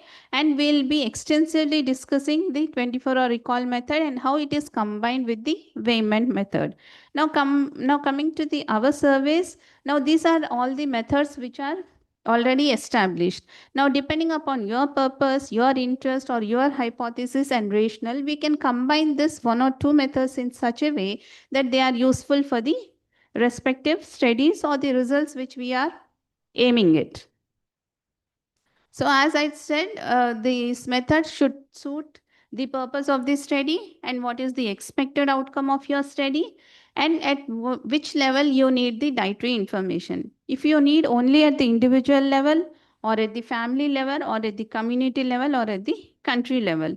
Now some methods are specifically give you only at the individual level, but 24-hour recall combined with Wayman method will give you information at the family level, which you can extrapolate it to the community and to the country level also. And also you need to check your time and resources. Now, first suppose you have your dissertation work, which you need to finish in 2 to 3 months. Okay. Now, if your sample size is very large, then you can't complete your data collection itself in 3 months. Then when you will go for the report writing, analysis and report writing and submission. So time and resources are also very important while selecting the type of diet survey for your objectives. Now coming to the first method, that is the food balance sheet method. Okay, now this is the method which is used by mainly the economist.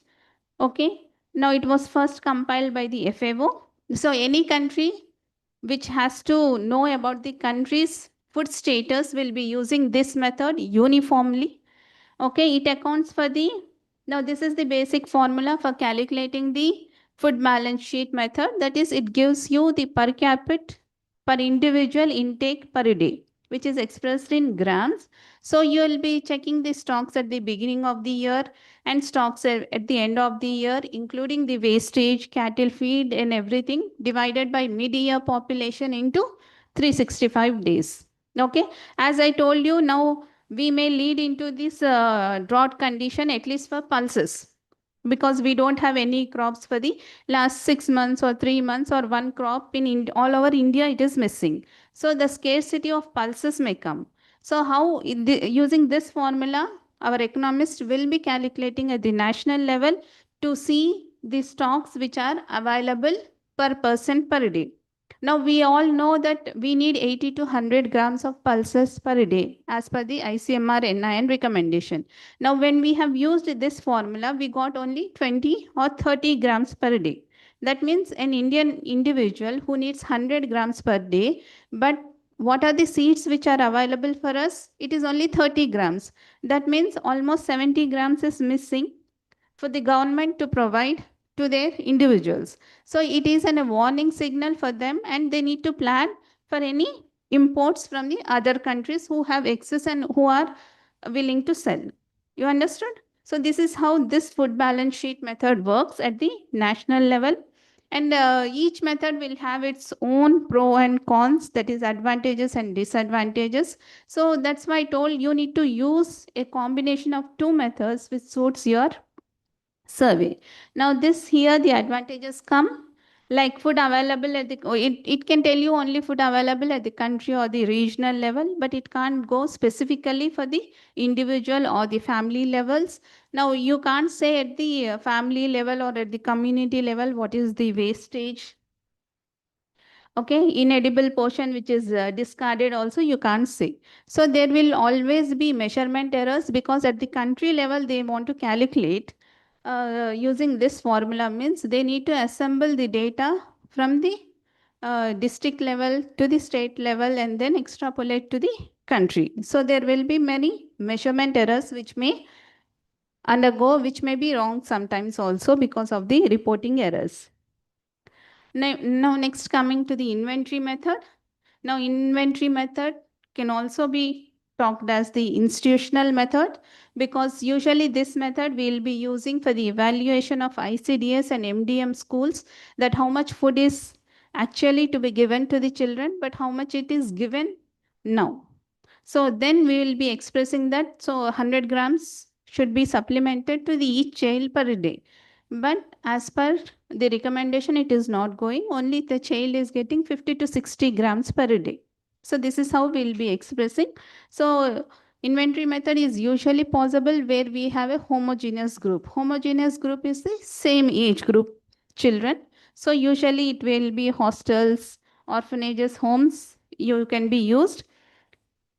And here in this method, there is no direct weighment method, but we have again combined this method with the weighment method, where we take into account what is the weight of that raw food which has been served to the child, and the cooked weight and the individual weight. And we have combined those two methods to implement this for the ICDS and MDM evaluation. So this is the basic formula for calculating the inventory method, that is stocks at the beginning of the week or day if you are doing only for 3 days. Now ideally we say inventory method to be done at least 3 days in a week or 7 days in a week is accurate. And stocks at the end of the week divided by total number of participants into number of days of survey. You know, if I did only for 3 days, I need to report it only for 3 days.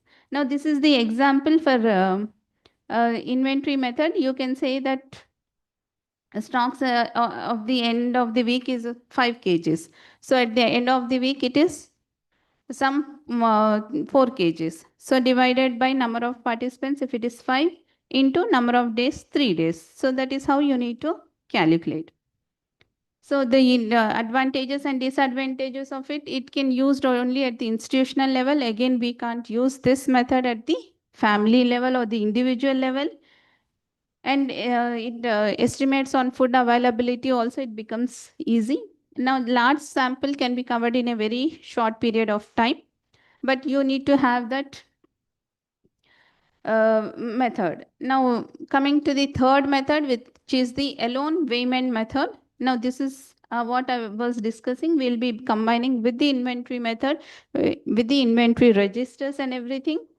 And here we'll see the weighment of foods, that is raw food and the cooked foods are weighed. So this also can be done in a centralized kitchen for 7 days. So this is the calculation for the weighment method, that is raw amount of the food divided by total number of persons into number of days of serving.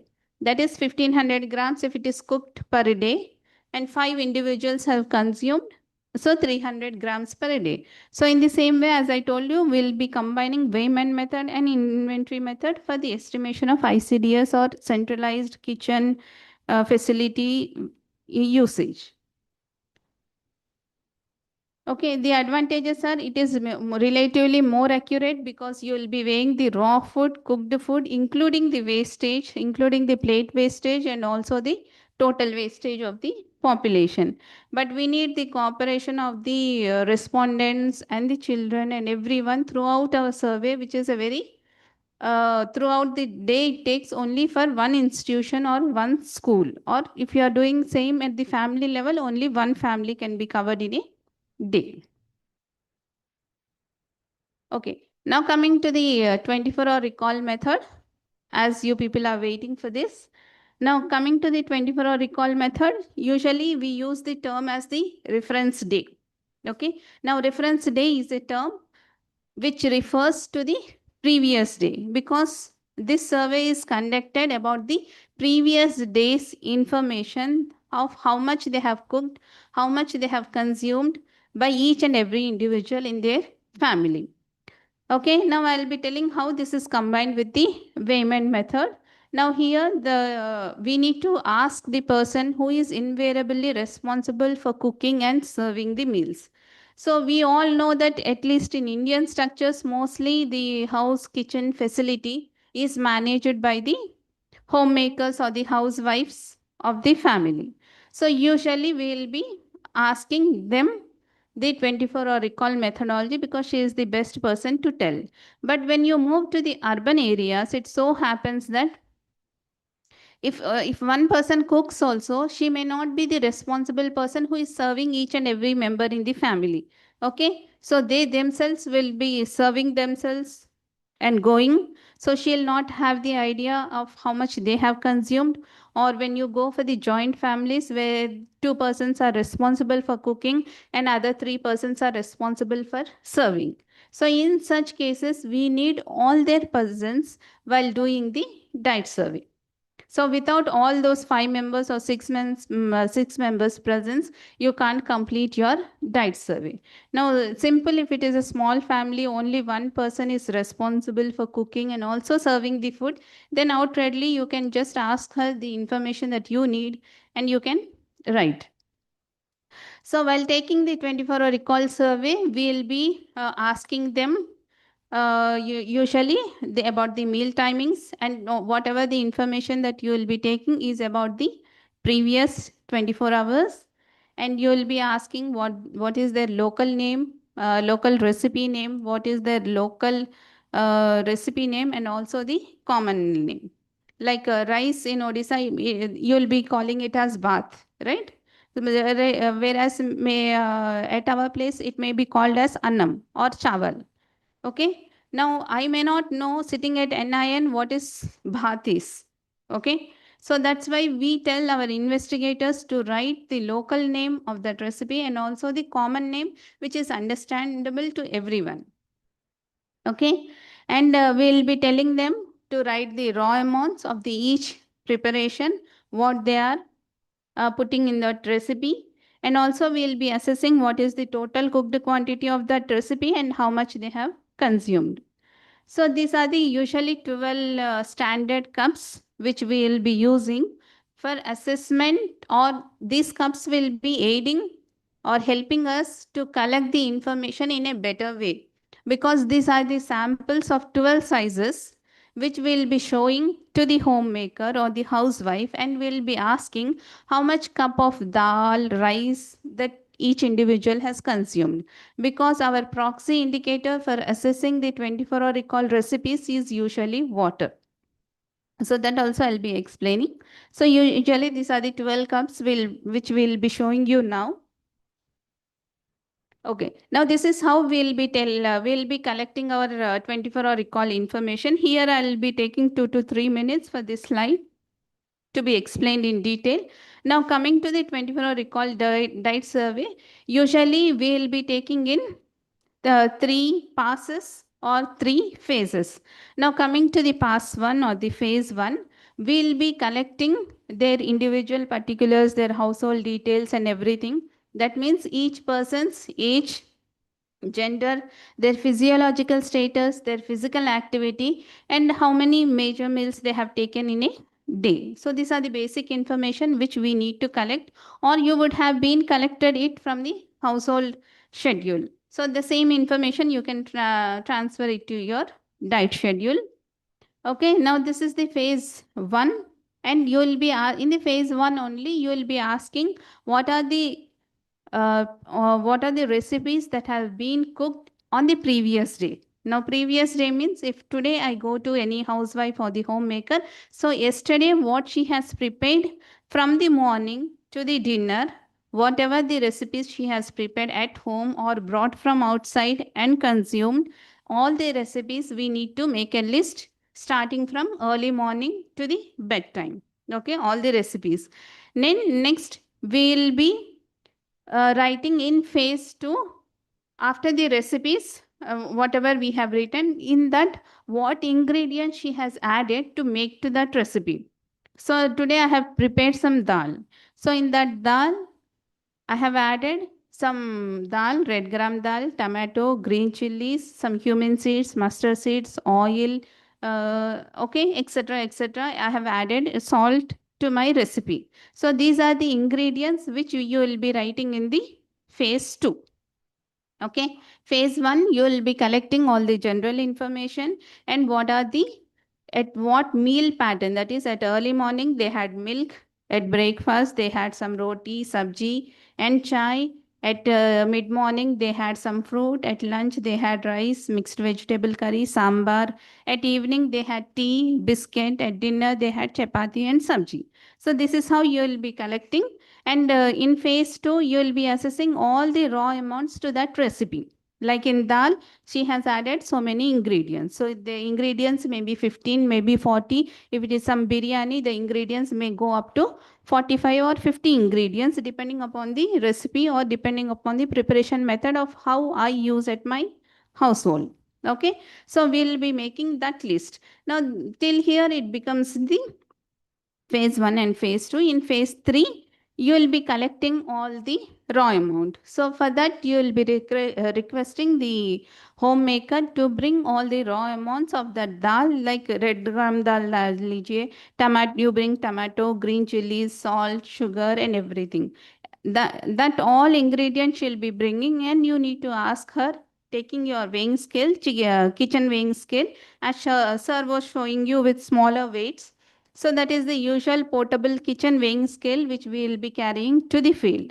Okay, as sir was telling, you need to calibrate each and every electronic instrument before starting of the survey, and the standard kitchen weights also will be provided for the nutritionist for calibrating the instrument. Now after that, each and every ingredient you need to ask the housewife that yesterday you have prepared dal. So you have a rough estimate that how much dal you have added. So she'll be able to clearly tell you that I have added, because each and every household, they'll have their own measures, cups, teaspoons. So ye cup se maine 2 cup dala tha, nahi to I have used 1.5 cup of this for making the dal. So in the same way, she'll have the tea powder. For the rice also, they'll have some standard cups. So with that estimate, she'll be able to show you very easily how much she has used in that recipe. Okay, so that you will be collecting as a integral part of phase 2. In the phase 3, you will be asking how much of the dal cooked quantity was and how much each and every person has consumed. So here I have shown a simple example of tea. as you can see. So tea is my recipe, local name. Okay, now this can't be a local name, it's a common name because chai is my local name. Okay, now this is the common name which is understandable for overall India, that chai is a recipe and what does it contain. So in chai, I have used some tea powder, milk, sugar, and like me, some people may use elaichi, ginger for flavor enhancing. So you need to mention those ingredients also. And you need to assess using your basic kitchen scale, how much of tea powder was used, how much of milk was used, and how much of sugar was used. Okay, these are all the raw amounts which you need to weigh using the electronic Sika kitchen balance. Now earlier, before this electronic era, we used to use that grosses balance, that takadi, which sure was showing, no, that balance we used to use for measuring the raw amounts. So again, we have shifted to the electronic balances, which are very cheap and portable for the dietary weighing scale. Okay. Till here, you understood how we weigh the ingredients? Yes. Okay. Now, after that, we'll be assessing the homemaker to bring her tea prepared vessel. So they'll be having some constant vessels for the preparation of tea, curry, some fry, some dal and everything. So we'll be telling her to bring that respective vessel. So in that respective vessel, we'll be asking her up to which level the tea, the cooked tea will be shown. So she'll be able to tell you up to this mark. So up to that mark, we'll be asking the homemaker to bring some water. Okay, so up to that level, when she brings that water, now that water is an estimate for us as tea. Okay, now that water is again measured using the weighing scale. Now after measuring that, we got it as 350. So after measuring 350, this becomes the tea for us. So among this 350 grams of tea, how much each person has consumed, you need to distribute. So वही tea का bowl you need to keep there and ask, इसमें से first individual has consumed how much? इसमें से second individual has consumed how much? From this third individual has consumed how much? So a homemaker will be easily telling you the accurate measurements, and if there is any wastage also, she'll be able to tell you. Now this is at the field level that we will be collecting the information. So do you have any doubts how to collect at the field the 24-hour recall method? I mean, did you understand? We are planning to show you practically also if possible today. So till here, this is how we collect the information at the field level. So like this, I mean, here only I'll be able to show you only one example, but like this, all 24 hours, you'll be taking, I've taken some rice, next I've consumed some biscuit, rice, sambar, vegetable curry, all those ingredients you will be weighing, all those total cooked quantity, you will be estimating using water as your proxy indicator, and then you will be distributing how much each and every individual in their family had. Okay. Now, if you understood at the field level, we will go to the further calculation that after field, what we will be doing. Now, after coming from the field, now why we are collecting this dietary information?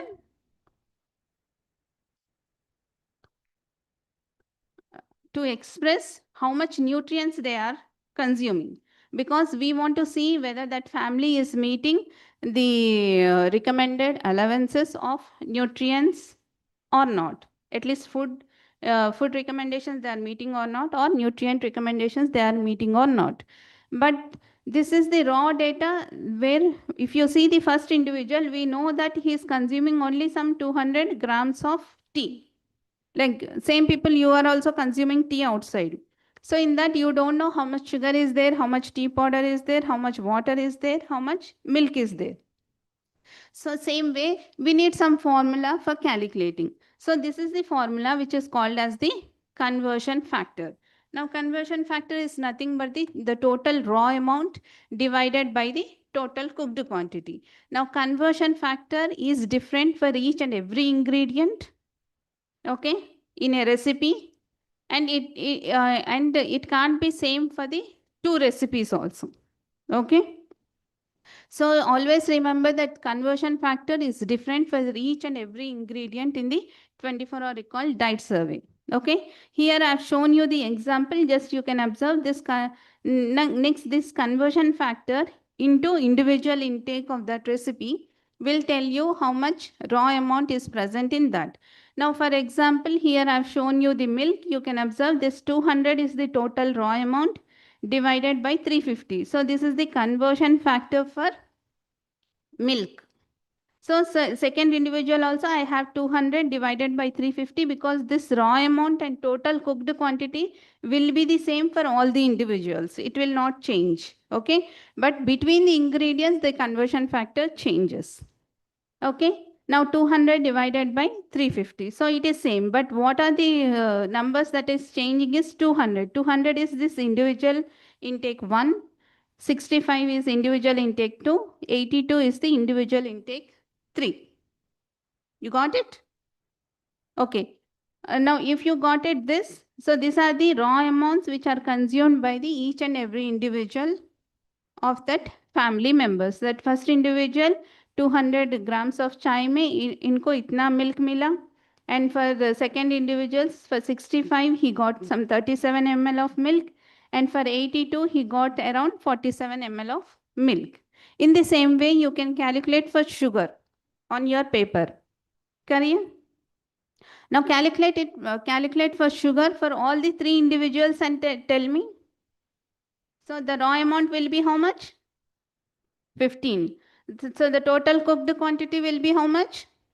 350. So 15 divided by 350 will be constant for all the 3 individuals. So that will be your conversion factor.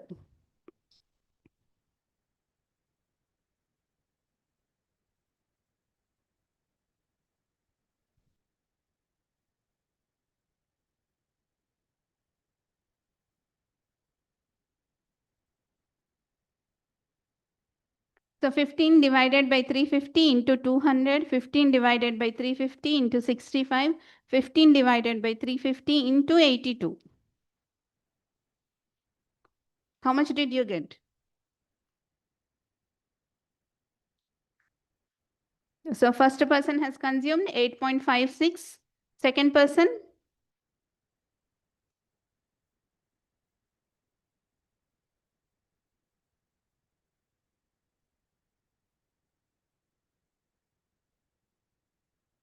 $2.78. So 3. And third person? 3.5. So this is how the estimations of sugar is done. Same way you can do it for the tea powder also.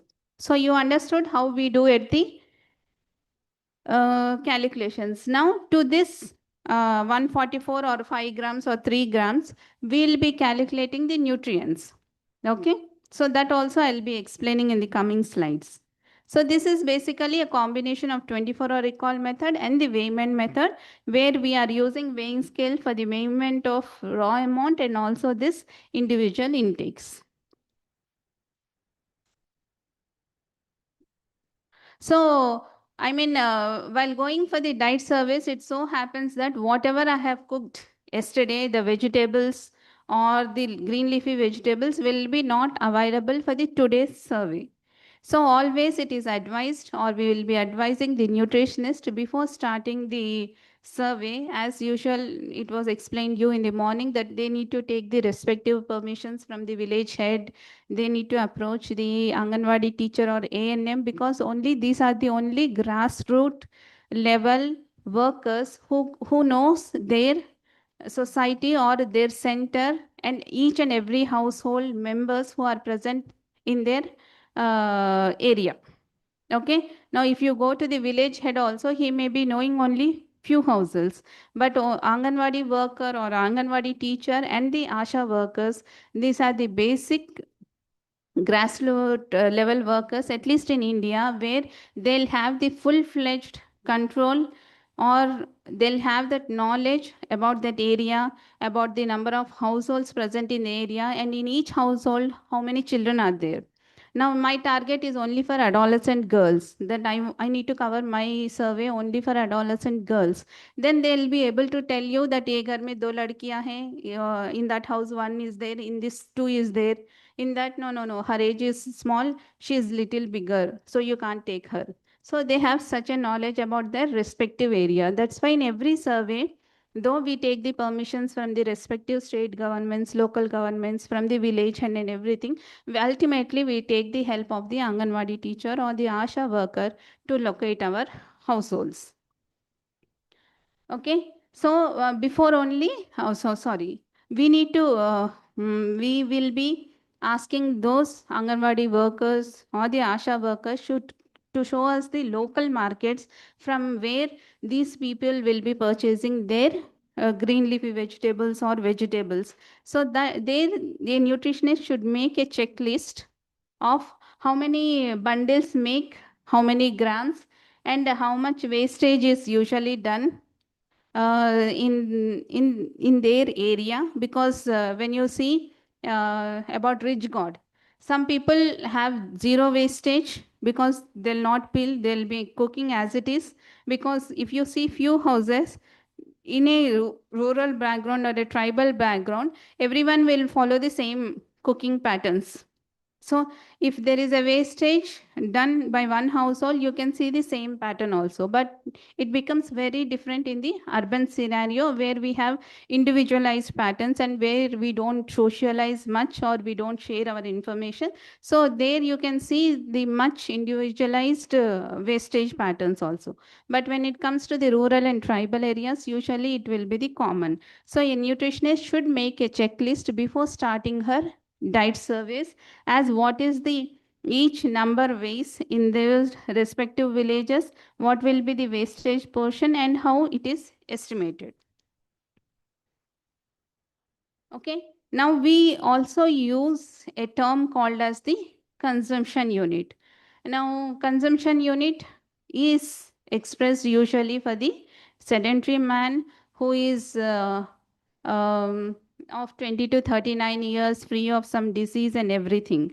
So I'll be explaining, because we will be collecting our data at the national level. So we will be expressing our data at the national level in terms of per consumption unit. Okay, that means all the adolescent girls per CU per day, they are consuming this much of calories or this much of foods and nutrients. Now this is calculated as, see, I have highlighted this, that is the male sedentary person whose calorie consumption is 2110 kilocalories. Okay, this you can get this information in the recommended dietary allowances, that this is the RDA book, that per person per day the requirement of calorie is 2110 kilocalories, whereas for sedentary women it is only 1660. So if one is considered as 2110, how much is for 1660? So if you calculate also, it will come up to 0.8. Okay, now coming to the sedentary moderate person, his calorie consumption is around 2675. Okay, that means it is more than 2100. That's why their consumption unit is more. Okay, so consumption unit usually considers the age, the gender, the physical activity, that is sedentary moderate, and heavy. Okay, and whether they are pregnant or lactating, the physiological status, and also whether they have taken 2 major meals or not. So that also we take into consideration and then express our data as per consumption per day at the national level. Yes, sir.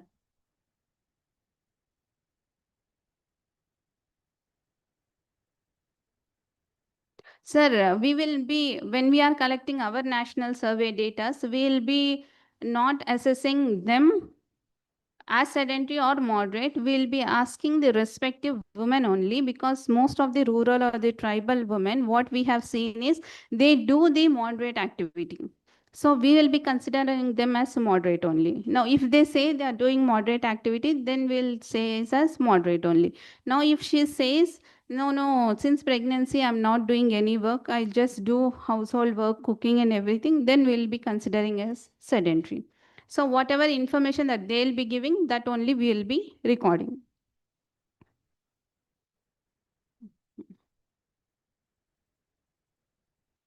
Okay. Now, the advantages of 24-hour recall method are it is inexpensive and it can be used in large cross-sectional studies to gather the large information in a very short period of time. The accuracy of measure is also very good when it is compared to the other methods. Now, next method is the expenditure pattern method. As the name indicates, so how much food is expended towards food in the previous month. So that you can use it as the expenditure pattern method. So this is usually the reference period can be considered it as for 1 month or 1 week. Now, expenditure pattern method mostly works out better in a urban setup or peri-urban setup, but you can't implement this survey at the rural or the tribal areas where most of the households bring their ingredients in a day wise. Okay, like oil आज खत्म हो गया है तो oil वो लोग 50 ग्राम, I mean they'll be bringing some 50 grams of oil and that they'll be using for 2 to 3 days. Okay, so some ingredients are brought at the yearly basis like rice and everything. Some are brought at the weekly basis. Some are brought at the day basis also. Like aaj upma banana hai, so they'll bring that semolina, they'll cook and they'll finish it off. Okay, so in that it becomes a difficult because they'll have the multiple purchase systems. So it will be best suited for the urban areas where you can simply know what are the ingredients that they'll be getting and what is the per day consumption. So it is a good proxy indicator for the Wayman method and the selection of quality of foods, or I mean how my selection in purchase of those foods is going on. You can check in the quality wise also. So next method is the food frequency method. After 24-hour recall diet survey, we use the next best method as the food frequency method as the second method in almost all our surveys. In most of the surveys, we use two methods also. Okay, to know the family level intake, because it so happens that individually we'll be not knowing how many, no, I'm a working woman. So you'll go to my household to take my dietary data. So my mother-in-law who usually cooks, she'll be telling you all the information that how much is used, raw amount, cooked amount, and my box which I carry. But she doesn't know what I've consumed at my office. कल आज मुझे कचौरी, you people have served me some kachori, some biscuit, some tea. Okay, so I'll be consuming all this, but this data will not go into the 24-hour recall method. In such cases, you can also administer in the same survey, at least for the subsample, the food frequency method, where you will get the extra processed foods which I am taking. Okay. So now, I mean, food frequency method, you can be divided, you can take or you can modify the questionnaire in such a way to get only the quantitative information or the qualitative information, or you can combine this qualitative and quantitative to your methodology or the questionnaire development. Okay, now here also we'll be, I mean, our results can be expressed as per consumption per day. We'll be seeing that. Now, for food frequency questionnaire, the construction of the questionnaire is very, very important. So the food frequency questionnaire can be administered in the form of recipes. Like kal aapne, I mean, yesterday, how much of rice you have consumed, how much of dal you have consumed, how much of sabji you have consumed.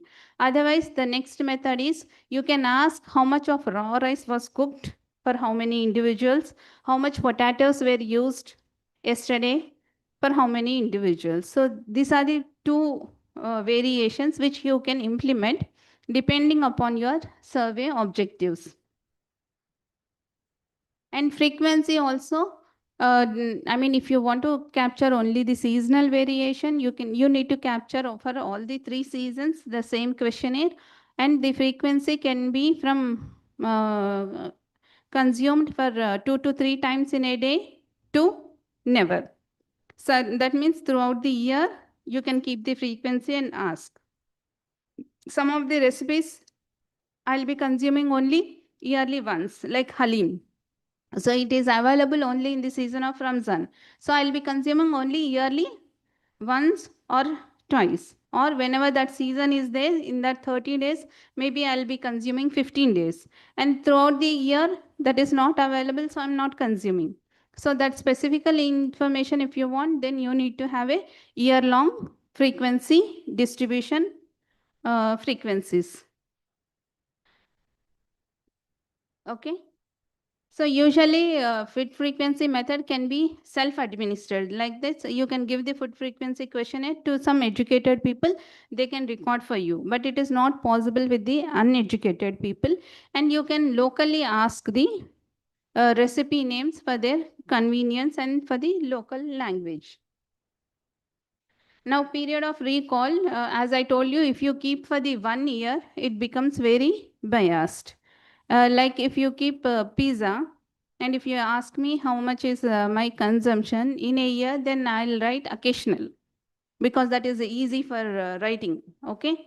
But when you ask for the last 2 months, how many times I had pizza, means I'll write, okay, 2 weeks before I had, that 2 weeks before I had. So it will be some 2 weekly once I had my pizza. So there you will get the variation. So always food frequency is advisable to capture at the seasonal.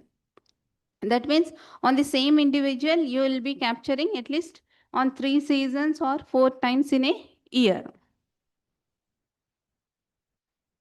Now we have some terminology called as semi-quantitative food frequency, where not only they'll be saying you how many times in a day they have consumed, but they'll be also mentioning you how much quantity they have used. So for that you can use some wax models like fruits. Okay, you can show the wax models that apple of this size, this size, this size. I mean, when you eat, of which size you eat. Or you can show some photographic models, or you can use for rice, dal, fries, you can use some standard 2 or 3 cups to get the quantitative information also. So usually this is how we take the food frequency method. Now this is planned for a week.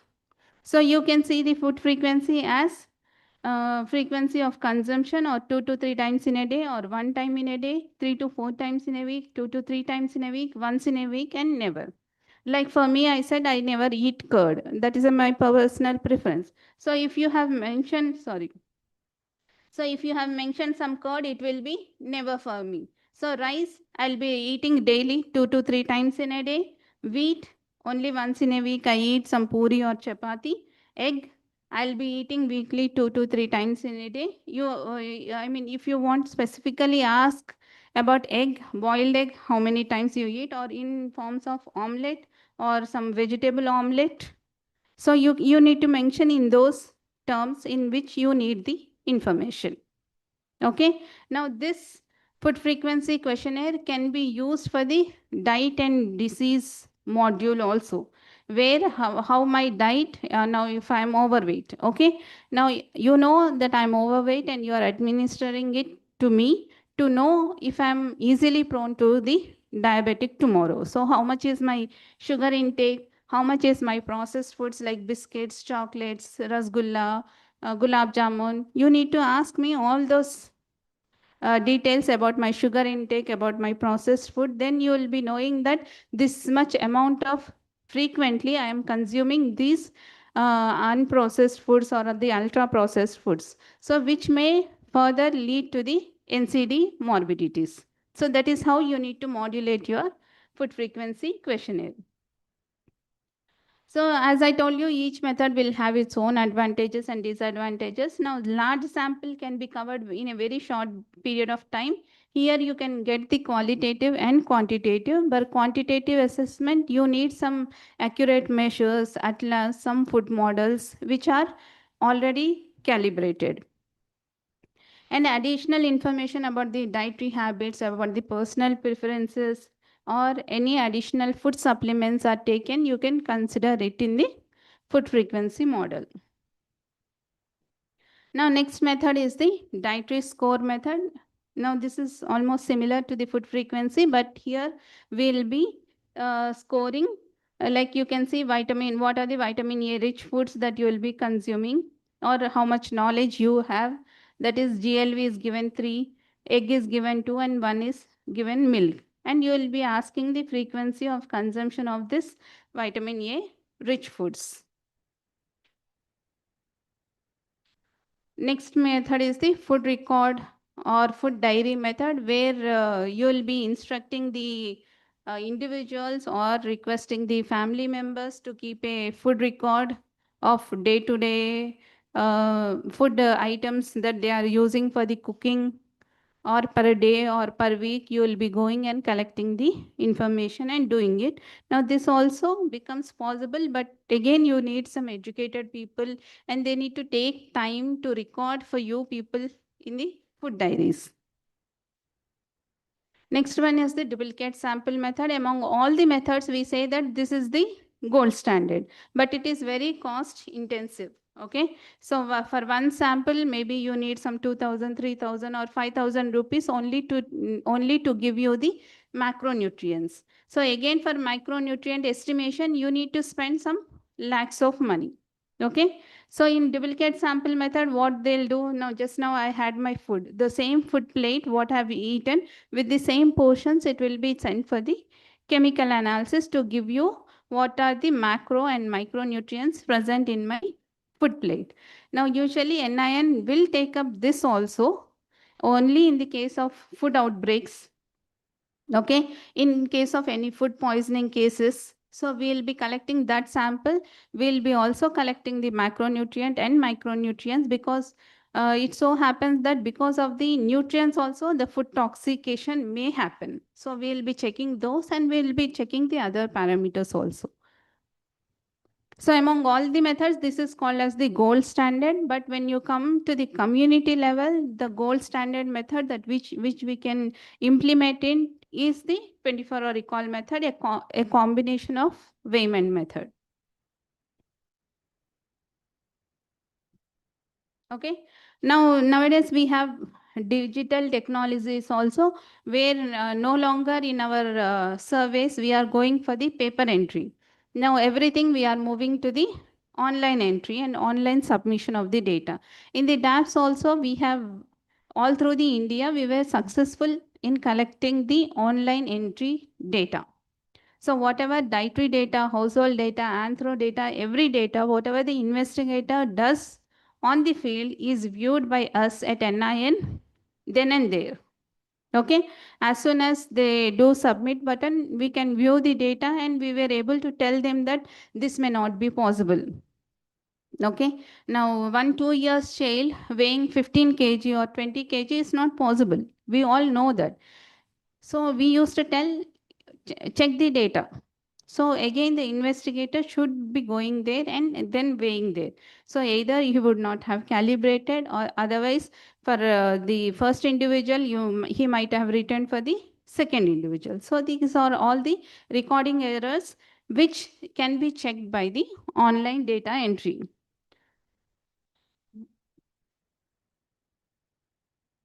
Okay, now the next element which most of our diet surveys omit, because diet survey, as you understand, it is only for the food, nutrient, or the beverages, whatever they have consumed.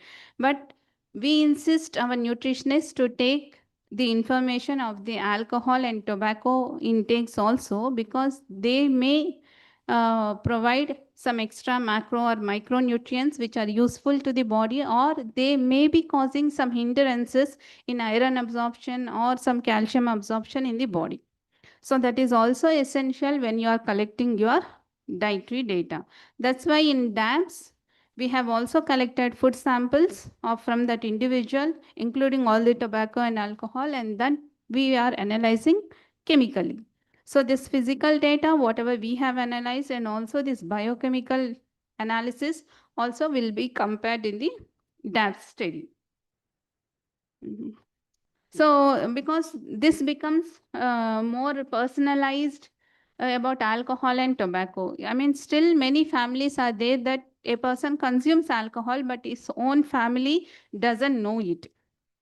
Okay, now he has that smoking habit, but his family doesn't have that idea, or he is not willing to tell you openly. So these are the very sensitive issues at the field which you need to ask very personally and individually. I mean, letting him out to one side, or you can ask very closing your online entry or paper entry in a casual talk that what is the alcohol consumption in your area. See, in every local area or tribal area, they'll be having some local alcohol, which is very famous, which is usually made from fruits or from rice, sago, some wheat. Okay, so they'll be having whatever we have observed is they'll be having some of the other local alcohol preparation centers like Mahua. So you need to ask them that if this is so prevalent in your area, so how many times frequently you consume or your family members consume. Now we have seen in some of the tribal areas that some 2 years, 1.5 year also, they'll be starting consuming alcohol, or parents will be giving them as they consume. Okay, so you can't say that it doesn't have any dietary importance. It may have some inhibitory factors. So the dietary collection on these parameters also is very important. Now coming to the another term as dietary supplements. Today you know that some of us in this hall also may be using some or the other dietary supplements for hemoglobin improvement, or some B12, or some B complex vitamins, etc. Right? So it may be, sometimes it may be prescribed by the doctor depending upon your biochemical parameters, or it may be self-administered also, like most of the community that we use. Like, I mean, the neighbor is using, so she's feeling very strengthful and she is able to do all her work. So even I'll take, so that I can do more actively my work or finish my work fast, and I can sit before the TV or with the mobile. So they in society, people are using like that also the unnecessary nutritional supplements, which have to be taken into account in the diet service, whichever method that you will be employing, and whichever survey that you will be developing. You can give a brief report about the nutritional supplements, about the alcohol intake, and about the tobacco intake also. And coming to the requirements of the diet survey, first of all, we need the respondent, that is the person who is invariably responsible for cooking and serving the food. And as sir was discussing, always you need to have that local language, because I'm a Telugu speaking girl. Now coming to Oriya and doing a survey, it's a difficult for me. And so usually the rural population or tribal population will know that I'm not from the same state or the same region. So whoever is the Oriya people, they'll be more convenient to talk in their local native language for the rapport building. So it becomes very difficult for me to develop that rapport. That's why if Oriya people also are going, it's better to take the help of these grassroots level workers to build that rapport with the household people. Now, some of the some of the local measurements. Now for rice, dal, I was saying each and every household will have the same type of measurements. Now, if you see some rural areas, for rice, everyone will have the same type of measurement in every household. So usually that will be around a kg or 2 kgs or half kg. So you need to know that local term of those cups or measurements. Okay, and foods like curd, buttermilk, you need to know the dilution factor. Okay, now coming to the calorie dense foods like oil, sugar, and salt, usually they'll be writing in teaspoons, like 2 chamach, 1 chamach, because at the household when you go in preparation of sabji, how much it will be? Okay, it will be very 5 grams or 10 grams or 2 teaspoons. But we advise our nutritionists to weigh each and every ingredient, because according to your estimation, it will be around 10 grams only. But when you actually weigh, it may be 12 or 13 or 15. That 1 gram also, when you calculate overall individually, it may be excess or it may be below also. As sir was dealing with the micronutrients, you have fat soluble, you have water soluble. Fat soluble means you need little fat in your diet to absorb those fat soluble vitamins. Now, if that 1 gram or 2 grams is less estimated by you, that means they are not observing according to your report. But what you see in the community or what you see in the blood reports is they are not deficient of any fat soluble vitamins. So that is contradictory, right? So collection of diet survey should be very accurate. Now, what are the equipment that we'll be needing to go for the diet survey? You needed some pre-tested questionnaires. You needed some diet scales, calibrated diet scales, some dietary cups, and food composition tables for calculating the nutrients. And you need some, because we'll be collecting for the larger data, we'll be having some or the other computer software or some programs by which we can calculate this large data food and nutrients. So in the field situation, before going, you need to have an idea of the prior knowledge of the field station, okay? So where you will be staying or what are the circumstances. It so happened for us also, for Ramakrishna sir or Raghavendra sir or myself, we'll be going for any survey into any rural or the interior tribal villages. We'll be going early morning in the 5 o'clock, 4 o'clock, 4 also we'll be going and starting the survey. And before 3 or 4 we'll be completing. If it is not completed also, we will be trying to leave the village, because after that there'll be, their alcohol consumption or their behavior may be good or may not be good. So you need to have that prior field situation and what is the access. So it so happens that there is no transport facility for you people to go back after 4 or 3. So you need to check all these precautions for yourself and also for the survey, and then know this field situations and what is your appropriate sample size, what is the mode of communication in the local area, good rapport building between the respondent and the investigator. Periodic orientation of the investigator is also needed, because after training, we see that they'll be developing some norms, okay? Like spinach 3 bundles, in every survey form, they'll be writing it as 150 grams. In spite there is a spinach in the household, they'll not be weighing it, because they already know that 3 bundles is 150. They'll be outrightly writing it as 150. But it should not be done. So that we need to give a periodic orientation or trainings in between the surveys also. And a pilot survey and mid-course corrections are always necessary in diet surveys. So as I told you, every methodology has some limitations. Overall, this diet surveys has also some limitations, like in certain foods where the nutritive value itself is not available, like kiwi. It is mostly consumed and mostly available in India, right? But we don't have the nutritive value in the food composition table. So that way we will not be able to calculate the nutritive value, okay? So there will be certain local foods, like yesterday sir has shown some local foods. Like, so for them, the nutrient database may not contain its nutritive value for you to estimate that how much they have consumed. Now, if some population is consuming at the very larger scale, then that has to be estimated first the nutrients, and then you need to go for the individual nutrient calculations. And also we will not be knowing the cooking losses, absorption of nutrients, and also the geographic different soils will have different nutrients. आपके पास bottle guard इतना छोटा ही रहेगा शायद, मेरे पास इतना बड़ा रहेगा. When you go to the Tamil Nadu rural areas, it will be इतना मोटा रह के इतना लंबा रहेगा. So there is always a difference in the vegetable content depending upon the soil also. So that they have tried to minimize in the food composition table formulations from taking the samples from different sites all through the India.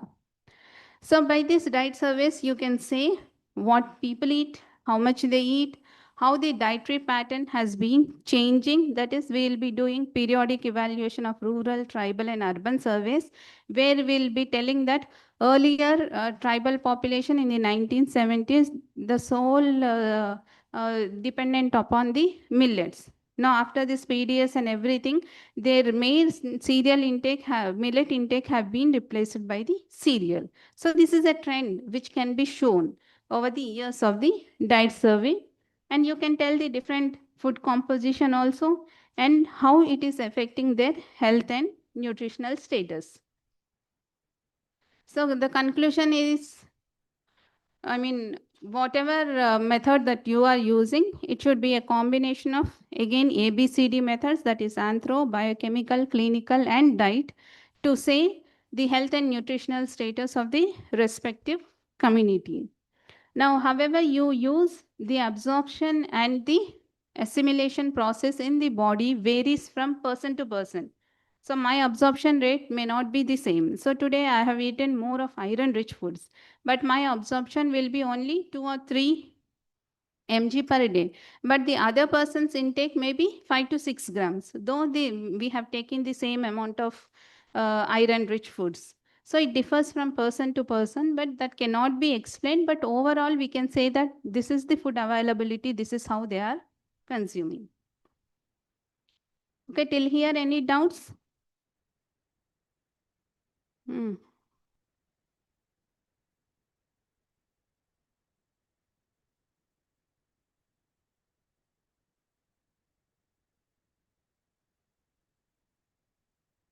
Yes. Hmm. Ma'am, in rural, tribal areas, I mean, we have worked in all the areas with all the populations. In the urban area only, they'll not be able to tell you correctly, but rural and tribal areas, you will get the accurate information. Exact amount. See, exact amount means it will be always be, for us, it is an approximation. So for them, it will be an exact amount. All the diet surveys will give you an approximation intake of the cooked recipe. Yes, ma'am.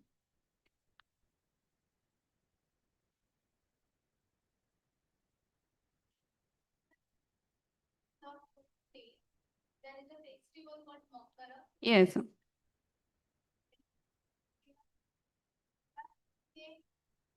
Every day consume ticket for the festival, or in this week also, some of the days we are consuming some common food, and some of the special days where we consume meat and all.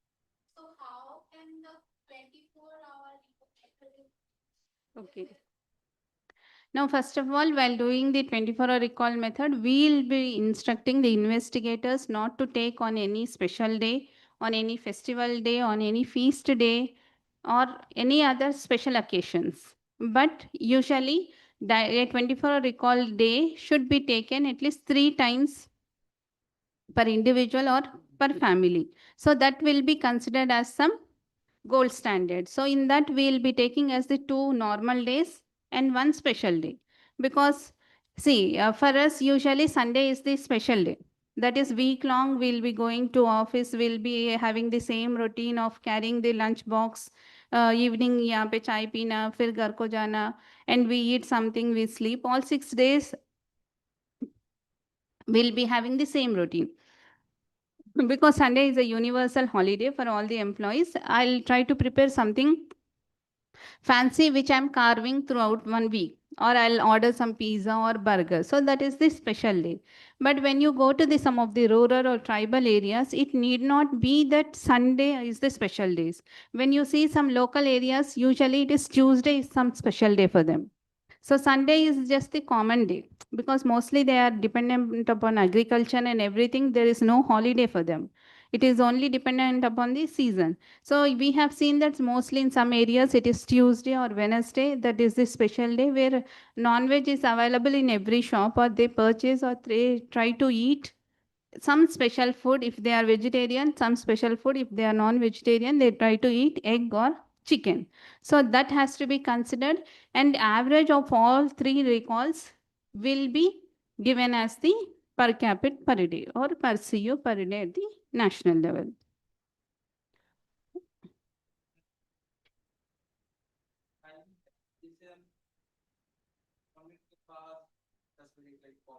हम्म पर उसका रास्ते का timing 8 बजे तो yesterday का रास्ते का timing रखेंगे या फिर नहीं, हम लोग रास्ते का टाइम नहीं रखेंगे. See, my working hours will be from 9 to 5:30.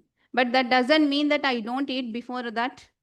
As soon as I wake up, I may drink some chai, biscuit, start my day, और बीच बीच में कुछ munching करूँगी cooking के साथ में. Then I'll eat my breakfast. Then I'll go to my office. So whatever, I mean, till the housewife gets up and whatever she cooks and whatever she serves, everything should be taken into account. Now it so happens that मेरे घर में बच्चे हैं.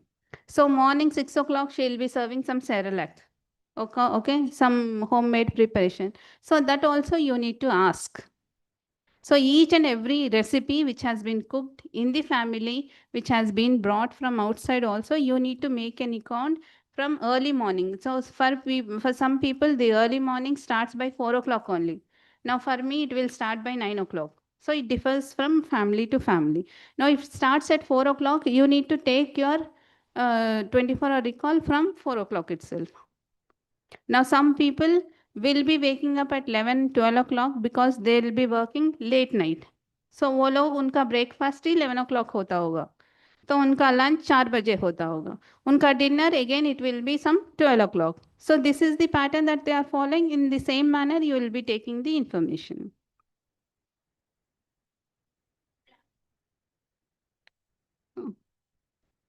So junk food and packet food, for the nutritive value, we'll be relying on the packet ke piche.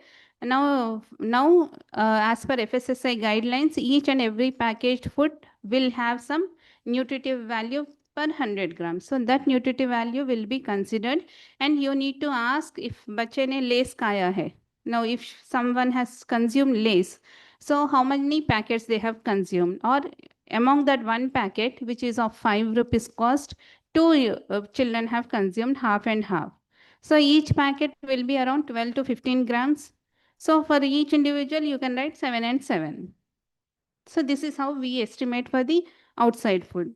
Okay. Now, if possible, you can, if the household has some biscuits, okay, some chips, you can weigh them and record.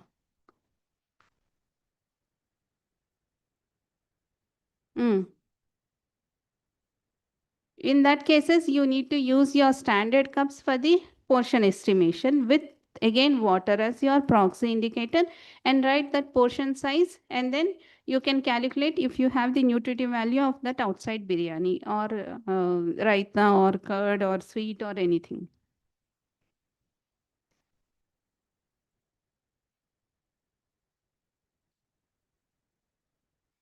Yes, sir. If there are 13 people also, you need to do. But if there are more than 15, 20 people, we'll try to avoid that household because it becomes very biased and very difficult for the nutritionist to assess that how much quantity is cooked. See, for 2 people, 3 people, it will be only 5 kgs, 5 to 6 kgs, which will be cooked. But for 20, 25 people, at a time, they may cook some 15 kgs. So the cooked amount, if it is more than 2 times, it will be more than 45. So 45 kgs rice, they need to distribute among so many people. So it becomes very difficult for estimation. So above 15 or 20 members in a family, we will try to skip that household for the dietary estimation.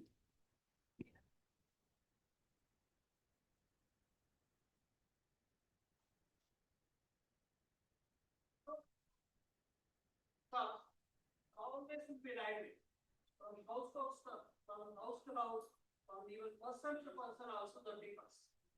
So we need to use a way. That's the basic thing because the right always will be right. So this method cannot be used in the next household. So this way, the outside foods, many things will add.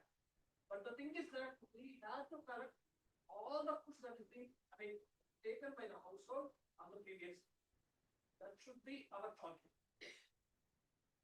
Do we have different nutritive values for food and raw food consumption? Like after cooking, some nutritive values to food.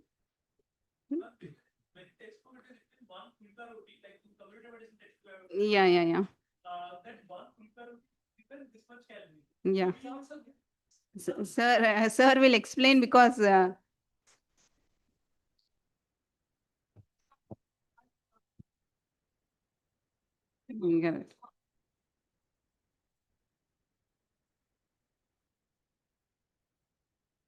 That's why we will not go by the nutritive value of that recipe. We'll be conducting directly the survey. For chapatis, again, we'll be asking them how much is the raw wheat flour used and how many chapatis you have made.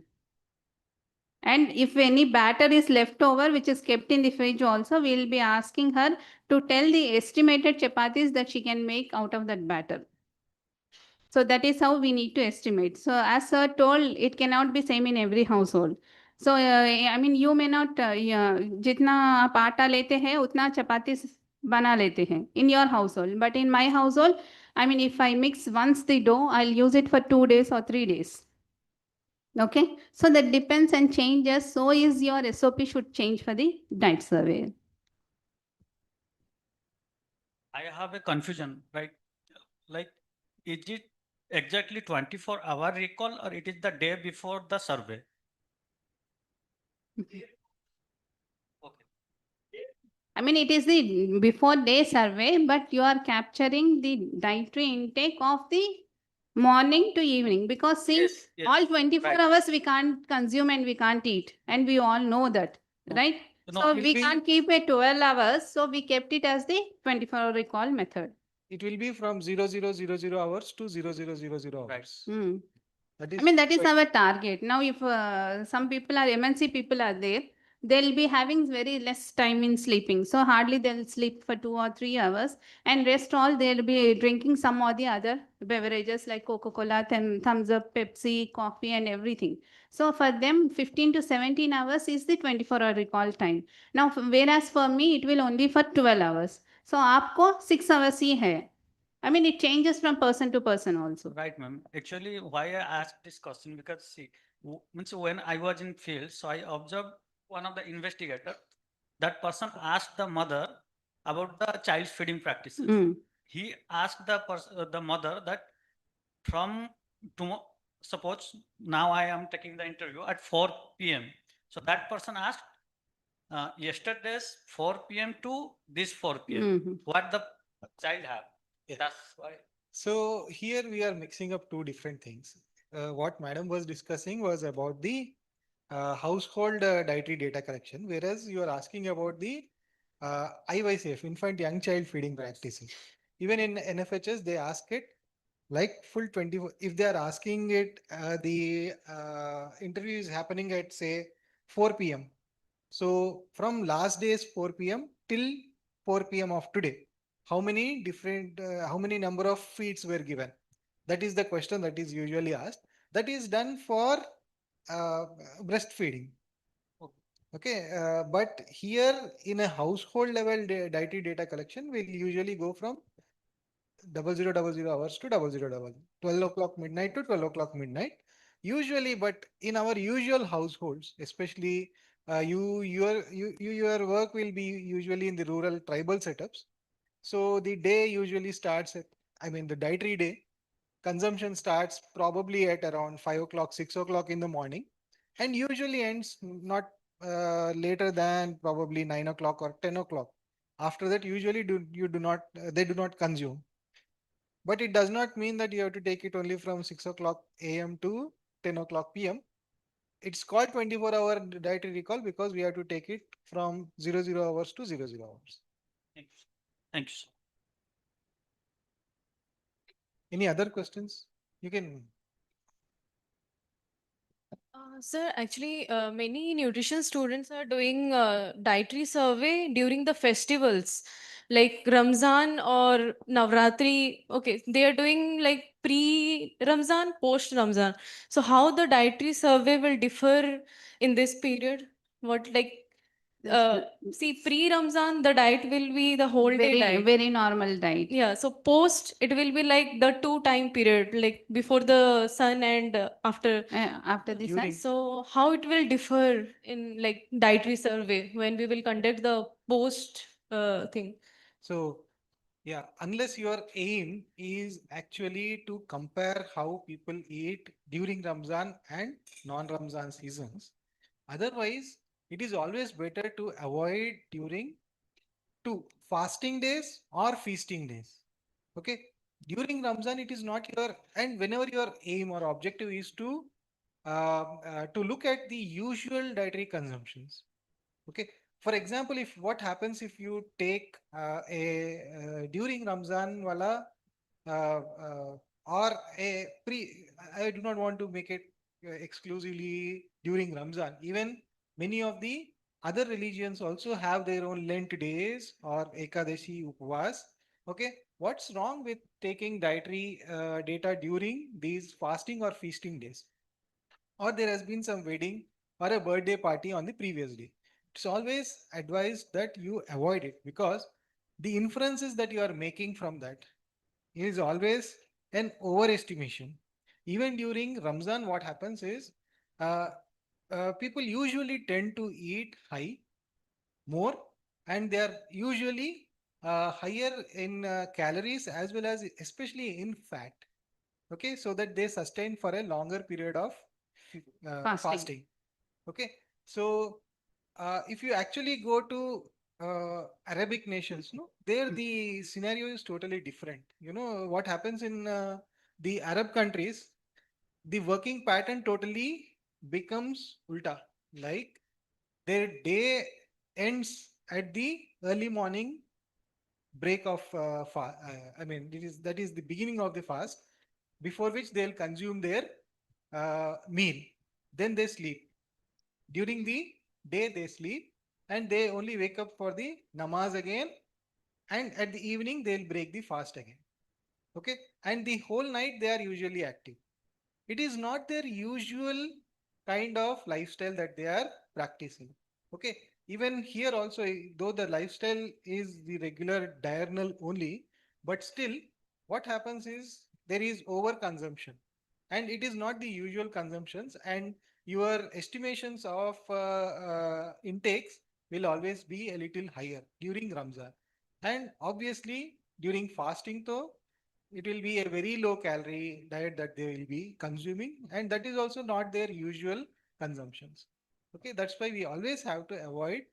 But again, if at all somebody is actually looking at how the dietary patterns differ during Ramzan and before or after Ramzan, then obviously you have to have the dietary data during Ramzan also. Thank you. And it is always you know uh, there are two different things. We generally do what is called as a 1 day 24-hour dietary recall. Okay, you might be thinking 1 day and 24-hour mean the same, but the thing about 1 day dietary recall is that we are only taking the 24-hour dietary recall for 1 day. In about a quarter of our sample, okay, what we do is we repeat this 24-hour dietary recall for 2 more days. Totally, we'll take it for 3-day dietary recalls, and that we usually do when we are doing it on a very large representative sample, and that is to derive the standard error values. Okay, this will usually the 1 day dietary recalls. Whenever your sample size is somewhere around 300, 400, that is what our usual PhD thesis samples are. And we'll do dietary recalls also in around 1/4 or 1/5 of the sample. So usme we'll do generally the 1 day dietary recalls. But when you want to have a bigger sample, nationally representative, state representative samples, there we'll do 3-day dietary recalls in a subsample also. Sir, as you said, the 3-day dietary recall. 3-day, 24-hour dietary recall. So how do you measure after doing that? How do you, I mean, come to a conclusion after that 3-day dietary recall? So the 3-day dietary recall, again, as I said, it will be in a representative sample only. That means if our total sample is 100, we will take it in a subsample, 10% only. And we will add that also in our usual dietary data analysis. And this is only to, as I said, it is to measure the standard errors. Like your usual prevalences that you give with 95% confidence intervals. No, this is deriving those 95% confidence intervals, the standard errors. That is for a totally different purpose. You generally do not need to use it in your usual studies, small scale studies. It is not done. When you are doing a bigger, national representative or state representative service, there you will do it. Otherwise, not. Someone eating pizza on one day out of the 3 days. So how will you consider? Or someone eating all the 3 days. So, I mean, how will you conclude that? Exactly. This is why we do the 3-day recalls in a subsample to get that variation between the diets of each day.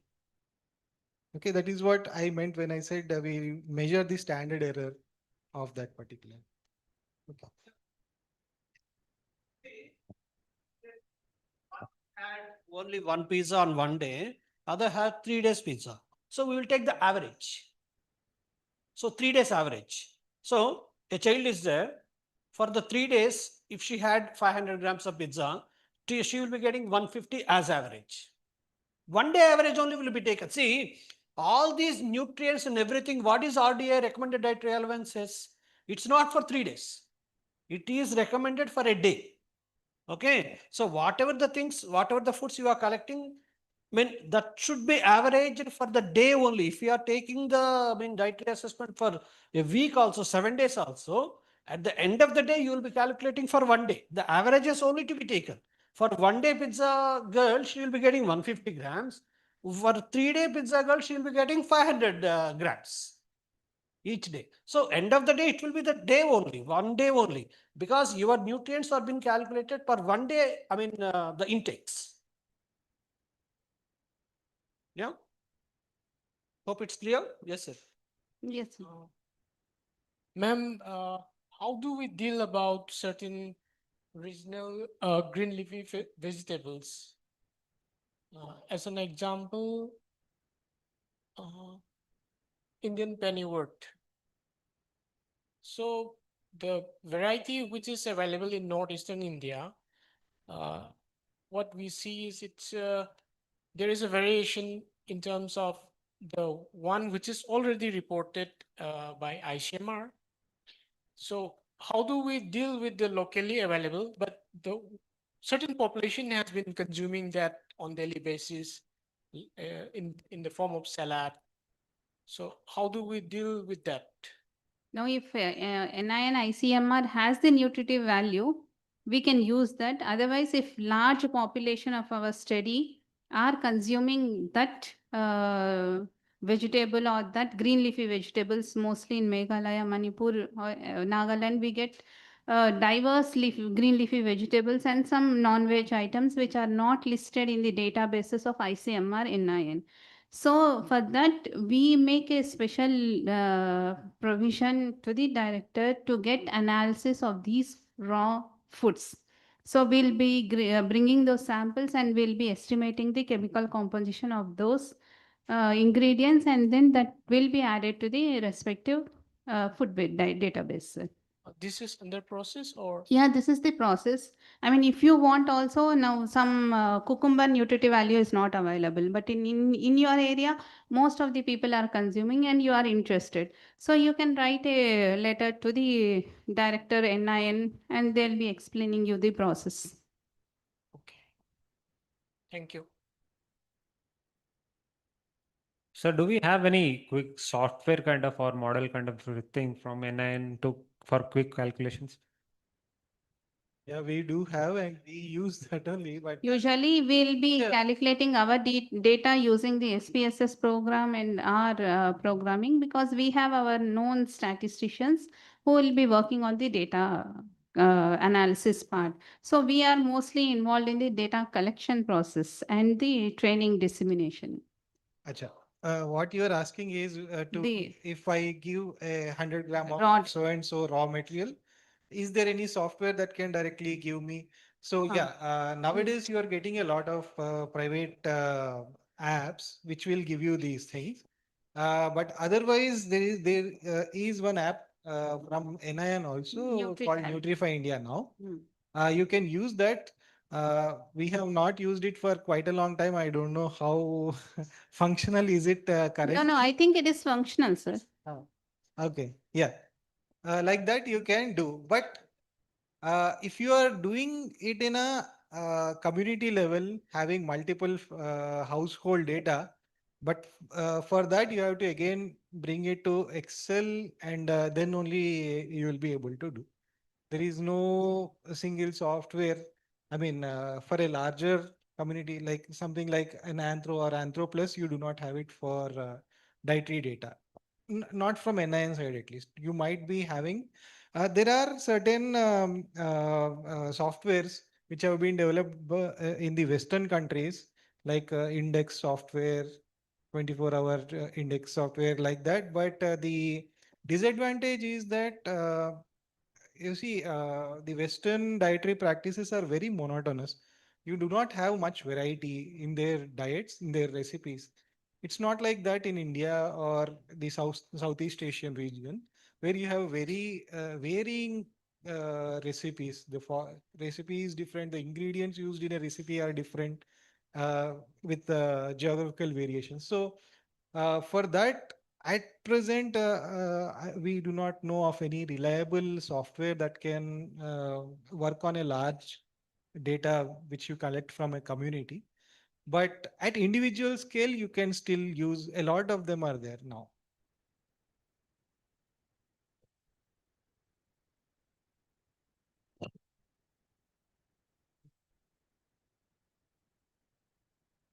Good evening, ma'am. Thank you for your insights.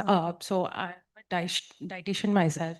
So one thing that I face a challenge when I do personalized consultation. So while taking food recalls, it is personal. And I wanted to know, how do we quantify the recall wherein, because it is very diverse. I work with Andhra, Telangana population. So we're all rice eating communities there. So I ask the patients to send their food pictures. So when I take the oral recall, they're saying that we're having one bowl or half bowl. But when I see their plate pictures, it is more than 200 grams of rice intake. So, it is the disparity that comes up at an individualistic level. So when you're doing a survey for let's say a community or a tribe, then I'm sure it must be on a very different parameter. So how do we quantify that data, and that is how are we going to be representing it to the people who will be taking up actions in terms of food supply or things like that? Hope I'm clear with my question. Sir, so shall I? You may add, sir. Yes. Yes. Madam, our the dietary 24-hour dietary recall, we club it along with the weighment method. Yes. Okay. So the even one dietary data collection of one household will not be completed in the time that madam has completed her slides. Okay. It usually takes much longer than that.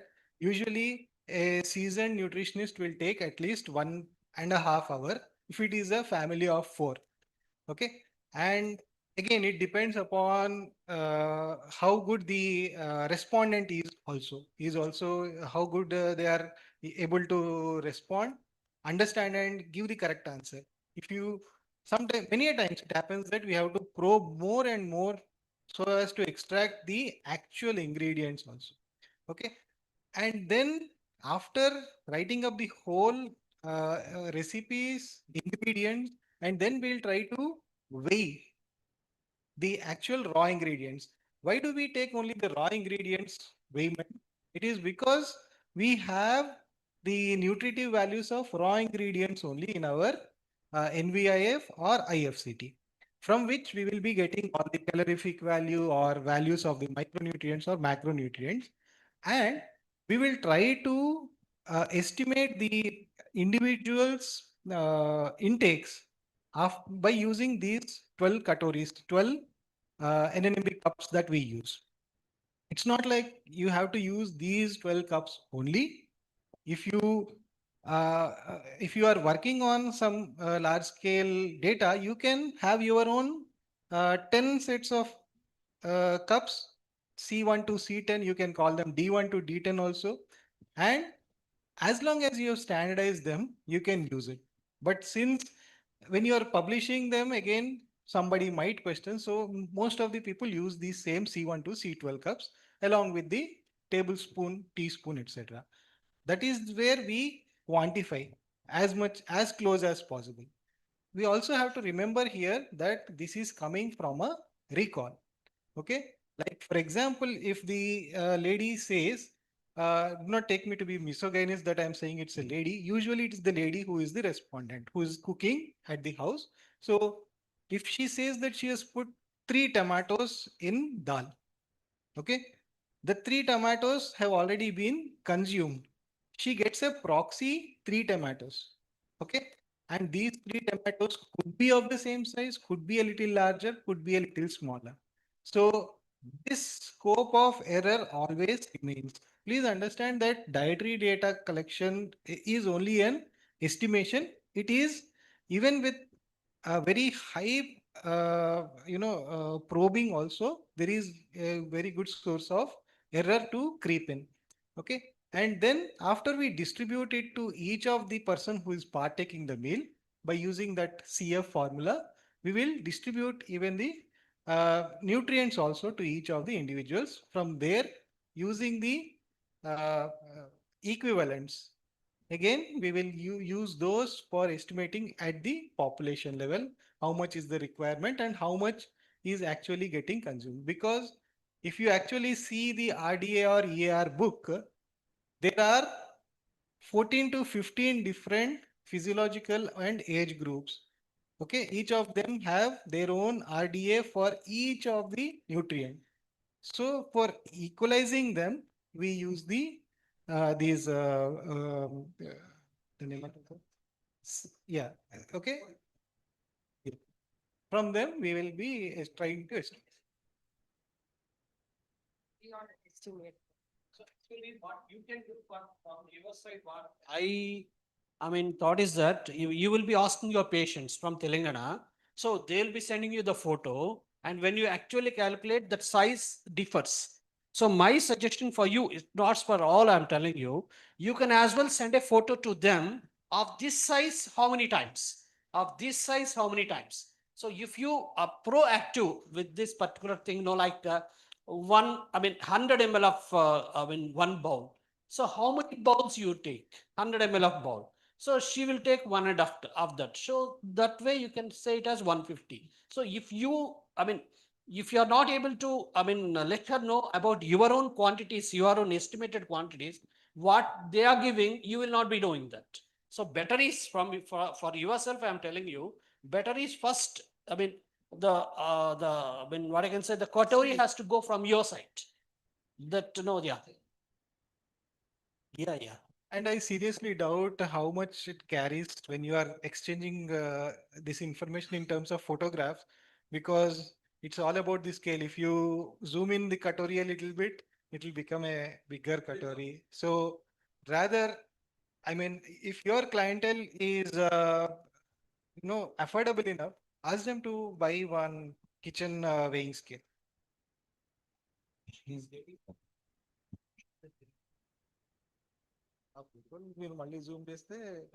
yeah. If they are able to afford, ask them to weigh before they eat. Anybody still, please? We will go to the next. Dietary diversity We will divide up. See. Sir, Yeah. they told they'll break for tea. No tea for today. Tea is ready. Tea is ready. Let them have. Okay, only 5-10 minutes maximum. Now the time is 4:30, no, 4:40 you'll be here. And here what we are going to do is, today at now, for the next 1 hour, we will be dividing you into two teams, this part and this part. One team will be there here, who will be taking our Neeraja, Madam Neeraja and Hariprava, who is of the local here. They will be giving you a insight about the diet survey. Okay, so she brought rice, dal and everything. So they will tell you how to collect the data. And after that, she will be sending, letting you know how to calculate the nutrients also. The next batch, myself and Dr. Raghavendra will be taking the anthropometry, demonstration of the anthropometry. And after that, we will swap. Okay, please. 10 minutes.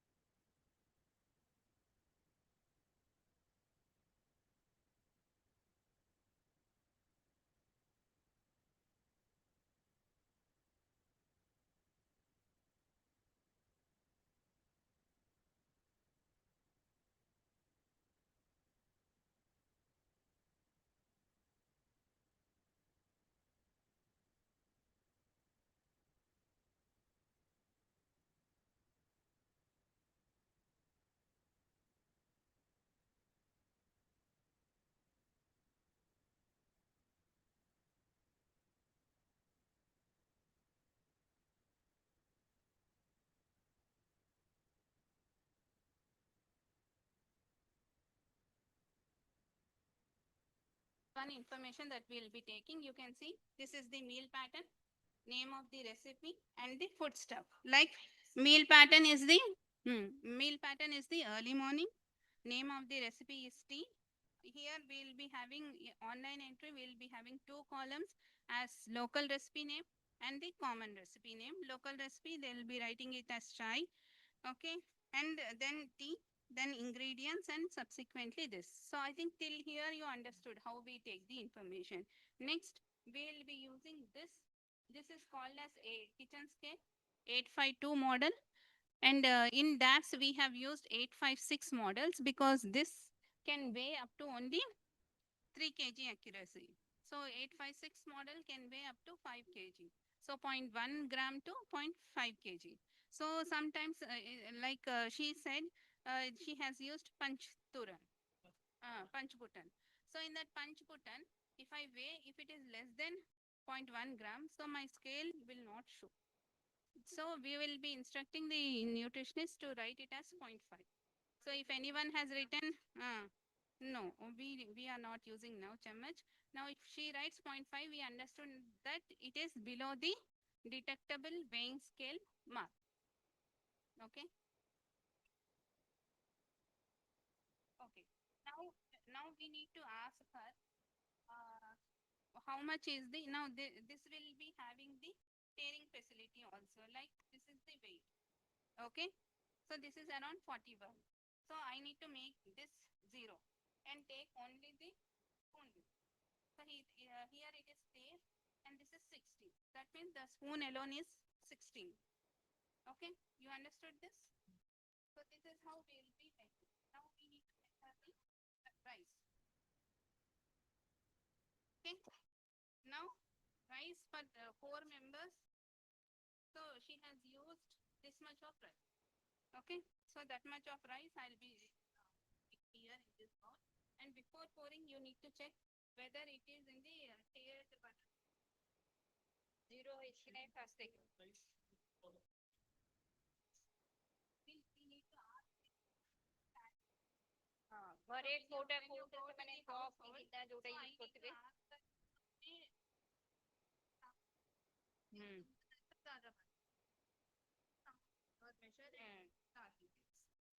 That is 0 there.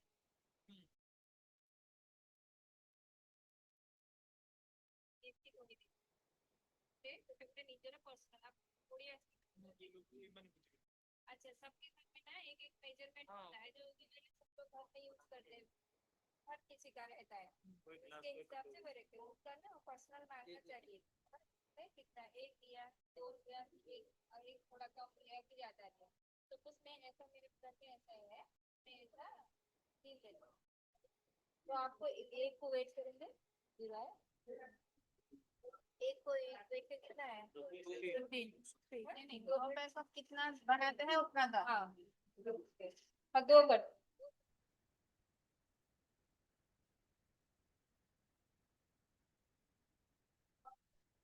They'll have like this measures और removal भी रहता है okay so उतना लेना पड़ेगा see without asking I was measuring this okay that means this is extra measurement which I was saying so which should not be done that's why you need to ask her then only she will be able to do.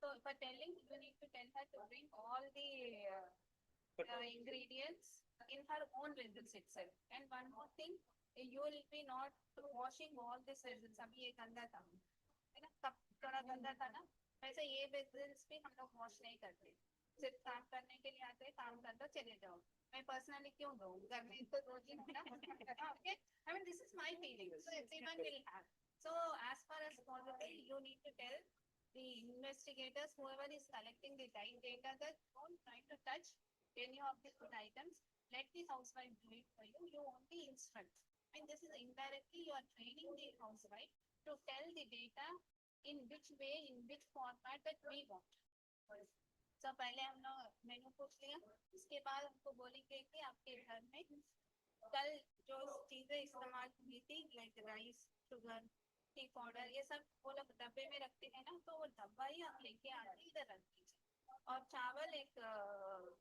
छाता में डाल के रख दीजिए because before cooking they will be taking into that and they'll be again measuring with cup and they'll be pouring. So उसमें से ही आप लेके आ जाइए, आटा कितना डालते हैं उतना लेके आ जाइए. After she places all the raw amounts on the table, then you will be asking her, now if this is the tea powder, ये tea powder में से आपने कितना use किया, ये sugar में से आपने कितना use किया. So this is how we need to measure. So ये कितना आया? 397. So 397. So 397 will be raw amount. Okay. ये 397 सिर्फ हमको नंबर ही लिखना है. Again 397 G नहीं लिखना, ml नहीं लिखना. Because if 397 G I write, that becomes 3979. जो 300 estimation को हमको 4 लोगों को करना है, वो 3000 का करेंगे. So that means each individual would have consumed 1000 grams of raw rice. तो उनको calories कितना आ जाएगा? उधर ही उनको 2000 kilocalories additional from dharma they'll get, from pie they'll get, from milk they'll get. So total their calorie consumption will be 5000 for the madam. So 5000 calorie consumption अगर एक madam कर रही है और इनका weight सिर्फ 34-44 है, so how it is correlated? So I mean that should have some explanation. No? So 5000 calories is not an easy job for a sedentary activity person to take. Jitna bhi sedentary ho, the maximum calorie consumption can go up to 2527, maximum 3000 calories. If she is eating 5000 calories, then there should be some eating disorder. So that is the first thought that we should get. So energy usually we will be using as our first indicator to check our data. So we will be calling it as the possible energy value. Okay. Next, kitna red gram that's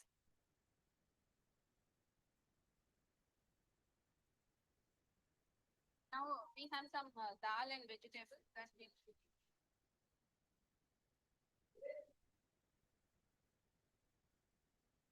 zero item, zero.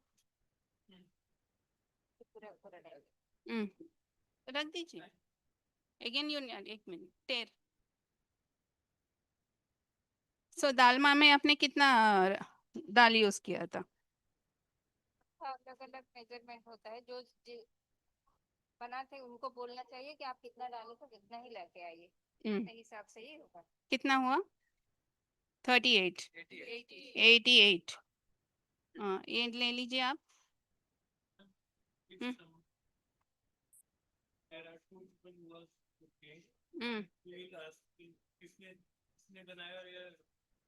See, in mine is a joint family. So 12 to 13 members रहते हैं हम लोग. And सुबह में whatever is there, me and my co-sister will do the cooking. So I'll have little idea whatever is cooked in the morning. Okay, after me and my children and every children goes off, only some 2 to 3 people will be there. For those 2 to 3 people, they'll be again cooking breakfast, lunch. So that I'll not have an idea. So while cooking, you need my presence and also my co-sister's presence for asking the diet survey. Okay. Agar it so happens in the survey module that I would have gone for job. So I'll be not be available in the morning hours. So मेरे घर में आपको appointment लेके evening आना पड़ेगा and then you need to take. So next, vegetable pumpkin.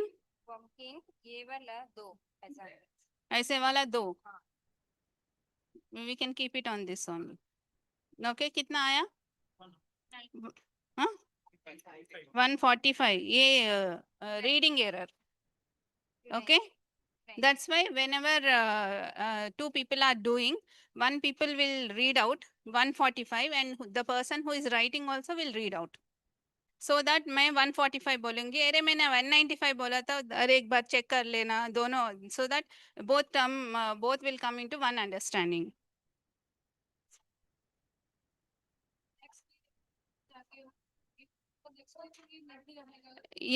खत्म हो जाएगा. इसीलिए before starting the survey of that village और the urban area, local areas का आपको एक checklist बना के रखना पड़ेगा कि एक pumpkin इतना आ जाएगा, एक piece का इतना weight आ जाएगा. So ऐसा ही कि आपने कितना use किया है. And this also you need to record without wastage. तो अभी आपको इनको रिक्वेस्ट करना पड़ेगा मैडम ये वेस्टेज निकाल के एक बार बता दीजिए एक बार और सो विथ स्किन कहते हैं अच्छा with skin then it is good 145 next tomato है टमाटो ऐसा वाला दो कितना लिखना दो कितना So 116. That doesn't mean that yesterday she has used exactly 116. It can be 114, 120, but approximately they'll show because unke paas 4-5 hai to exactly she'll pick 1, 2, this one and she'll show. So that good are our housewives. I can assure you that in whichever your area. I'm a very good at explaining the diet survey, but very bad as a host for you to tell this. Because हमारा पूरा approximation रहता है जो मिला डाल दो cooker में डाल दो चले जाओ. So that's why it becomes very difficult for you people to collect.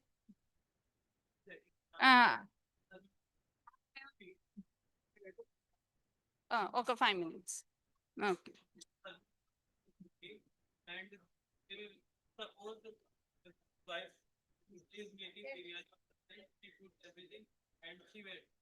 Again, husband came, he put something and then in that That's why both presence is needed for the diet survey. And we say urban area mein diet surveys or any type of survey in urban area is little difficult. You need to take your time and you should have lot of patience and you need to plan in irregular timings also. See, both of them will be free at 8 o'clock after they finish their cooking dinner. So before they have their dinner and sleep, you need to go and do your survey.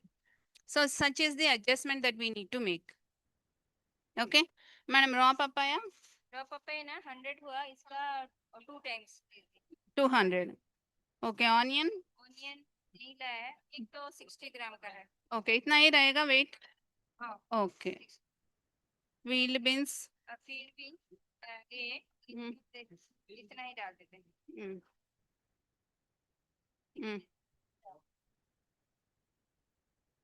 नहीं cup में डाल देंगे.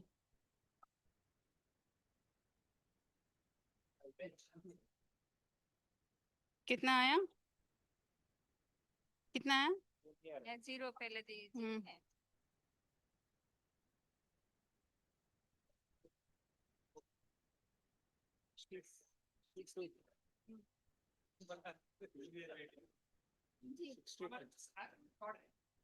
Road नहीं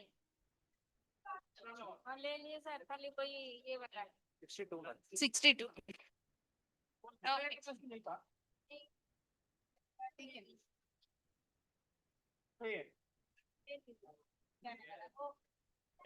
centimetre है तो पूरा वो वाला छोड़ दी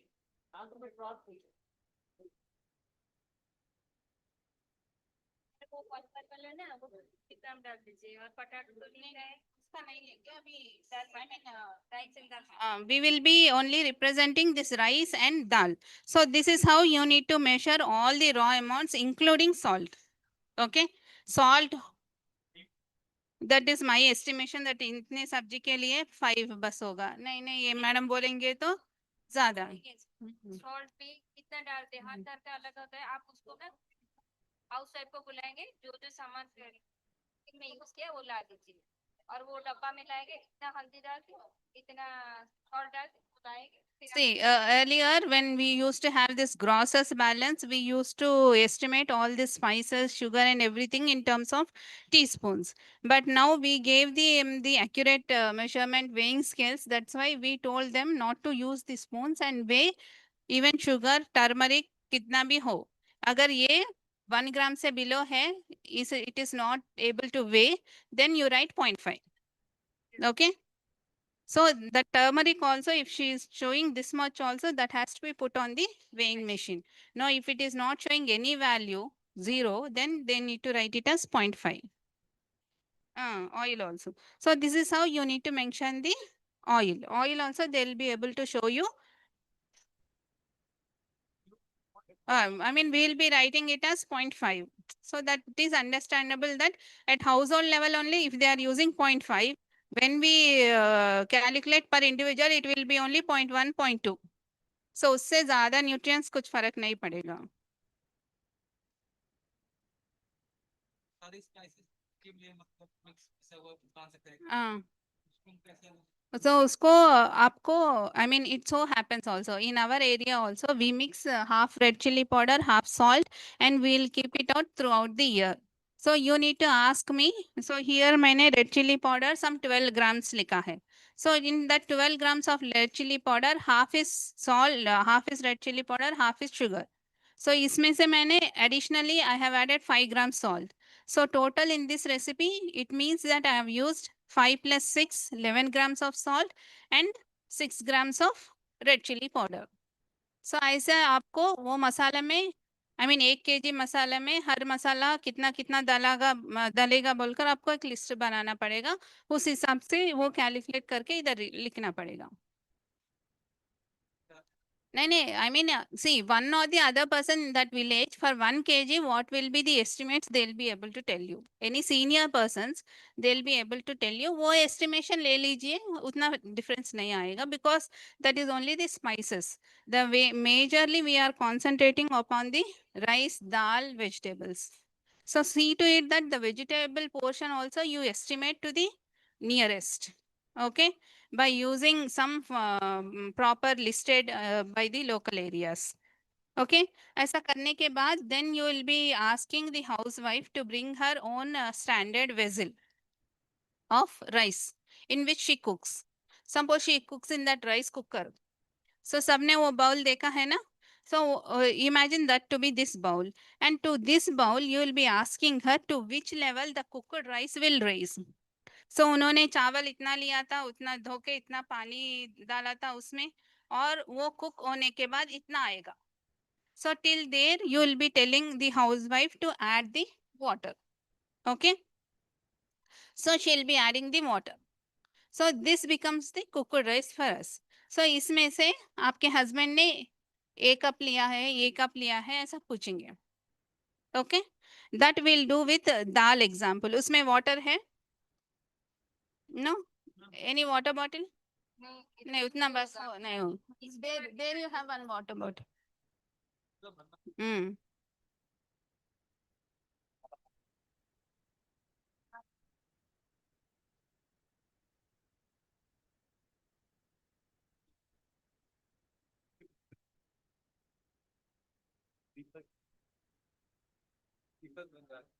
So we will be taking dalma as example, okay?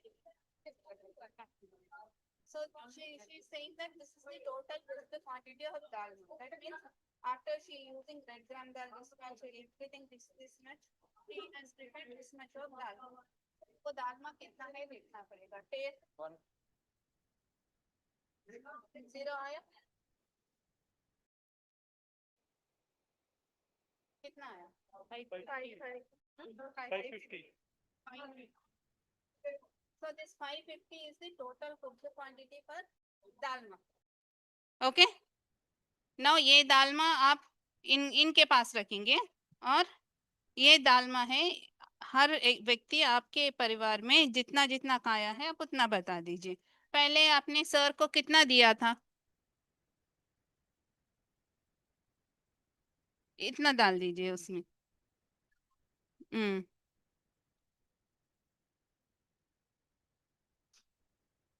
बस कितना आया?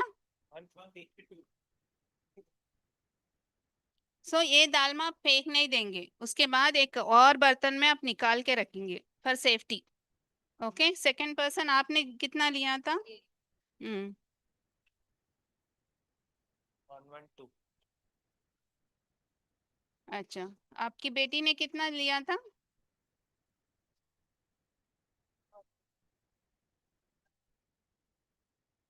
कितना? और आपके बेटे ने?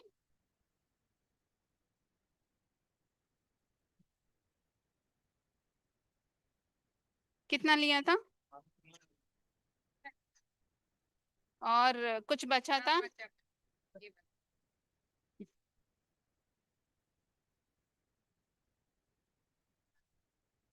कितना?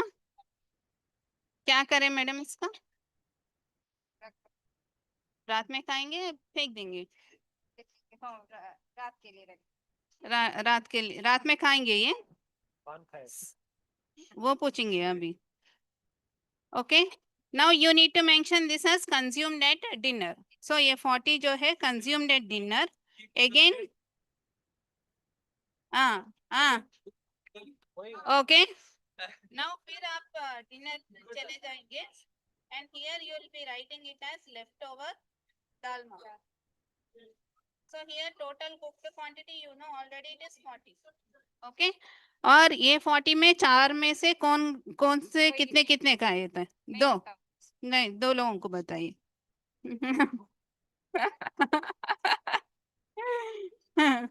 हाँ, 1 मिनट 0.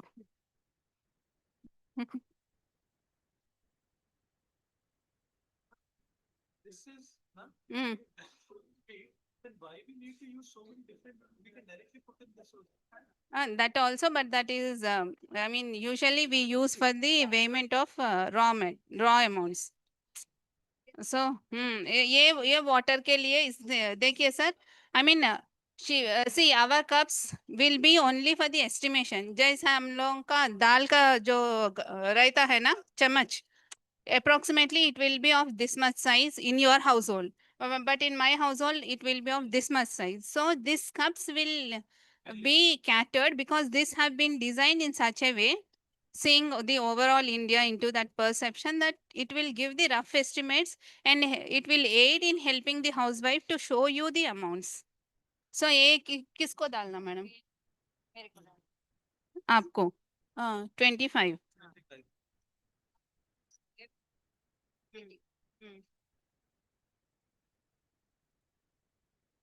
बेटी को 40 और कुछ बचा नहीं है.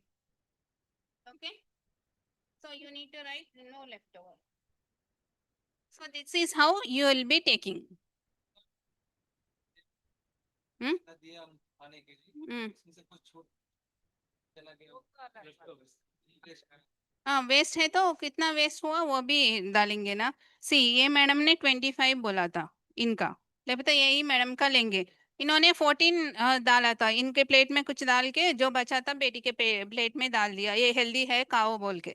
ओके ना. But she because she doesn't like dal मा, उन्होंने सिर्फ आधा ही खाया था और आधा फेंक दिया है. सो कितना यही खाया है तो इसमें 5 लिखेंगे, आप बाकी थोड़ा वेस्टेज में लिख देंगे. So this you need to ask. Okay. Now that is how you develop the rapport.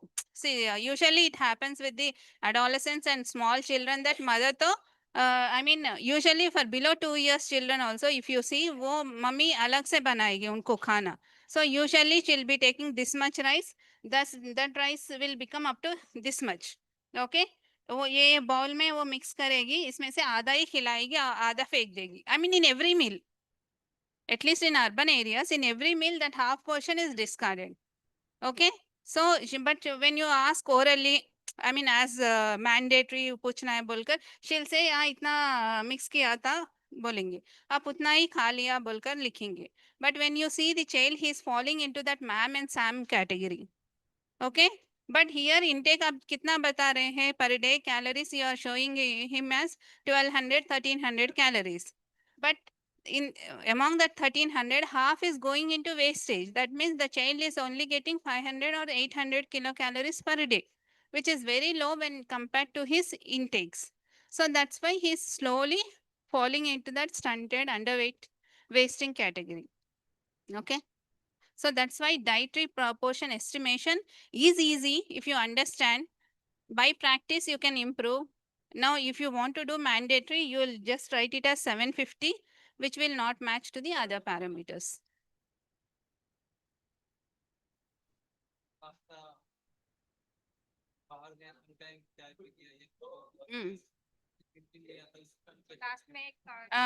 वो गिनती में नहीं आएगा, फिर भी आपको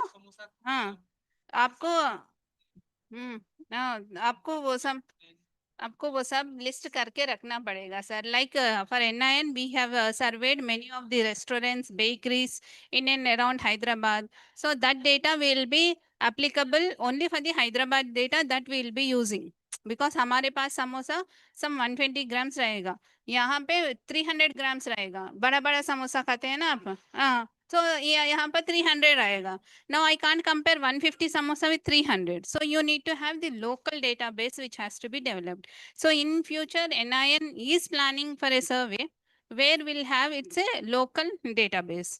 And it becomes so difficult in Indian scenario to develop such databases and nutritive value for samosa, biscuit also, because for every 5 kilometers, 10 kilometers, the samosa size changes. The samosa के अंदर जो stuffing रहता है वो changes.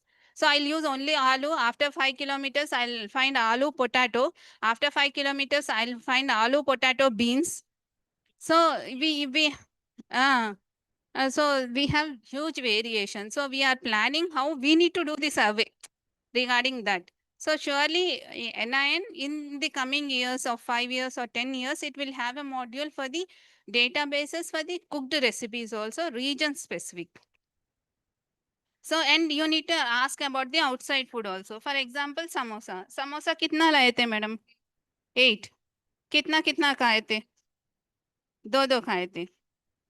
So you need to ask like this, and because if you are doing any dissertation or small thesis work, you can go to the respective samosa center from which she has purchased. So you can go there, weigh one samosa, purchase one samosa, or you tell them that I'm doing so and study. I need to just weigh आपका कितना एक समोसा रहेगा, so उतना एक समोसा आप कर दीजिए। एक अगर आपको 46 ग्राम्स आया है, so 46 into 8 कितना आ जाएगा?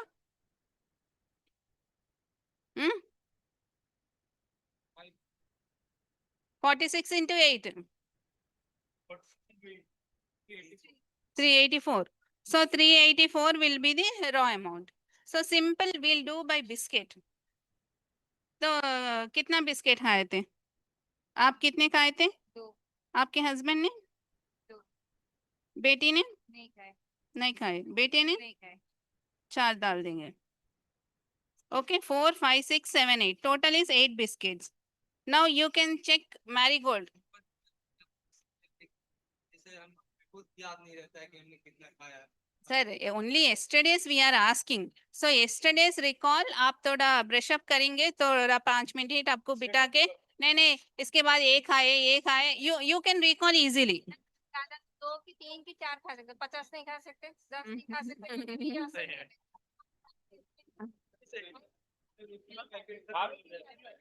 Samosa you said, but here too we are not calculating how much oil it was made, how much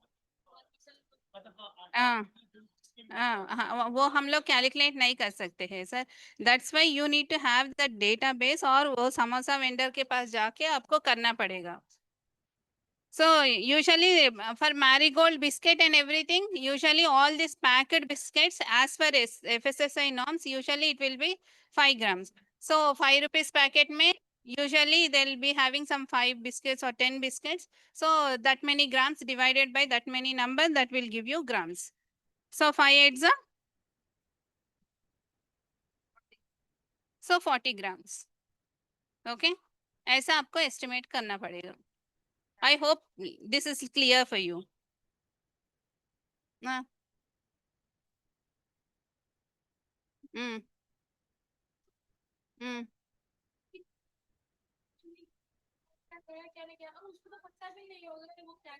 इसीलिए मम्मी से पूछना है ना. नहीं, then this method may not be applicable for you. You need to go for the food frequency module. So this will be applicable for you at the household level only. But see, household level, I am only interested to know the reproductive age group population. Women is my target. So इनके पास, then what I'll do all this raw amount early morning total cooked quantity, but इनका husband का इनका मैं quantities नहीं लूंगी, सिर्फ ये बच्ची का ही लूंगी. सिल्विया ने चाय पिया है या नहीं, सिल्विया ने रोटी खाया है, बिस्किट खाया है नहीं. Only this individual's record I'll maintain, or I'll write. I'll not write rest of the family members because I'm interested only in the reproductive age group. One case. So individually also you can collect. That will be very easy. नहीं नहीं, आपके formula में आपने देखा है raw amount divided by total cooked quantity is your conversion factor. Now that conversion factor into this number will give you the individual raw amount. Okay, I mean this again we'll do the brush up and calculations now. Okay, so that it will be better understanding for you. Now we'll shift there, so people will go there, they'll come here. Okay, I hope you understood little clearly. Can you share with us? Tomorrow again they are planning to show you practically, so then you will be writing. You have we have sheets here, one can take one, so that tomorrow you can bring them.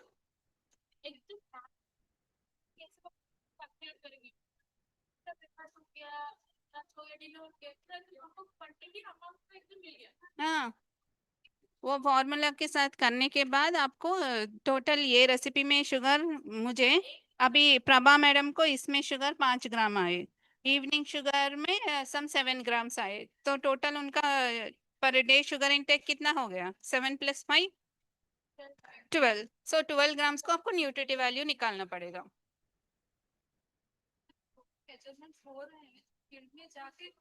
जैसा हो गया कि rice हो गया, तो करने के बाद उसको पूछ लेंगे कल. You will be asking the rough estimations of yesterday's, not today's. सारा इंडिविजुअल का भी कर सकते हैं. If you are interested only in one individual also you can do. So that is the little modification. Ma'am, just one doubt. Why for the pregnant women, no, not sorry for the pregnant, why the protein content has been reduced in the Indian reference? It was 1 per kg per body weight. Now they have reduced to 0.9. Why, ma'am? Why any reason for that? Because the protein deficiency as in India is not there, because we consume more of the pulses, eggs, non-veg. So that is the reason, but I don't know the actual reason. See, the reduction or the increase will depend upon the earlier data sets. So you can accordingly Again, they have understood this.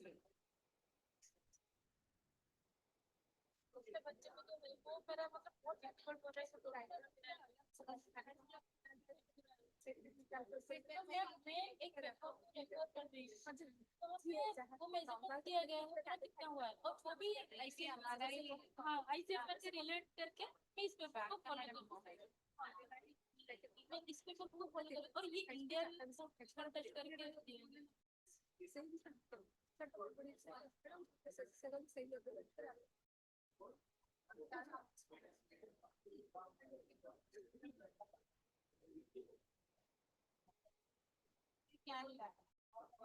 इसमें ये देखिए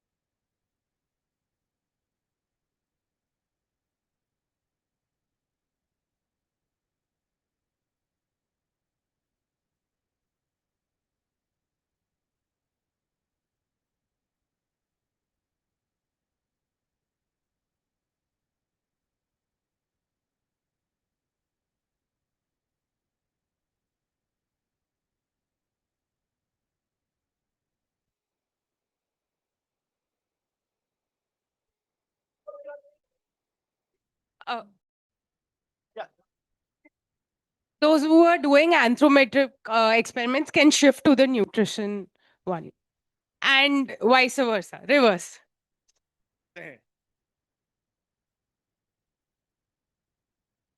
Please change your places.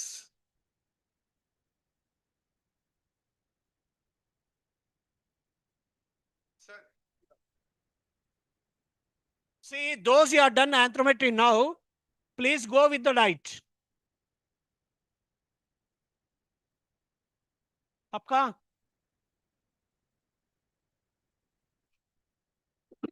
Those who are doing diet, come to the anthropometry site.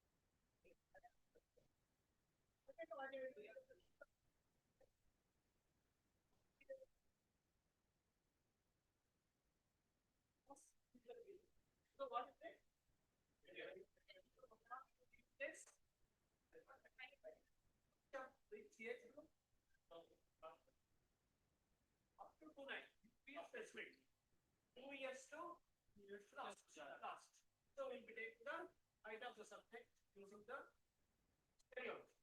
And these things, what is shown as the base of the subject, and we have 4 segments. 1, 2, 3, 4 segments. And this is a practice that varies in the what is the scale. Okay, using this, you will be taking the height of the subject. Who will be the first subject here? So so first thing what we have to do is we'll be asking the subject to remove the footwear, and the next check for the any hair bands or something. That also to be removed. Please don't have it. And the next what actually can be with minimal cosmetic clothing. Okay, that can be done. No problem. Now coming here, now we need to prepare the subject. How to prepare the subject? First of all, leave the footwear and out. And the next one is the explain. What is that? Explain. That is Frankfurt horizontal plane. What is Frankfurt horizontal plane?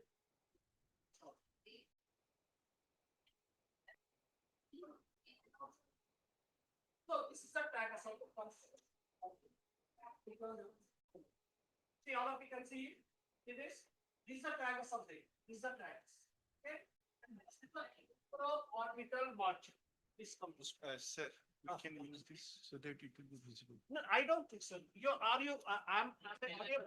You know, online. Online, huh? I will bring someone who will put it.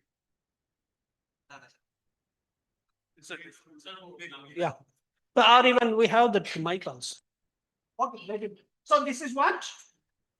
Tragus of the ear and the infraorbital margin that disturbs them. Yes, sir. That disturbs them. Actually,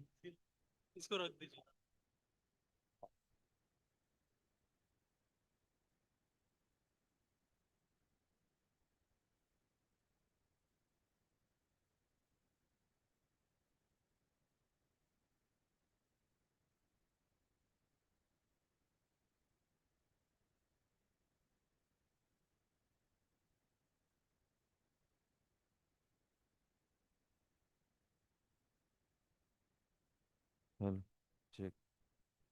Hello.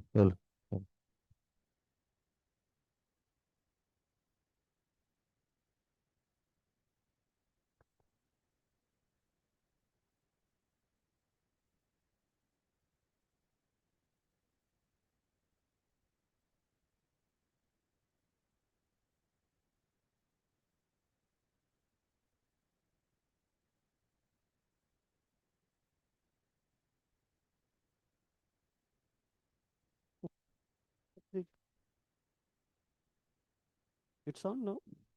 On करना है. कर दिया. Hello. आ रहे हैं. Okay. Sure. Okay. See, so at this level, this is a Frankfurt. We have to do subject is at 20 degrees angle, so will be comfortable.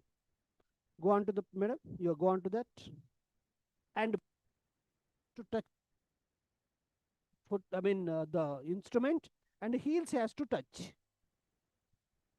So the feet should be kept in the V shape, and at this junction, you come to the left side of the subject. Which is the left side of the subject? Whether the buttocks, shoulders, and the oxygen.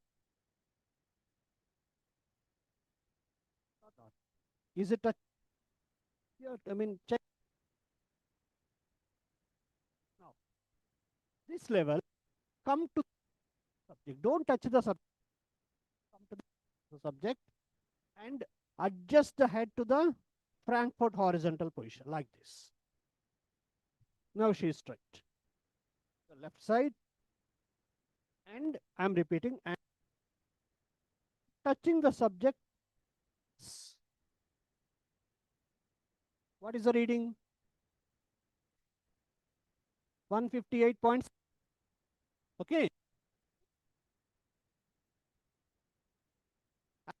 One leg on this. That will be very comfortable, telling you. And then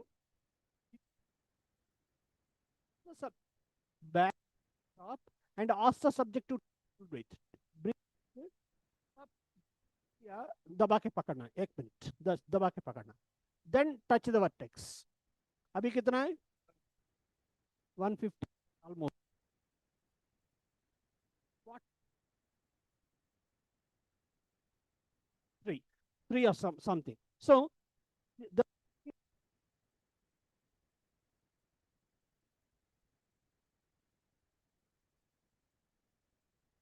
you come here.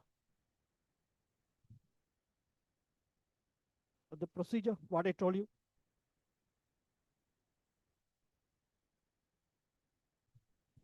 Yeah.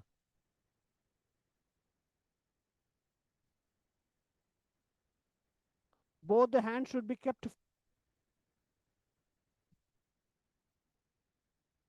You come to the front. Touch the subject. हमारा लड़की है जी. So this is a subject where there is no.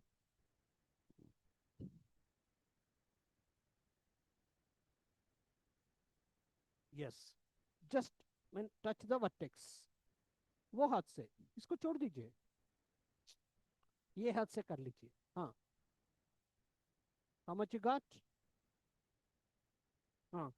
So then take it up.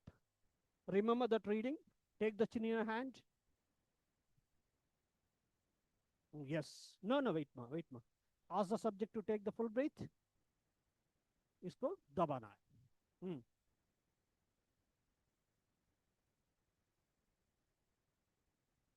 150. How much I got?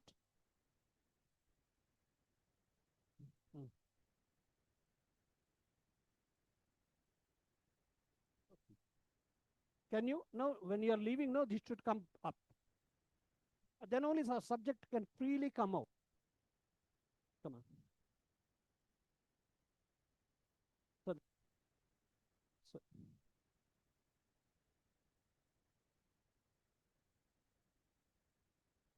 So now another subject has come. For him, what we have to do? First of all, remove the chappals.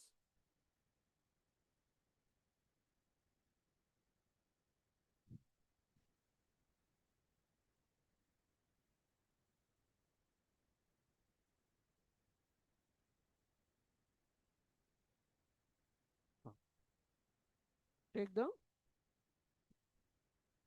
no hair bands or nothing.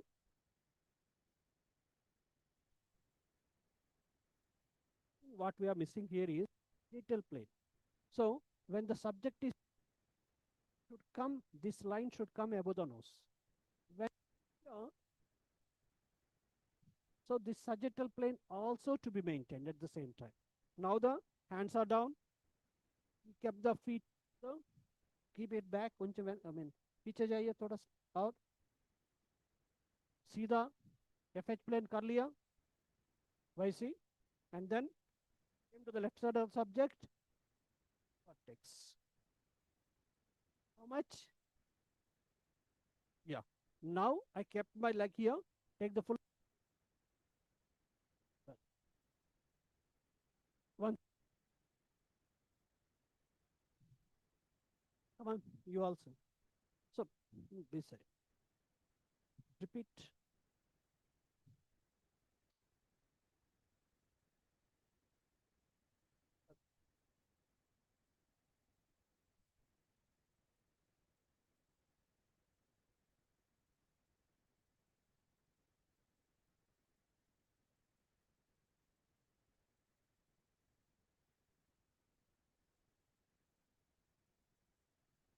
plane.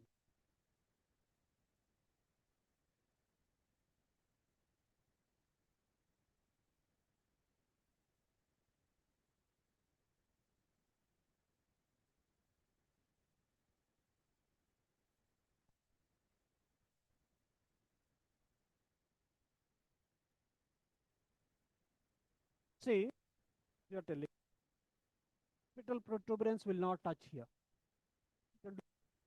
So in such a case, he not a, be difficult at back. So that disturbed. In such a case, take the full breath. I mean, आप सांस ले लीजिए, बस पकड़ के लेना. Disturb नहीं.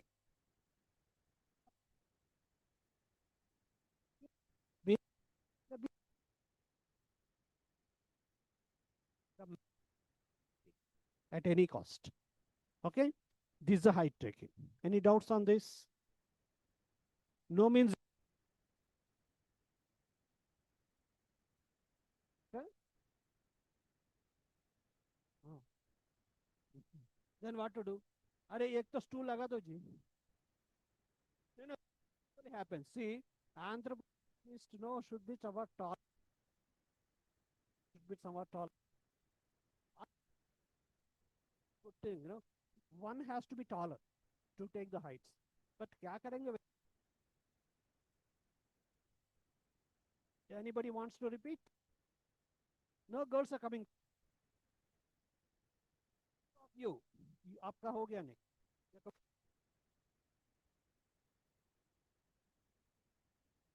Heels तो हुआ ही नहीं, देख लो. Heels तो giant हुआ ही नहीं. Plus problem है. वो इतना है, वो लंबा है, तो है. So तब तो क्या करना है? No, ऐसा ask the subject to take the full breath and take the breath. That's it. तब भी ले लीजिए. हाँ. अरे उठ जाओ बोल रहे, उठ जाओ.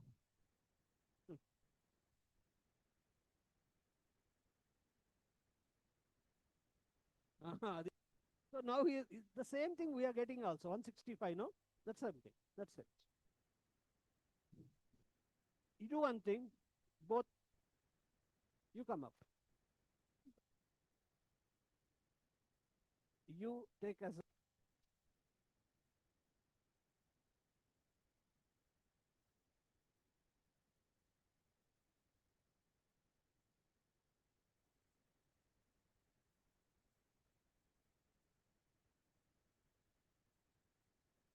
yeah.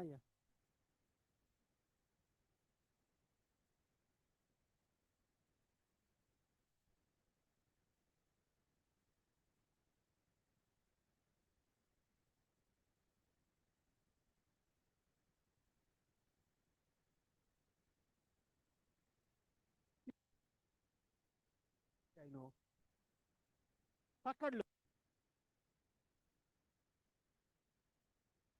Not get 1 minute.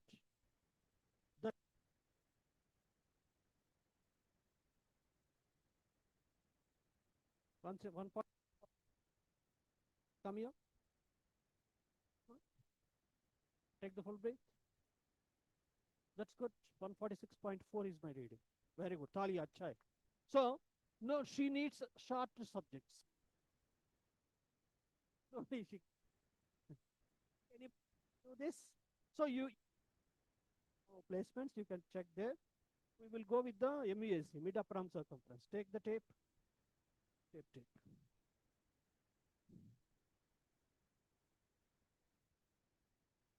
Mock tape can be, see that is a paper tape. So after you have taken the MUSC, so who will come? You come up. Sir. Just be complete. Can go with. He is a very active subject with us. Which side of the subject will be taking the MUSC? Left side. So come here. Come this way. So which is acromion here? Acromion. The lateral most point. No, that should be felt like this. So this is the one. The point where it ends. Acromion. The spine of the scapula. Point of the spine of the scapula is the acromion point. Tomorrow I will show you how to palpate, and I will show you. And as to fold the hand like this, please sit. And then keep the zero edge at the acromion point and measure the distance up to, what is this? Olecranon process. What is the distance now? 31. Half is how much?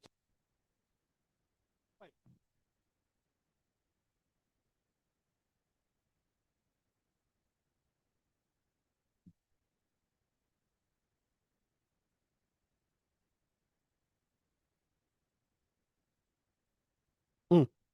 Okay, that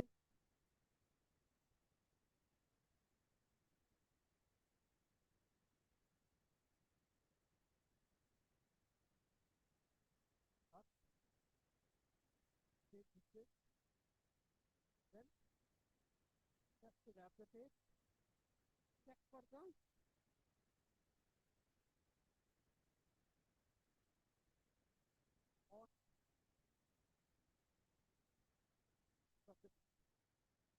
what is the reading? It is 30 here, 30.4 of acute.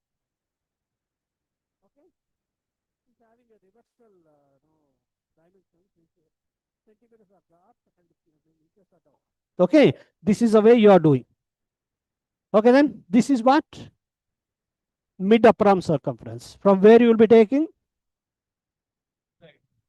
Acromion, not N, M. Acromion to the olecranon process. Half distance, and then exactly at that mark. When the subject is folding the hand, you will be marking. And after marking, you will be asking the subject to flex hand normal. Then you will take the measurement. And then what is that? What is the other measurements we have? Skin fold, okay, fab in this waist and all. I will tell you tomorrow. We will tell you, myself and Dr. Raghavendra will tell you tomorrow in the Anganwadi center, because there the children will be there. We can remove the garments and do it. And for the FFTs, fat fold thickness, here we can show you only two. What are two? The triceps and the biceps. So regarding the triceps, I told you this is a midpoint. And no, this is all is a midpoint. For the total, it's a midpoint. And where actually you'll be taking the measurement? The muscle. Triceps muscle to be taken above the olecranon process. This is the olecranon process. Perpendicular to this, come this way, and then midpoint to be marked.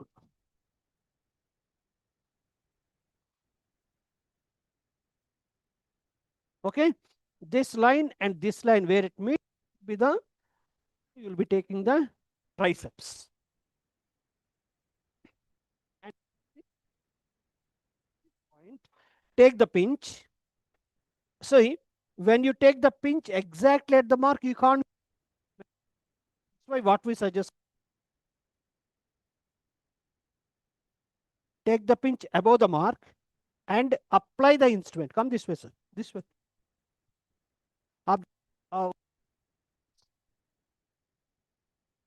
I am taking the pinch above the mark and apply the instrument exactly.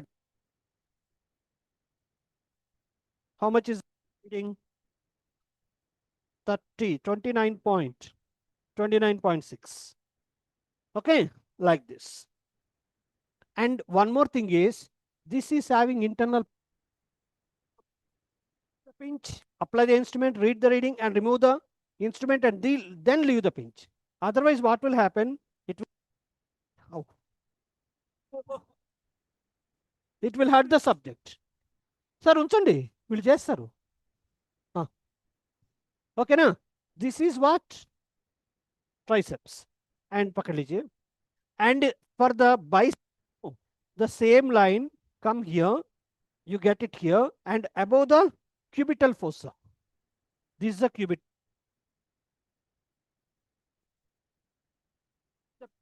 apply the instrument. See, this is the one. When you go this way, just 1 inch this way, it will be very high. 1 inch lower, this will be very less. You also can feel for you. This is the one. When you go this way, no, it will be very less. When you go this way, no, it will be very high. So that's why cubical fossa and the midpoint. There you need to take the biceps. Okay. Then what you do? You make up into 2 batches for some, sir. Any doubts?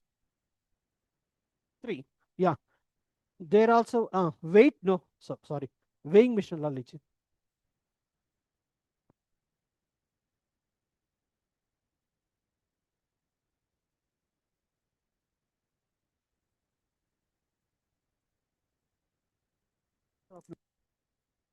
It is having just, and this way it's, and cannot measure this actually. It should be not correct. One has done wrong. Actually to say सबसे अच्छा नहीं है जी.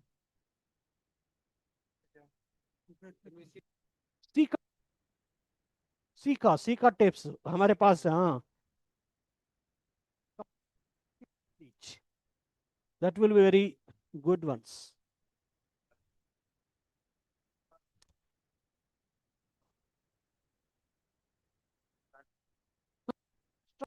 There only.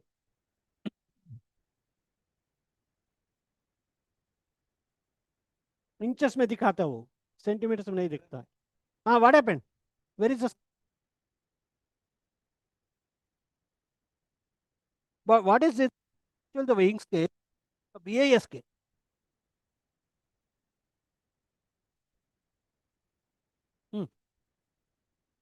Subject, madam. So the extra can be removed, no, madam? Come.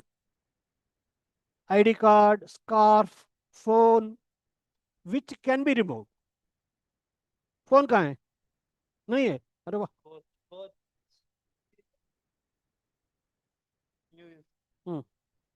Come on.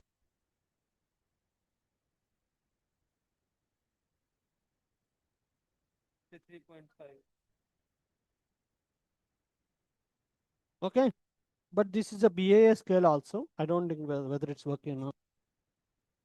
This, I mean, the way actually scale you can put on a single, I mean, what is a tail, because it will not, disturb the thing. Otherwise, the balancing will be a problem. But in case of households, no, you don't find like this. What else you can do? You have to find a place. There is not. Okay. Into 3 groups. Go 1 group there, 1 group there.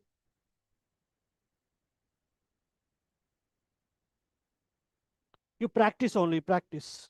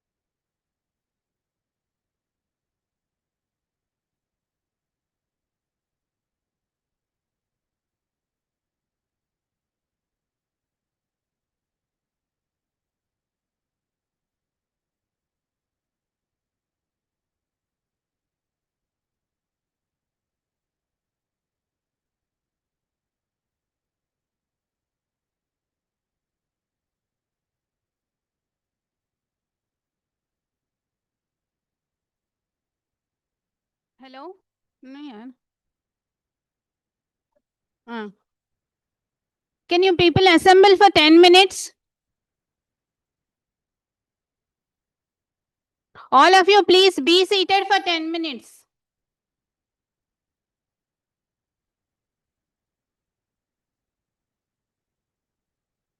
वो presentation हो.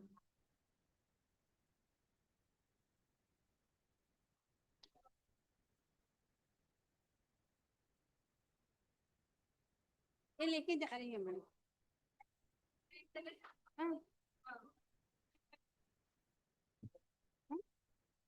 9:30 यहाँ पे. नहीं 7:30 बोले थे ना. आप वो पता कर लीजिए. फोन कर लीजिए ना आपका पीछे.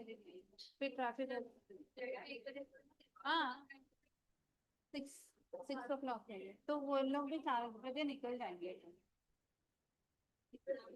नहीं 1 बजे हो जाएगा. निकल जाएंगे. ठीक है. Bye bye.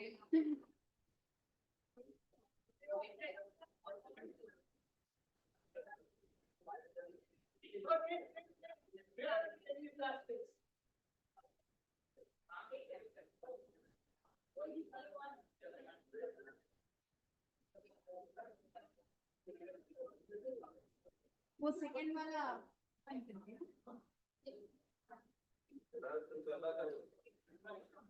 था वो नहीं दूसरा.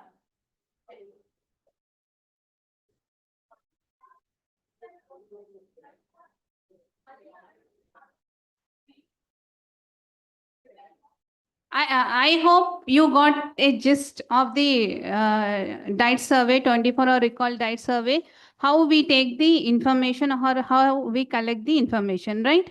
So after this, if you observe the sheet, so this is how data is collected at the field level. Okay.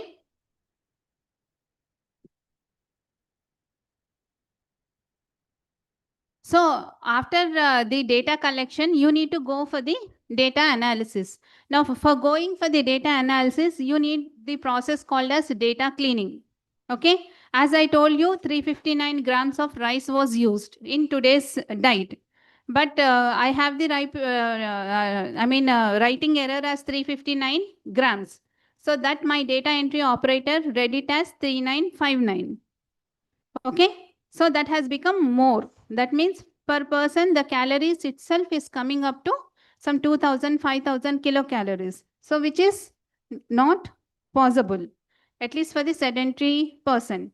So somewhere the data has gone wrong. So that is called as data cleaning and pre-processing, which we need to do for every schedule.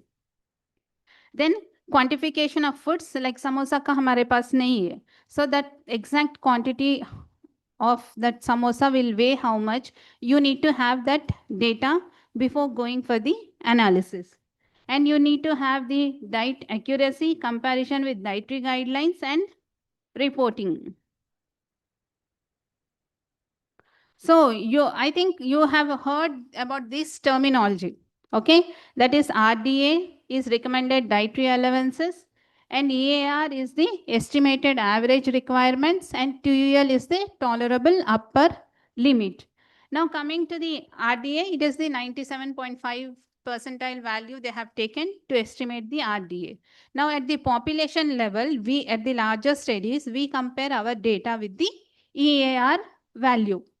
Whereas when you want to compare only my dietary intake, like today I have taken only one diet survey.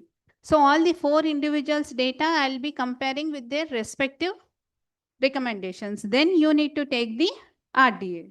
So RDA is for the individual to individual comparison. But when you want to do a group comparison, you need to take EAR. Okay. And your estimates, if they exceed, if my vitamin C intake is around 3000 mg per day. So that is exceeding my recommendation of 65 per day, 65 mg per day. Then I'll come into that TUL. That means it becomes dangerous or it becomes toxic if I take that much of vitamin C. So that is TUL. So you need to compare your data with RDA, EAR or TUL. Okay. Now this is the EAR values. You can see that sedentary person, male person is consuming how many kilocalories per day? The first column, 2110. So that means his energy requirement per day is how much? 2110 kilocalories, which